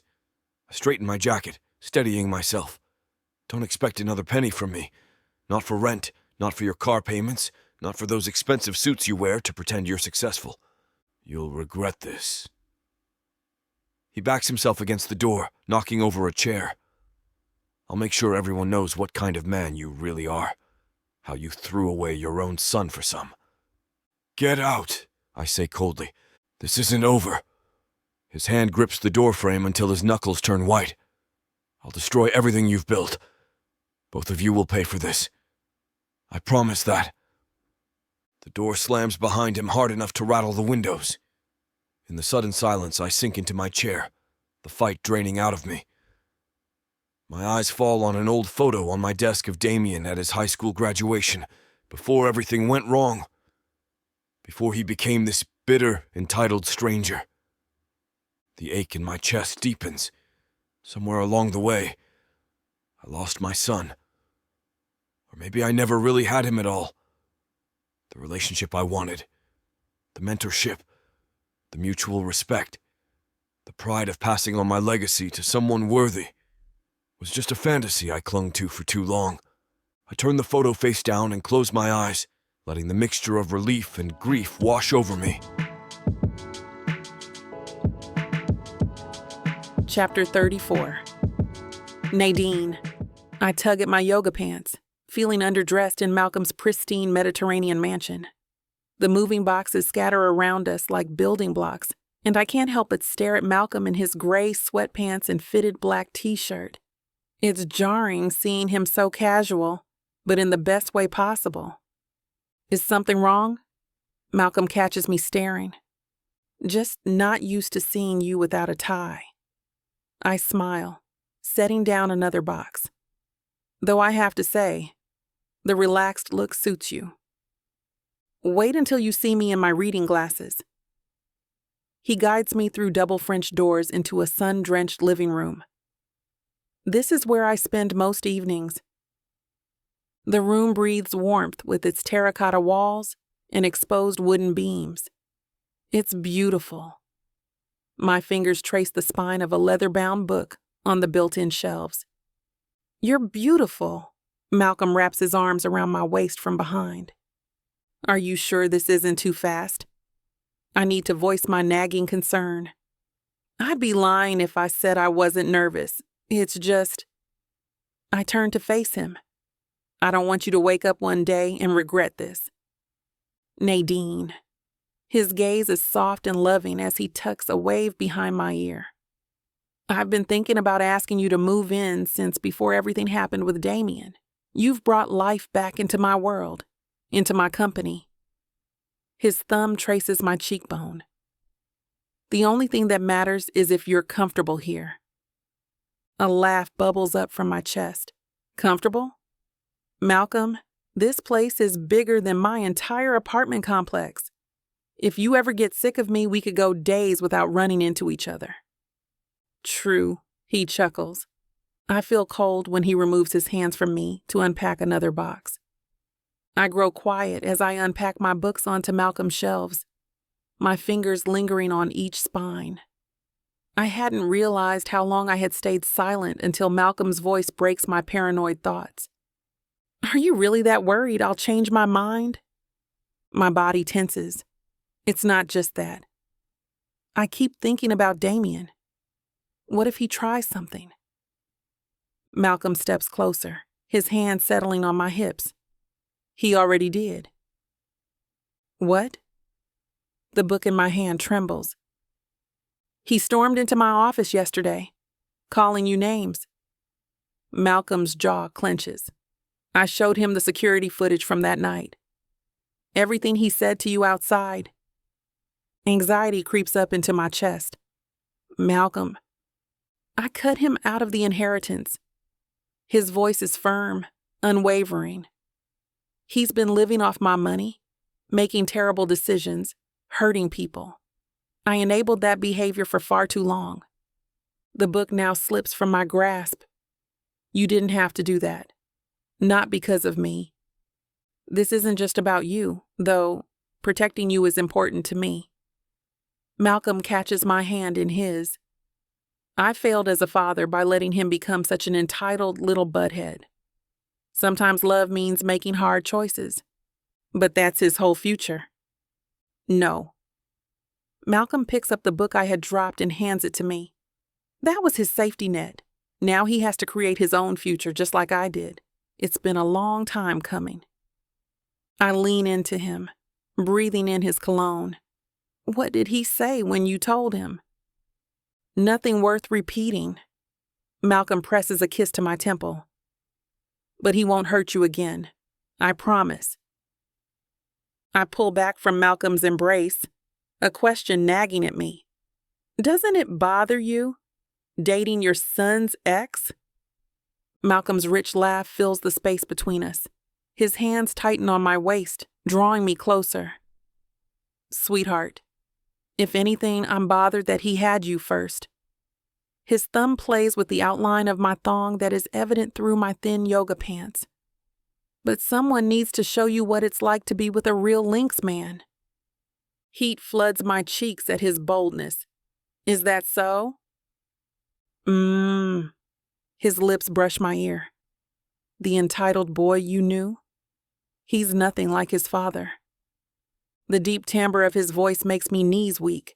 I press closer, feeling the solid warmth of his chest through his t-shirt. My hands slide up his arms, savoring the firm muscles beneath my fingers. I'm starting to see that. My voice is barely a whisper as I tilt my head back to meet his gaze, finding his eyes heavy with desire. The evidence of his arousal presses against my navel, through his sweatpants, making my own arousal evident. Knowing my closeness turns him on only make my panties more wet. Rising onto my tiptoes, I close the distance between us and capture his lips in a deep, languid kiss. The roughness of his beard tickles my chin, grounding me in the moment as I pour my gratitude into the embrace, for his trust, his protection, his love, for giving me a home when I felt most adrift. Malcolm groans into my mouth, his hand sliding lower to cut my bottom, pulling me even closer. If this is how you say thank you, I'll complete a list of your demands in a day. He murmurs against my lips, the vibration of his words rattling me from the inside out, causing my chest to perk. Our kiss deepens, and I lose myself in the taste of him, the feel of his strong body against mine. I can feel the truth of his words in the urgency of his touch, the way he holds me as though he never wants to let go. His fingers press into the curve of my hips with just enough pressure to make me gasp, and the sound seems to ignite something primal in him. Malcolm pulls my even closer against his body, like he can't get enough of me. His desire for me is addicting, and I want to feed into it. I bite my lip and push his chest away with my hand. He gives me a curious look, but I simply smile and drop to my knees. Chapter 35. Malcolm. I hate to put a stop to a good time, but it looks like we've hit this platform's limit for spiciness. This platform's got some rules we have to play by if we want to keep giving you these stories for free. And trust me, this scene isn't something you want to miss. While we can't get into all the details here, you can still dive into the full, uncut version at tylawalker.com. Miss Tyla has an entire collection of unabridged audiobooks and ebooks waiting for you. And the best part? You can treat yourself with 40% off when you use the code SAVE40. That's right. You'll save on any digital product, even bundles that are already discounted. Miss Tyla would never let anyone feel the kind of disappointment you must be feeling right now. So why wait? Treat yourself with Miss Tyla.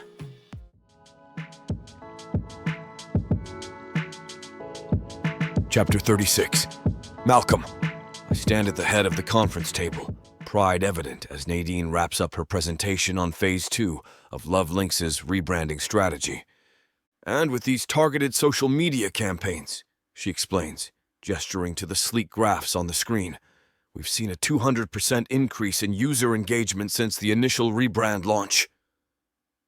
The investors lean forward in their chairs, clearly impressed. I feel the familiar smile spread as Nadine confidently fields their questions about future projections and marketing strategies. The dating landscape is constantly evolving, she says, her voice carrying that natural warmth that first drew me to her. Our next update will include AI-powered compatibility metrics that go beyond surface-level matching. Fascinating approach, remarks Jensen, one of our longest-standing investors. The numbers from Phase 1 were impressive, but these projections for Phase 2 are extraordinary. We're also introducing video dating features with built-in icebreakers, I add, stepping forward to stand beside Nadine. Our beta testers reported an 80% higher match success rate. We have been toying with the idea for quite a while. We just weren't sure how to implement it, but Miss Marlowe may have cracked the code. The meeting concludes with handshakes and enthusiastic nods. As the investors file out, Thomas, a loyal investor and someone I can always count on to tell me the truth, pulls me aside. Malcolm, I haven't seen you this energized about the company in years, he says, glancing at Nadine as she gathers her materials. The app's transformation is remarkable. She has a way of seeing possibilities I missed, I admit. Thomas claps me on the shoulder.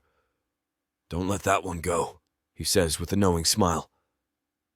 I watch Nadine organizing her notes, her presence in the room magnetic even in these simple moments. I don't intend to. After the investors leave, I catch Nadine's eye across the conference room.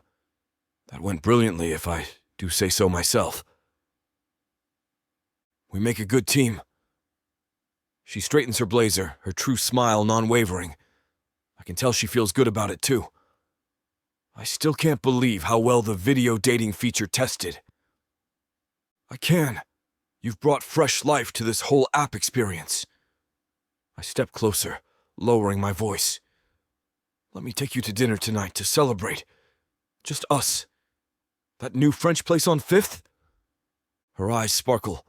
Celebrating our success? Among other things. I brush my fingers against her hand, feeling the familiar spark. 7 o'clock? Perfect. Though I should warn you, I've heard their dessert menu is dangerous. I'm counting on it. We part ways to our respective offices, but my mind stays on her, replaying that playful sparkle in her dark eyes. 10 minutes later, my phone buzzes against my desk. A message from Nadine. My breath hitches with surprise as I open it, my fingers suddenly clumsy with anticipation. She sent a photo of herself, hair slightly mussed in that classic vintage style she wears so well, and her top is completely unbuttoned with no bra on underneath. The text reads, "Maybe we should skip straight to dessert." I adjust myself in my leather chair and thank the decorator who put in the blinds in Nadine's office so no one else can see what I get to go home to. These moments of unpredictability from her never cease to amaze me. I look at the picture again and save it to my personal file. Sad I can't have it as my background. This woman will be the death of me. And what a way to go. I force myself to focus and click off my phone, though the image is burned into my mind. Opening my desk drawer, I pull out what I have had hidden there since Nadine moved in, my fingers picking up the dark blue box that holds so many possibilities. I rock slightly in my office chair, twirling the small velvet box between my fingers before I flick it open. The ring inside catches the light, a cushion-cut diamond surrounded by smaller sapphires that match Nadine's favorite shade of blue. It's exactly the ring I imagined for her, elegant yet understated, just like the woman whose finger it will hopefully soon be on. The jeweler assured me it was one of a kind, which seems fitting for someone as unique as her. My office door opens without warning, and I quickly pocket the box, my heart racing like a teenager caught with something forbidden. The awkward bulk on my thigh reminds of everything that lay ahead still for me. For us. Nadine breezes in, tablet in hand. The dev team just sent over the latest UI mock-ups for the video dating feature. I watch her settle into the chair across from me, admiring how she's transformed my life as thoroughly as she's transformed Lynx. The way she tucks her hair behind her ear, the slight furrow in her brow as she reviews the designs. Every little detail makes my hormones act like I'm half my age. "Malcolm, are you listening?" "Just thinking about how lucky I am." She raises an eyebrow. "Getting sentimental on me?" "Maybe I am." The weight of the ring box feels heavy in my pocket. Would that be so terrible? "From the man who once told me emotions had no place in business." She sets down the tablet, her eyes sparkling with amusement. "I'd say that's quite the evolution. You've changed everything." The familiar words come out. I'm sure she's tired of hearing it, but I can't stop telling her. My company, my perspective. I pause, gathering courage. My heart. Her playful smile softens into something more tender. "Malcolm, I never thought I'd feel this way again. Didn't think I wanted to." I reach across the desk, taking her hand. "But you snuck past all my defenses, Nadine. And now I can't imagine it without you." Her fingers tighten around mine. "Are you going somewhere with this?" The ring box practically burns in my pocket. Soon, I think. Very soon. Just letting you know where I stand. I bring her hand to my lips, kissing her knuckles, and that I'm not going anywhere. Chapter 37. Nadine. I glance out the window as Malcolm takes an unexpected turn on our way to work Friday morning. This isn't the way to the office. Very observant. His blue eyes sparkle with mischief as he navigates through morning traffic. "Malcolm, what are you up to?" The familiar buildings of downtown fade behind us, replaced by signs for the airport. He reaches over and squeezes my thigh. Consider it a surprise. A surprise that requires going to the airport? My heart races with excitement. I'm not packed for anything. Already taken care of. His self-satisfied smirk makes my stomach flutter. "I packed your bags last night while you were in the shower." So sneaky. And here I thought you were just being weirdly productive. I can be quite resourceful when properly motivated. He turns into the private aviation terminal. "Malcolm Lynx, are you kidnapping me?" Technically, it's not kidnapping if you come willingly. He parks and turns to face me. What do you say? Ready for a romantic weekend getaway? Just us? No business meetings or investor pitches. Just us. He leans in close, his breath warm against my ear. No hiding, no pretending, just you and me. My whole body tingles at his words. This is different from our Valentine's convention. No more sneaking around or suppressing our feelings. As we board his private jet, Malcolm's hand rests possessively on my lower back. The engines are already roaring and ready to go as I sink into the plush leather seat beside him. You still haven't told me where we're going. That's part of the surprise. He lifts my hand to his lips. Trust me? Always. The jet accelerates down the runway, and my heart soars with it, ready for whatever adventure Malcolm has planned. The afternoon sun streams through the jet's window, blinding me from guessing our destination. Malcolm's been maddeningly cryptic, answering my questions with kisses instead of words. When we land in Cancun, I practically bounce in my seat. Mexico?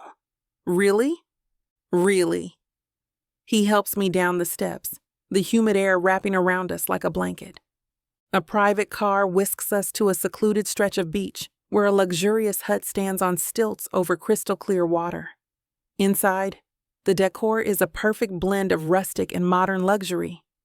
This is incredible. I breathe, running my fingers along the smooth wooden walls. Wait until you see the view from the deck. Malcolm wraps his arms around my waist from behind. After unpacking, we walk along our private beach, the sand warm between my toes. The sunset paints the sky in brilliant oranges and pinks as we head to dinner at an intimate beachfront restaurant. You've pulled out all the stops, haven't you? I ask as I take the last bite of my halibut. Oh, just you wait, he answers, still continuing his cryptic ways. Later, we stroll under the stars, waves lapping at our feet. Malcolm seems different tonight, even from earlier. He's fidgeting with his pocket and clearing his throat, seeming more anxious than just an hour ago. After a bit, Malcolm squeezes my hand. Are you happy? What? Yes, of course I am. The question throws me for a minute and I give him a quizzical look. Are you? Of course. Nadine, you've done so much for me. I can never truly thank you enough for the life you've brought back to me. Malcolm. I squeeze his hand. Before you, I was just existing. Running my company, going through the motions. He stops walking, his blue eyes intense in the moonlight. But you showed me how to live again, and that there was still so much left to live for even. I feel his hand slip from mine. I stop wondering what made him pull away. I turn to face him, and my heart stutters. Malcolm is down on one knee in the sand, looking up at me with vulnerable hope in his eyes. I freeze as Malcolm kneels before me, his silver hair catching the moonlight. I feel my throat tighten with tears and my heart rate pick up as he pulls out a blue velvet box. Nadine Marlowe, you turned everything upside down in the best possible way when you came into my life. His voice catches. You showed me how to laugh again, how to love again. The box opens, revealing a stunning cushion-cut diamond surrounded by brilliant blue sapphires that match the ocean. The ring catches the moonlight, sending sparkles dancing across his face. Will you marry me? Tears spill down my cheeks as joy bubbles up inside me. Yes. 1,000 times yes. His hand shakes slightly as he slides the ring onto my finger. It fits perfectly, like it was always meant to be there. It's beautiful, I whisper, tilting my hand to watch the stones catch the light. The sapphires. To match the ocean that you always talked about visiting with your aunt. He grins, referring to when I told him about the trips my aunt used to take me to the beach. I grab his shirt collar and pull him up to me, crushing my lips against his. His arms wrap around me as he deepens the kiss, and I melt into him. Sand crunches beneath our feet as I step backward, pulling him with me until we both tumble onto the beach. Here, his body hovers over mine, a delicious weight, and I can see the desire etched in the taut lines of his face. He's a man on the edge, held back only by the barest thread of restraint. I reach up, my fingers ghosting over the stubble of his jaw, relishing the rough texture against my skin. Here, now I need you, I whisper, the urgency in my voice surprising even me. It's a plea, a demand, a raw confession of my longing. The waves crash behind us as his lips find mine again, insistent and claiming. My fingers twist in his hair, pulling him closer, as if I could merge our two souls into one. The moonlight cascades over us, as the only witness to the love we share on the beach, to initiate our life together. Chapter 38, Malcolm. The email notification pings on my screen, and my heart stops when I see the subject line. Damien, Lynx arrested. My fingers tremble as I click to open it, my stomach churning with a mix of dread and bitter vindication I'm not proud to feel toward my own son. Malcolm! Nadine's voice cuts through my shock as she enters with the morning's briefs, her heels clicking softly. She stands in my office doorway, concern etched across her features suddenly. Those expressive almond eyes studying me with the genuine care I've come to rely on. What's wrong? Damien, he's been arrested. The words are acidic, burning my throat as I force them out. My knee begins to do its anxious tap as I'm feeling every one of my 51 years weighing on me. Embezzlement charges at his new company. Part of me had been waiting for something like this, watching him spiral further from the man I'd hoped he'd become. But the reality still hits with a sickening blow. Nadine crosses the room and perches on my desk beside me. Her engagement ring catches the light perfectly as she reaches out to grab my hand. I'm so sorry. I keep wondering where I went wrong. Maybe if I'd been around more after his mother died. Stop. Her hand squeezes mine. You can't blame yourself for his choices. But I'm his father. I should have what? Given in to his tantrums? Let him destroy your company? She shakes her head. Sometimes it doesn't matter how you parent. A child is going to do whatever they want until they hopefully learn from the consequences. I tried so hard to teach him about earning his way, about integrity. And you did the best you could as a single working dad. Her thumb traces circles on my palm as she tries to calm me. Damien chose his path. Some people they're like bad apples. No matter how carefully you tend the tree. The knot in my gut loosens slightly, but still lingers. I pull her closer, breathing in her comforting scent. When did you get so wise? I've had some excellent teachers in the school of life. She cups my face. You're a good man, Malcolm. Don't let his choices make you doubt that. I lean in and kiss her softly, letting her warmth chase away the cold grip of guilt. Maybe she's right. Maybe it's time to stop carrying the weight of Damien's decisions. When Nadine leaves to head back to her office, I sit at my desk and pull out the paperwork I've had ready, but put off hoping Damien would prove me wrong. I stare at the legal document before me. The words last will and testament stare back, stark against the crisp white paper. My pen hovers over the signature line as I consider the weight of what I'm about to do. Through my office window, I watch Nadine in the conference room, commanding attention from the junior development team. She's everything Damien isn't: hardworking, genuine, compassionate. My phone buzzes with another news alert about Damien's arrest. I swipe it away, my resolve strengthening. The choice isn't as difficult as I thought it would be. I begin drafting the email to my lawyer. James, I need you to process these changes to my will immediately. As discussed, I'm removing Damien Lynx as beneficiary. The primary inheritance of Lynx technologies and associated assets will transfer to Nadine Marlowe Lynx upon my death. Please include the stipulation about maintaining the company's ethical guidelines and employee profit-sharing program. My finger pauses over the send button. Through the glass, I see Nadine laugh at something one of the developers said. The sound doesn't reach me, but I know it by heart, warm and genuine, like everything else about her. I add one more line. And James, expedite this. Recent events have shown me the importance of having everything in order. The email sends with a quiet whoosh. I lean back, feeling lighter somehow. Nadine deserves this.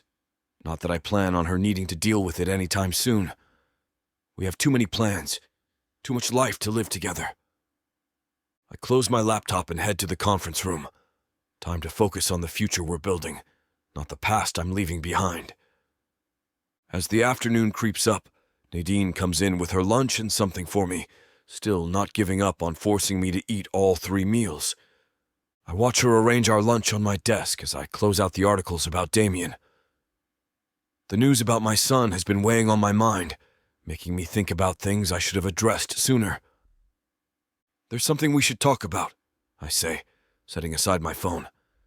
With everything happening with Damien, I've been thinking about family. Nadine pauses, chopsticks hovering over her noodles. What about family? We never discussed children. Before the engagement, I mean. I lean forward, studying her reaction. I should have asked if that's something you want. Her shoulders relax and a soft smile crosses her face. Malcolm, I just want you. That's more than enough for me.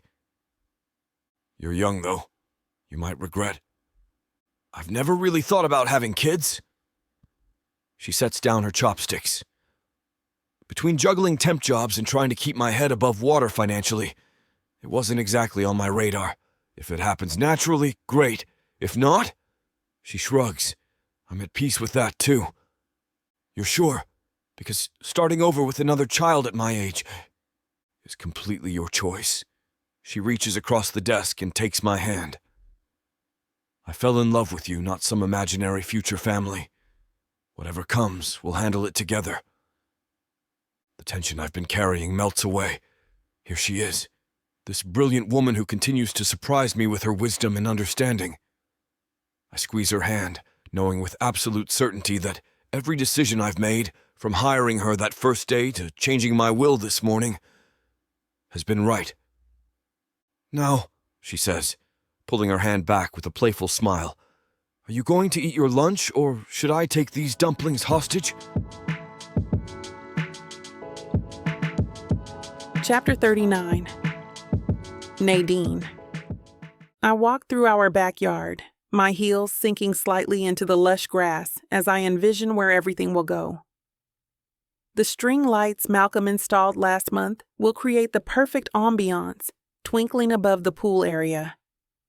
What about setting up the appetizer station near the fire pit?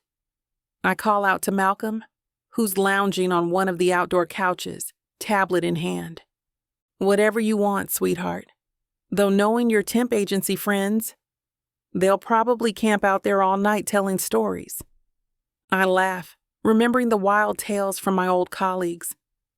That's exactly why I want it there.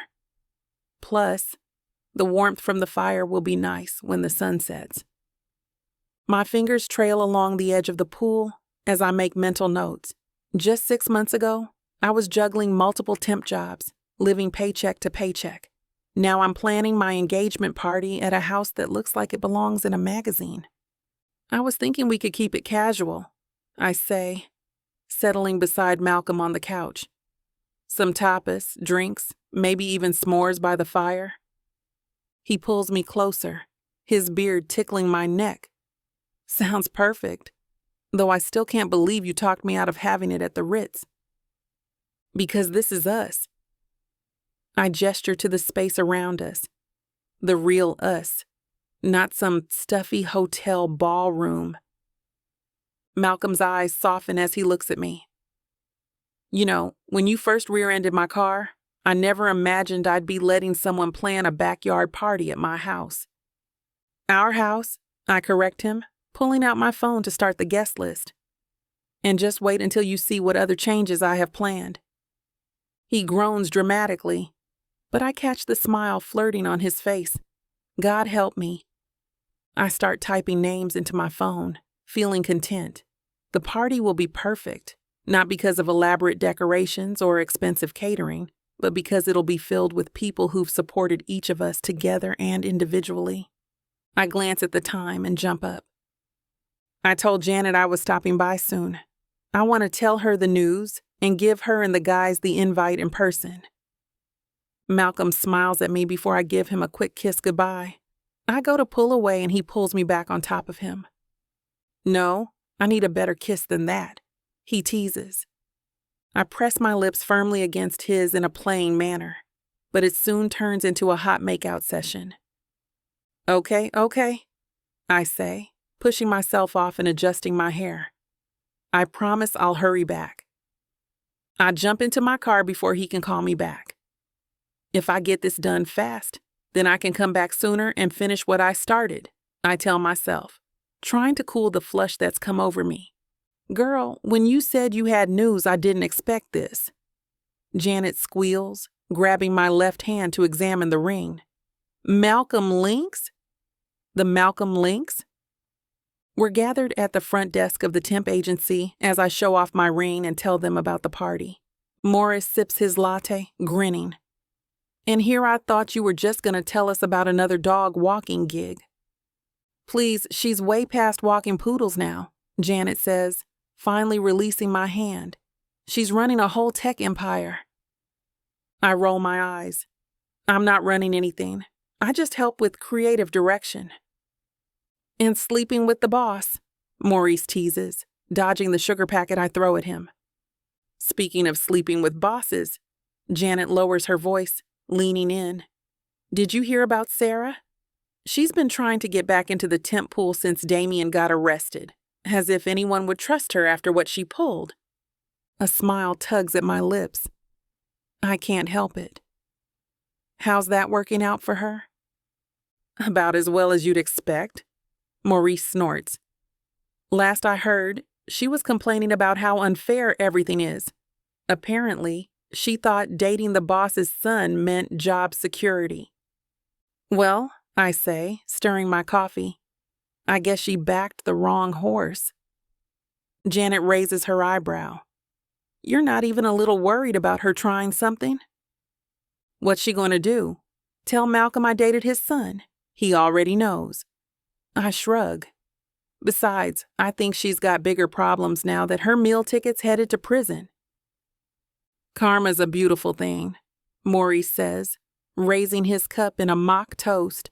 We all clink our cups together, laughing.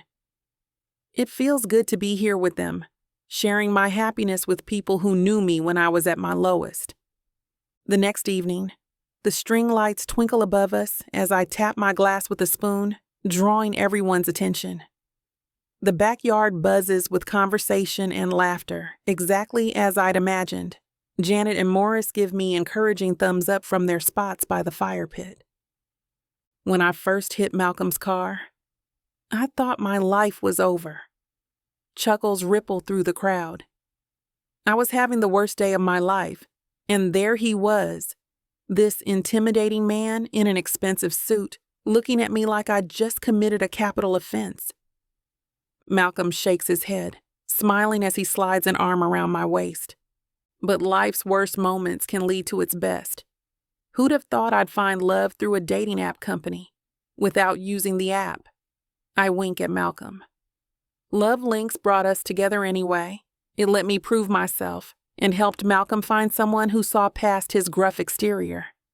Facing him, I say, you gambled on me, first professionally, then personally. You taught me what true partnership means. We may not have matched online, but we proved love often appears when least expected. Malcolm's blue eyes shine with emotion as he pulls me closer. The fairy lights cast a warm glow across his face, softening his usually stern features. To love Lynx, I raise my glass. May it help others find their perfect match, even if they have to crash into them first. The guests laugh and raise their glasses. As I look around at our friends and family, I catch Malcolm watching me with such pride and tenderness that my life feels full. We found each other without any algorithm or dating profile, just pure chance and perhaps a little destiny. Chapter 40. Malcolm. I adjust my bow tie in the mirror, wondering if Catherine would approve of me doing this again. The Plaza's getting ready suite is exactly as opulent as I remember from my first wedding, though everything else feels different. Maybe it should be weird to get married in the same place as I had my first wedding. But I like the fact that it feels like this is closure for me finally. I've carried Catherine's ghost with me since she passed, and now I feel like I'm ready to let her go so she can be at peace. And so can I. "Stop fiddling with it," Adam says, swatting my hands away from my bow tie as I reach back up to it. "You'll make it crooked." I'm not fiddling. But I drop my hands anyway, taking a deep breath. "Did you check on the flowers?" "For the 100th time, yes. Everything's perfect. Nadine's going to love it." I smile despite my nerves. She deserves perfect. "You know, when you first hired me at Lynx, I never thought I'd see you like this." Adam straightens his own tie, a knowing smirk playing on his face. "All human?" "Watch it," I warn, though there's no real heat behind my words anymore. The old Malcolm would have bristled at such familiarity. "Just saying, boss. Nadine's good for you." My thoughts drift to Catherine, to the way she used to tell me I worked too hard, how she'd physically pull me away from my desk some nights. My first wife would have liked her. "Yeah?" Catherine always said I needed someone to challenge me. I smoothed down my jacket, fingers lingering over the platinum cufflinks Nadine gave me for my birthday, to make me see beyond the boardroom. "Well, Nadine certainly did that. Remember when she told you the app's interface looked like it was designed by a caveman? She wasn't wrong." I check my watch, the same one I've worn for 20 years, though somehow it feels lighter today. It's almost time. Ready to get married again? Looking at my reflection one last time, I see the changes Nadine has brought to my life. The lighter set of my shoulders, the smile that comes easier now, the way my eyes have lost that haunted look I carried for so long after Catherine's death. More than ready. And for the first time in 16 years, I truly mean those words. We head out to the grand ballroom. Standing at the altar, I remember Catherine's last words to me. "Don't let grief make you forget how to live, Malcolm."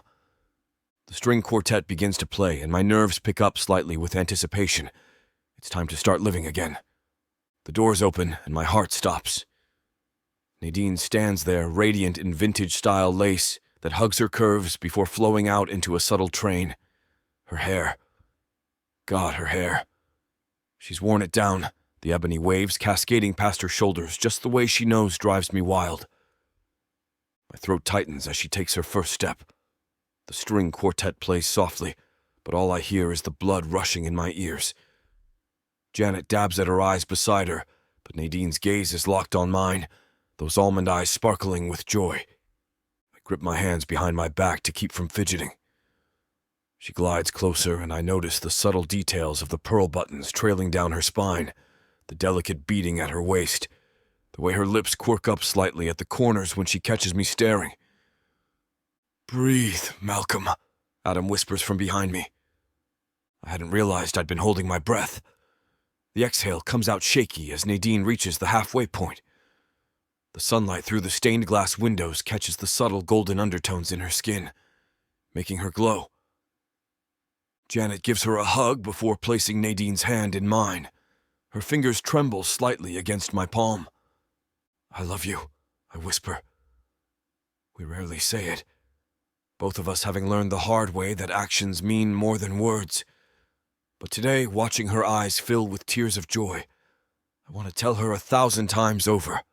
I love you too, she whispers back, squeezing my hand. Nadine's hands continue to tremble in mine as the efficient motions for us to begin our vows. Malcolm, she begins, her voice soft but steady.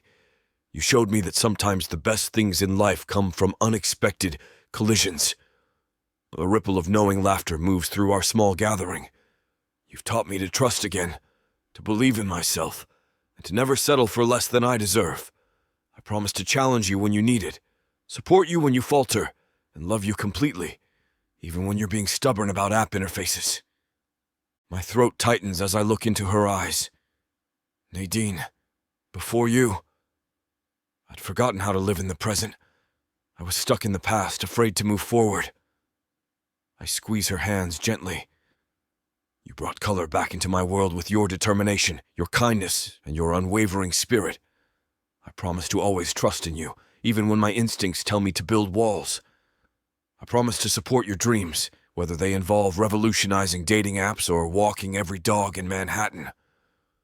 Her lips quirk up at that. And I promise to love you wholly, completely, and without reservation for all the days of my life. The officiant's words wash over us, something about pronouncing us husband and wife. But I'm lost in Nadine's eyes. When he says I may kiss my bride, I cup her face in my hands and press my lips to hers. She tastes of joy and salt from her tears, the ingredients for a promising future. Our small gathering of friends erupts in applause. But all I can focus on is the way Nadine's fingers grip my lapels, holding me close as if she never wants to let go. And I hope she never does. Chapter 41. Nadine. The Bahamian breeze whispers through the balcony doors, carrying the scent of tropical blooms and the distant promise of the waterfall we had planned to explore. But here I am, a vision in red lace, my heart racing not for the natural wonders, but for the man who now stands frozen in the doorway, his piercing blue eyes drinking me in. Malcolm's gaze travels the length of my body, taking in the crotchless underwear that teases more than it hides, the bra that barely contains my desire for him. I crook a finger, beckoning him closer, and the hunger in his eyes flares brighter than the Caribbean sun. And that's where we're going to put a pause on pleasure. It looks like the rest of this chapter is just too naughty to put on the air. As much as we'd love to share every little detail, we've got to stick to this platform's guidelines to keep these free audiobooks coming. They've got some rules about what we can show, and we wouldn't want to risk losing the chance to bring you more content. As frustrating as it is to build the tension only to be interrupted, Miss Tyla always knows how to make it up to you. You can find the full, uncut scene over at TylaWalker.com. With an entire library of unabridged audiobooks and ebooks, Miss Tyla's collection is waiting for you. And if you use code SAVE40, you'll get 40% off any digital product, even on bundles that are already discounted. So don't let the fun stop here. Head over to TylaWalker.com and treat yourself with Miss Tyla. Our bodies cool in the island breeze as my fingers tracing lazy patterns through his chest hair as he continues to draw circles on my back. The moment feels perfect, but my heart pounds with anticipation of what I need to tell him. Malcolm? I prop myself up on one elbow, studying his satisfied expression. Remember when we talked about starting a family? His eyes open, focusing on me with that intensity I've grown to love. Well, I take his hand and slide it down to place it on my still flat stomach. Surprise. His body goes completely still beneath me. For a terrifying moment, I hold my breath, wondering if I've made a mistake in my timing. Then his eyes widen and a smile breaks across his face like a sunrise. You're pregnant? His voice cracks with emotion. I found out yesterday. I was going to wait until we got home, but... He cuts me off with a kiss that steals my breath away. When he pulls back, his eyes are suspiciously bright. A baby? We're having a baby? Are you sure you're okay with this? I know it's not exactly what we planned, And with everything that happened with Damien. Nadine. He sits up, cradling my face in his hands. This is different. You're different. We're different. This is exactly what I want. Really? Really. He kisses my forehead, then my nose, then my lips. I get a second chance at being a father with the woman I love. What could be better than that? I melt into his embrace, relief washing over me. I love you too. His hand returns to my stomach, protective and tender. How far along? About 8 weeks. The doctor says everything looks perfect. Malcolm's smile grows impossibly wider, just like its mother. Chapter 42. Malcolm. I watched Nadine waddle into my office, her pregnant belly leading the way. Even at 7 months, she's radiant, glowing with an inner light that makes my heart skip. The papers in my hand feel heavy with possibility. You wanted to see me? She eases into the chair across from my desk, rubbing her stomach. How's our little troublemaker today? Active. I swear she's practicing gymnastics in there. She? I raise an eyebrow. I thought we were waiting to find out. Just a feeling. Nadine smiles. Now, what's so important you pulled me away from the social media team? We were just finalizing the new campaign. Her curiosity is evident in the slight tilt of her head. I slide the papers across my mahogany desk, my fingers lingering for just a moment on the crisp edges. Take a look. My heart pounds harder than it should for a man my age, but this moment feels pivotal. Her fingers trace over the letterhead, delicate and precise, eyes widening as she reads.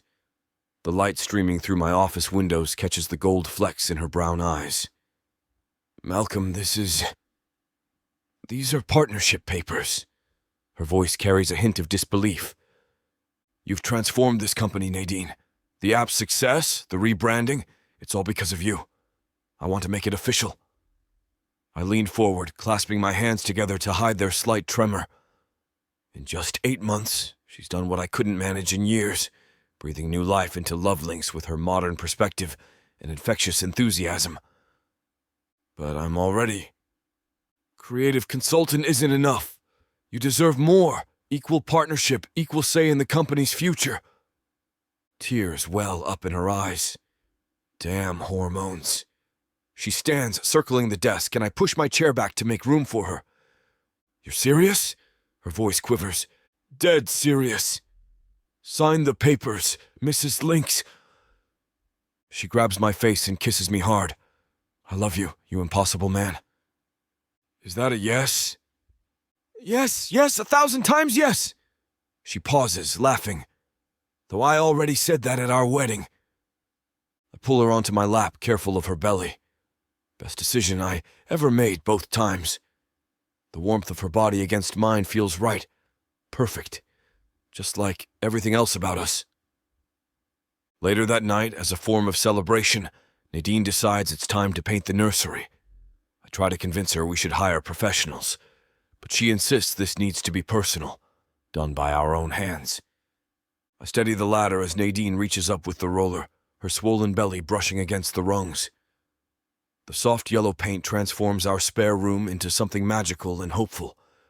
I haven't stopped smiling since we started painting.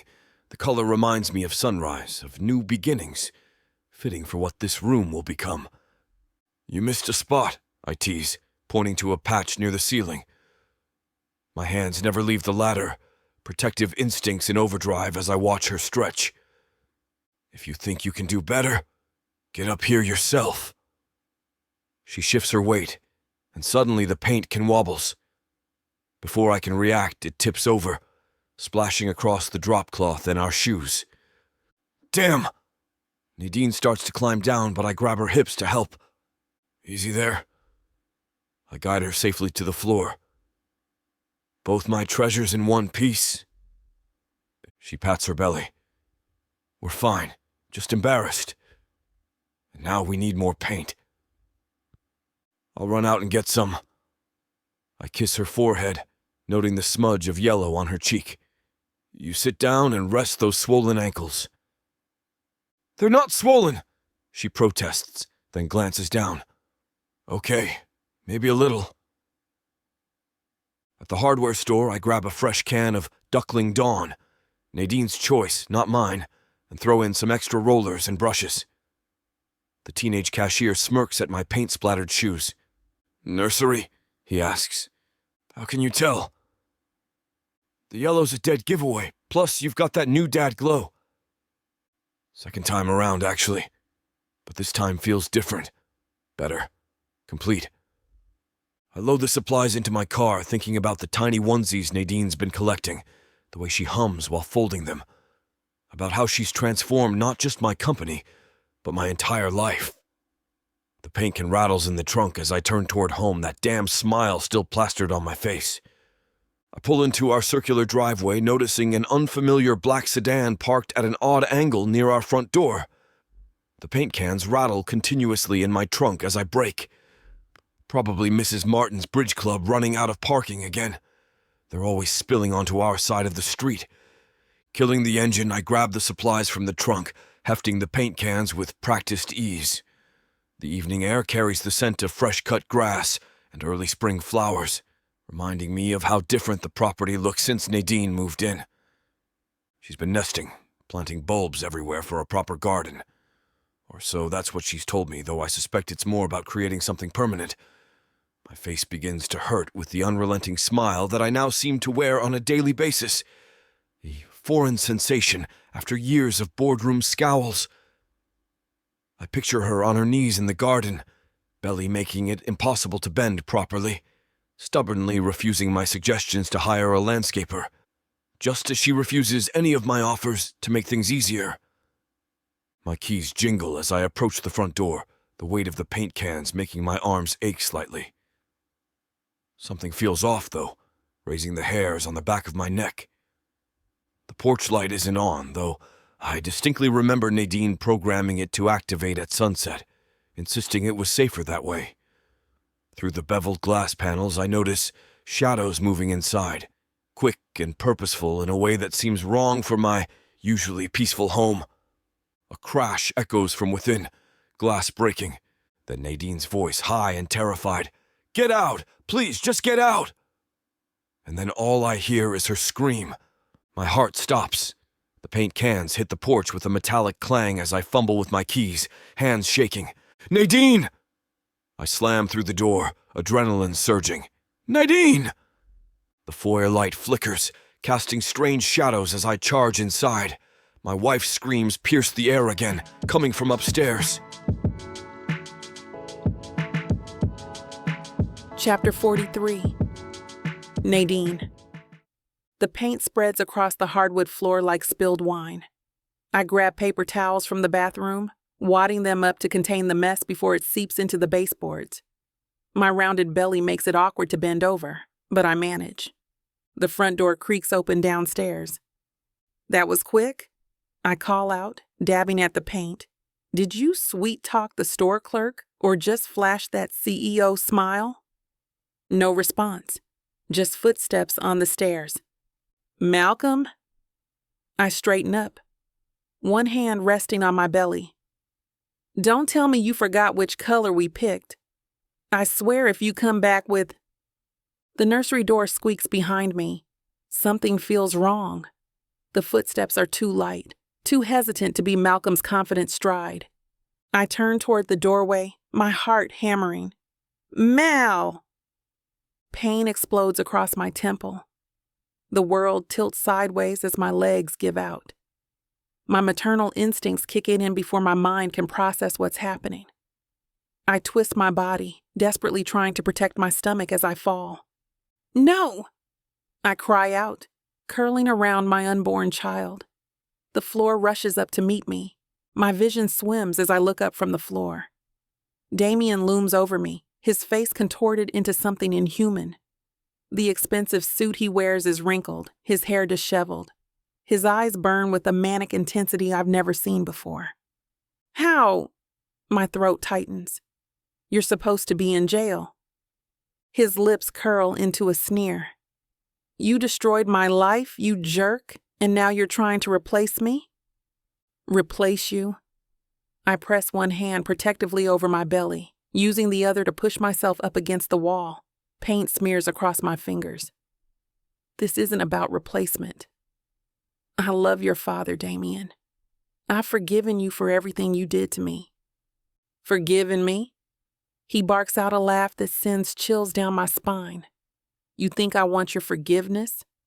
My eyes dart to the baseball bat gripped in his white-knuckled hands. It's Malcolm's from his college days, usually mounted in his study. Please, I whisper, my voice trembling as I press harder against the wall. Think about what you're doing. This isn't you. This isn't the Damien I used to know. My heart pounds so hard I can barely hear my own words. I don't think so. His face twists into something sick and unfamiliar. A darkness I've never seen before, clouding those gray eyes. The bat rises above his head in an arc that seems to move in slow motion, his knuckles bone white against the polished wood. I scream, throwing my arms up instinctively to shield both my face and my unborn child. There's a thunderous crash as Malcolm bursts through the doorway and tackles Damien to the ground, their bodies colliding with enough force to shake the paintings on the walls. The bat clatters across the hardwood floor, spinning away into the corner like a terrible toy.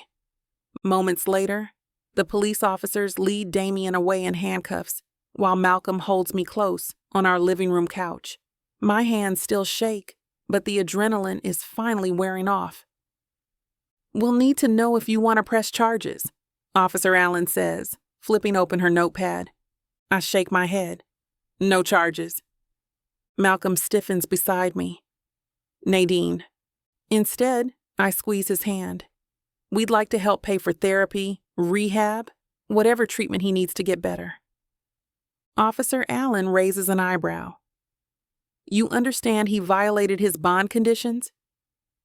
I understand. But punishing him won't fix what's broken inside. I rest my free hand on my belly, feeling the slight swell there that holds our future. Sometimes people need help finding their way back to who they used to be. And maybe this time, he'll actually accept it. The paramedic finishes setting up the portable ultrasound machine, adjusting knobs and settings with practiced efficiency.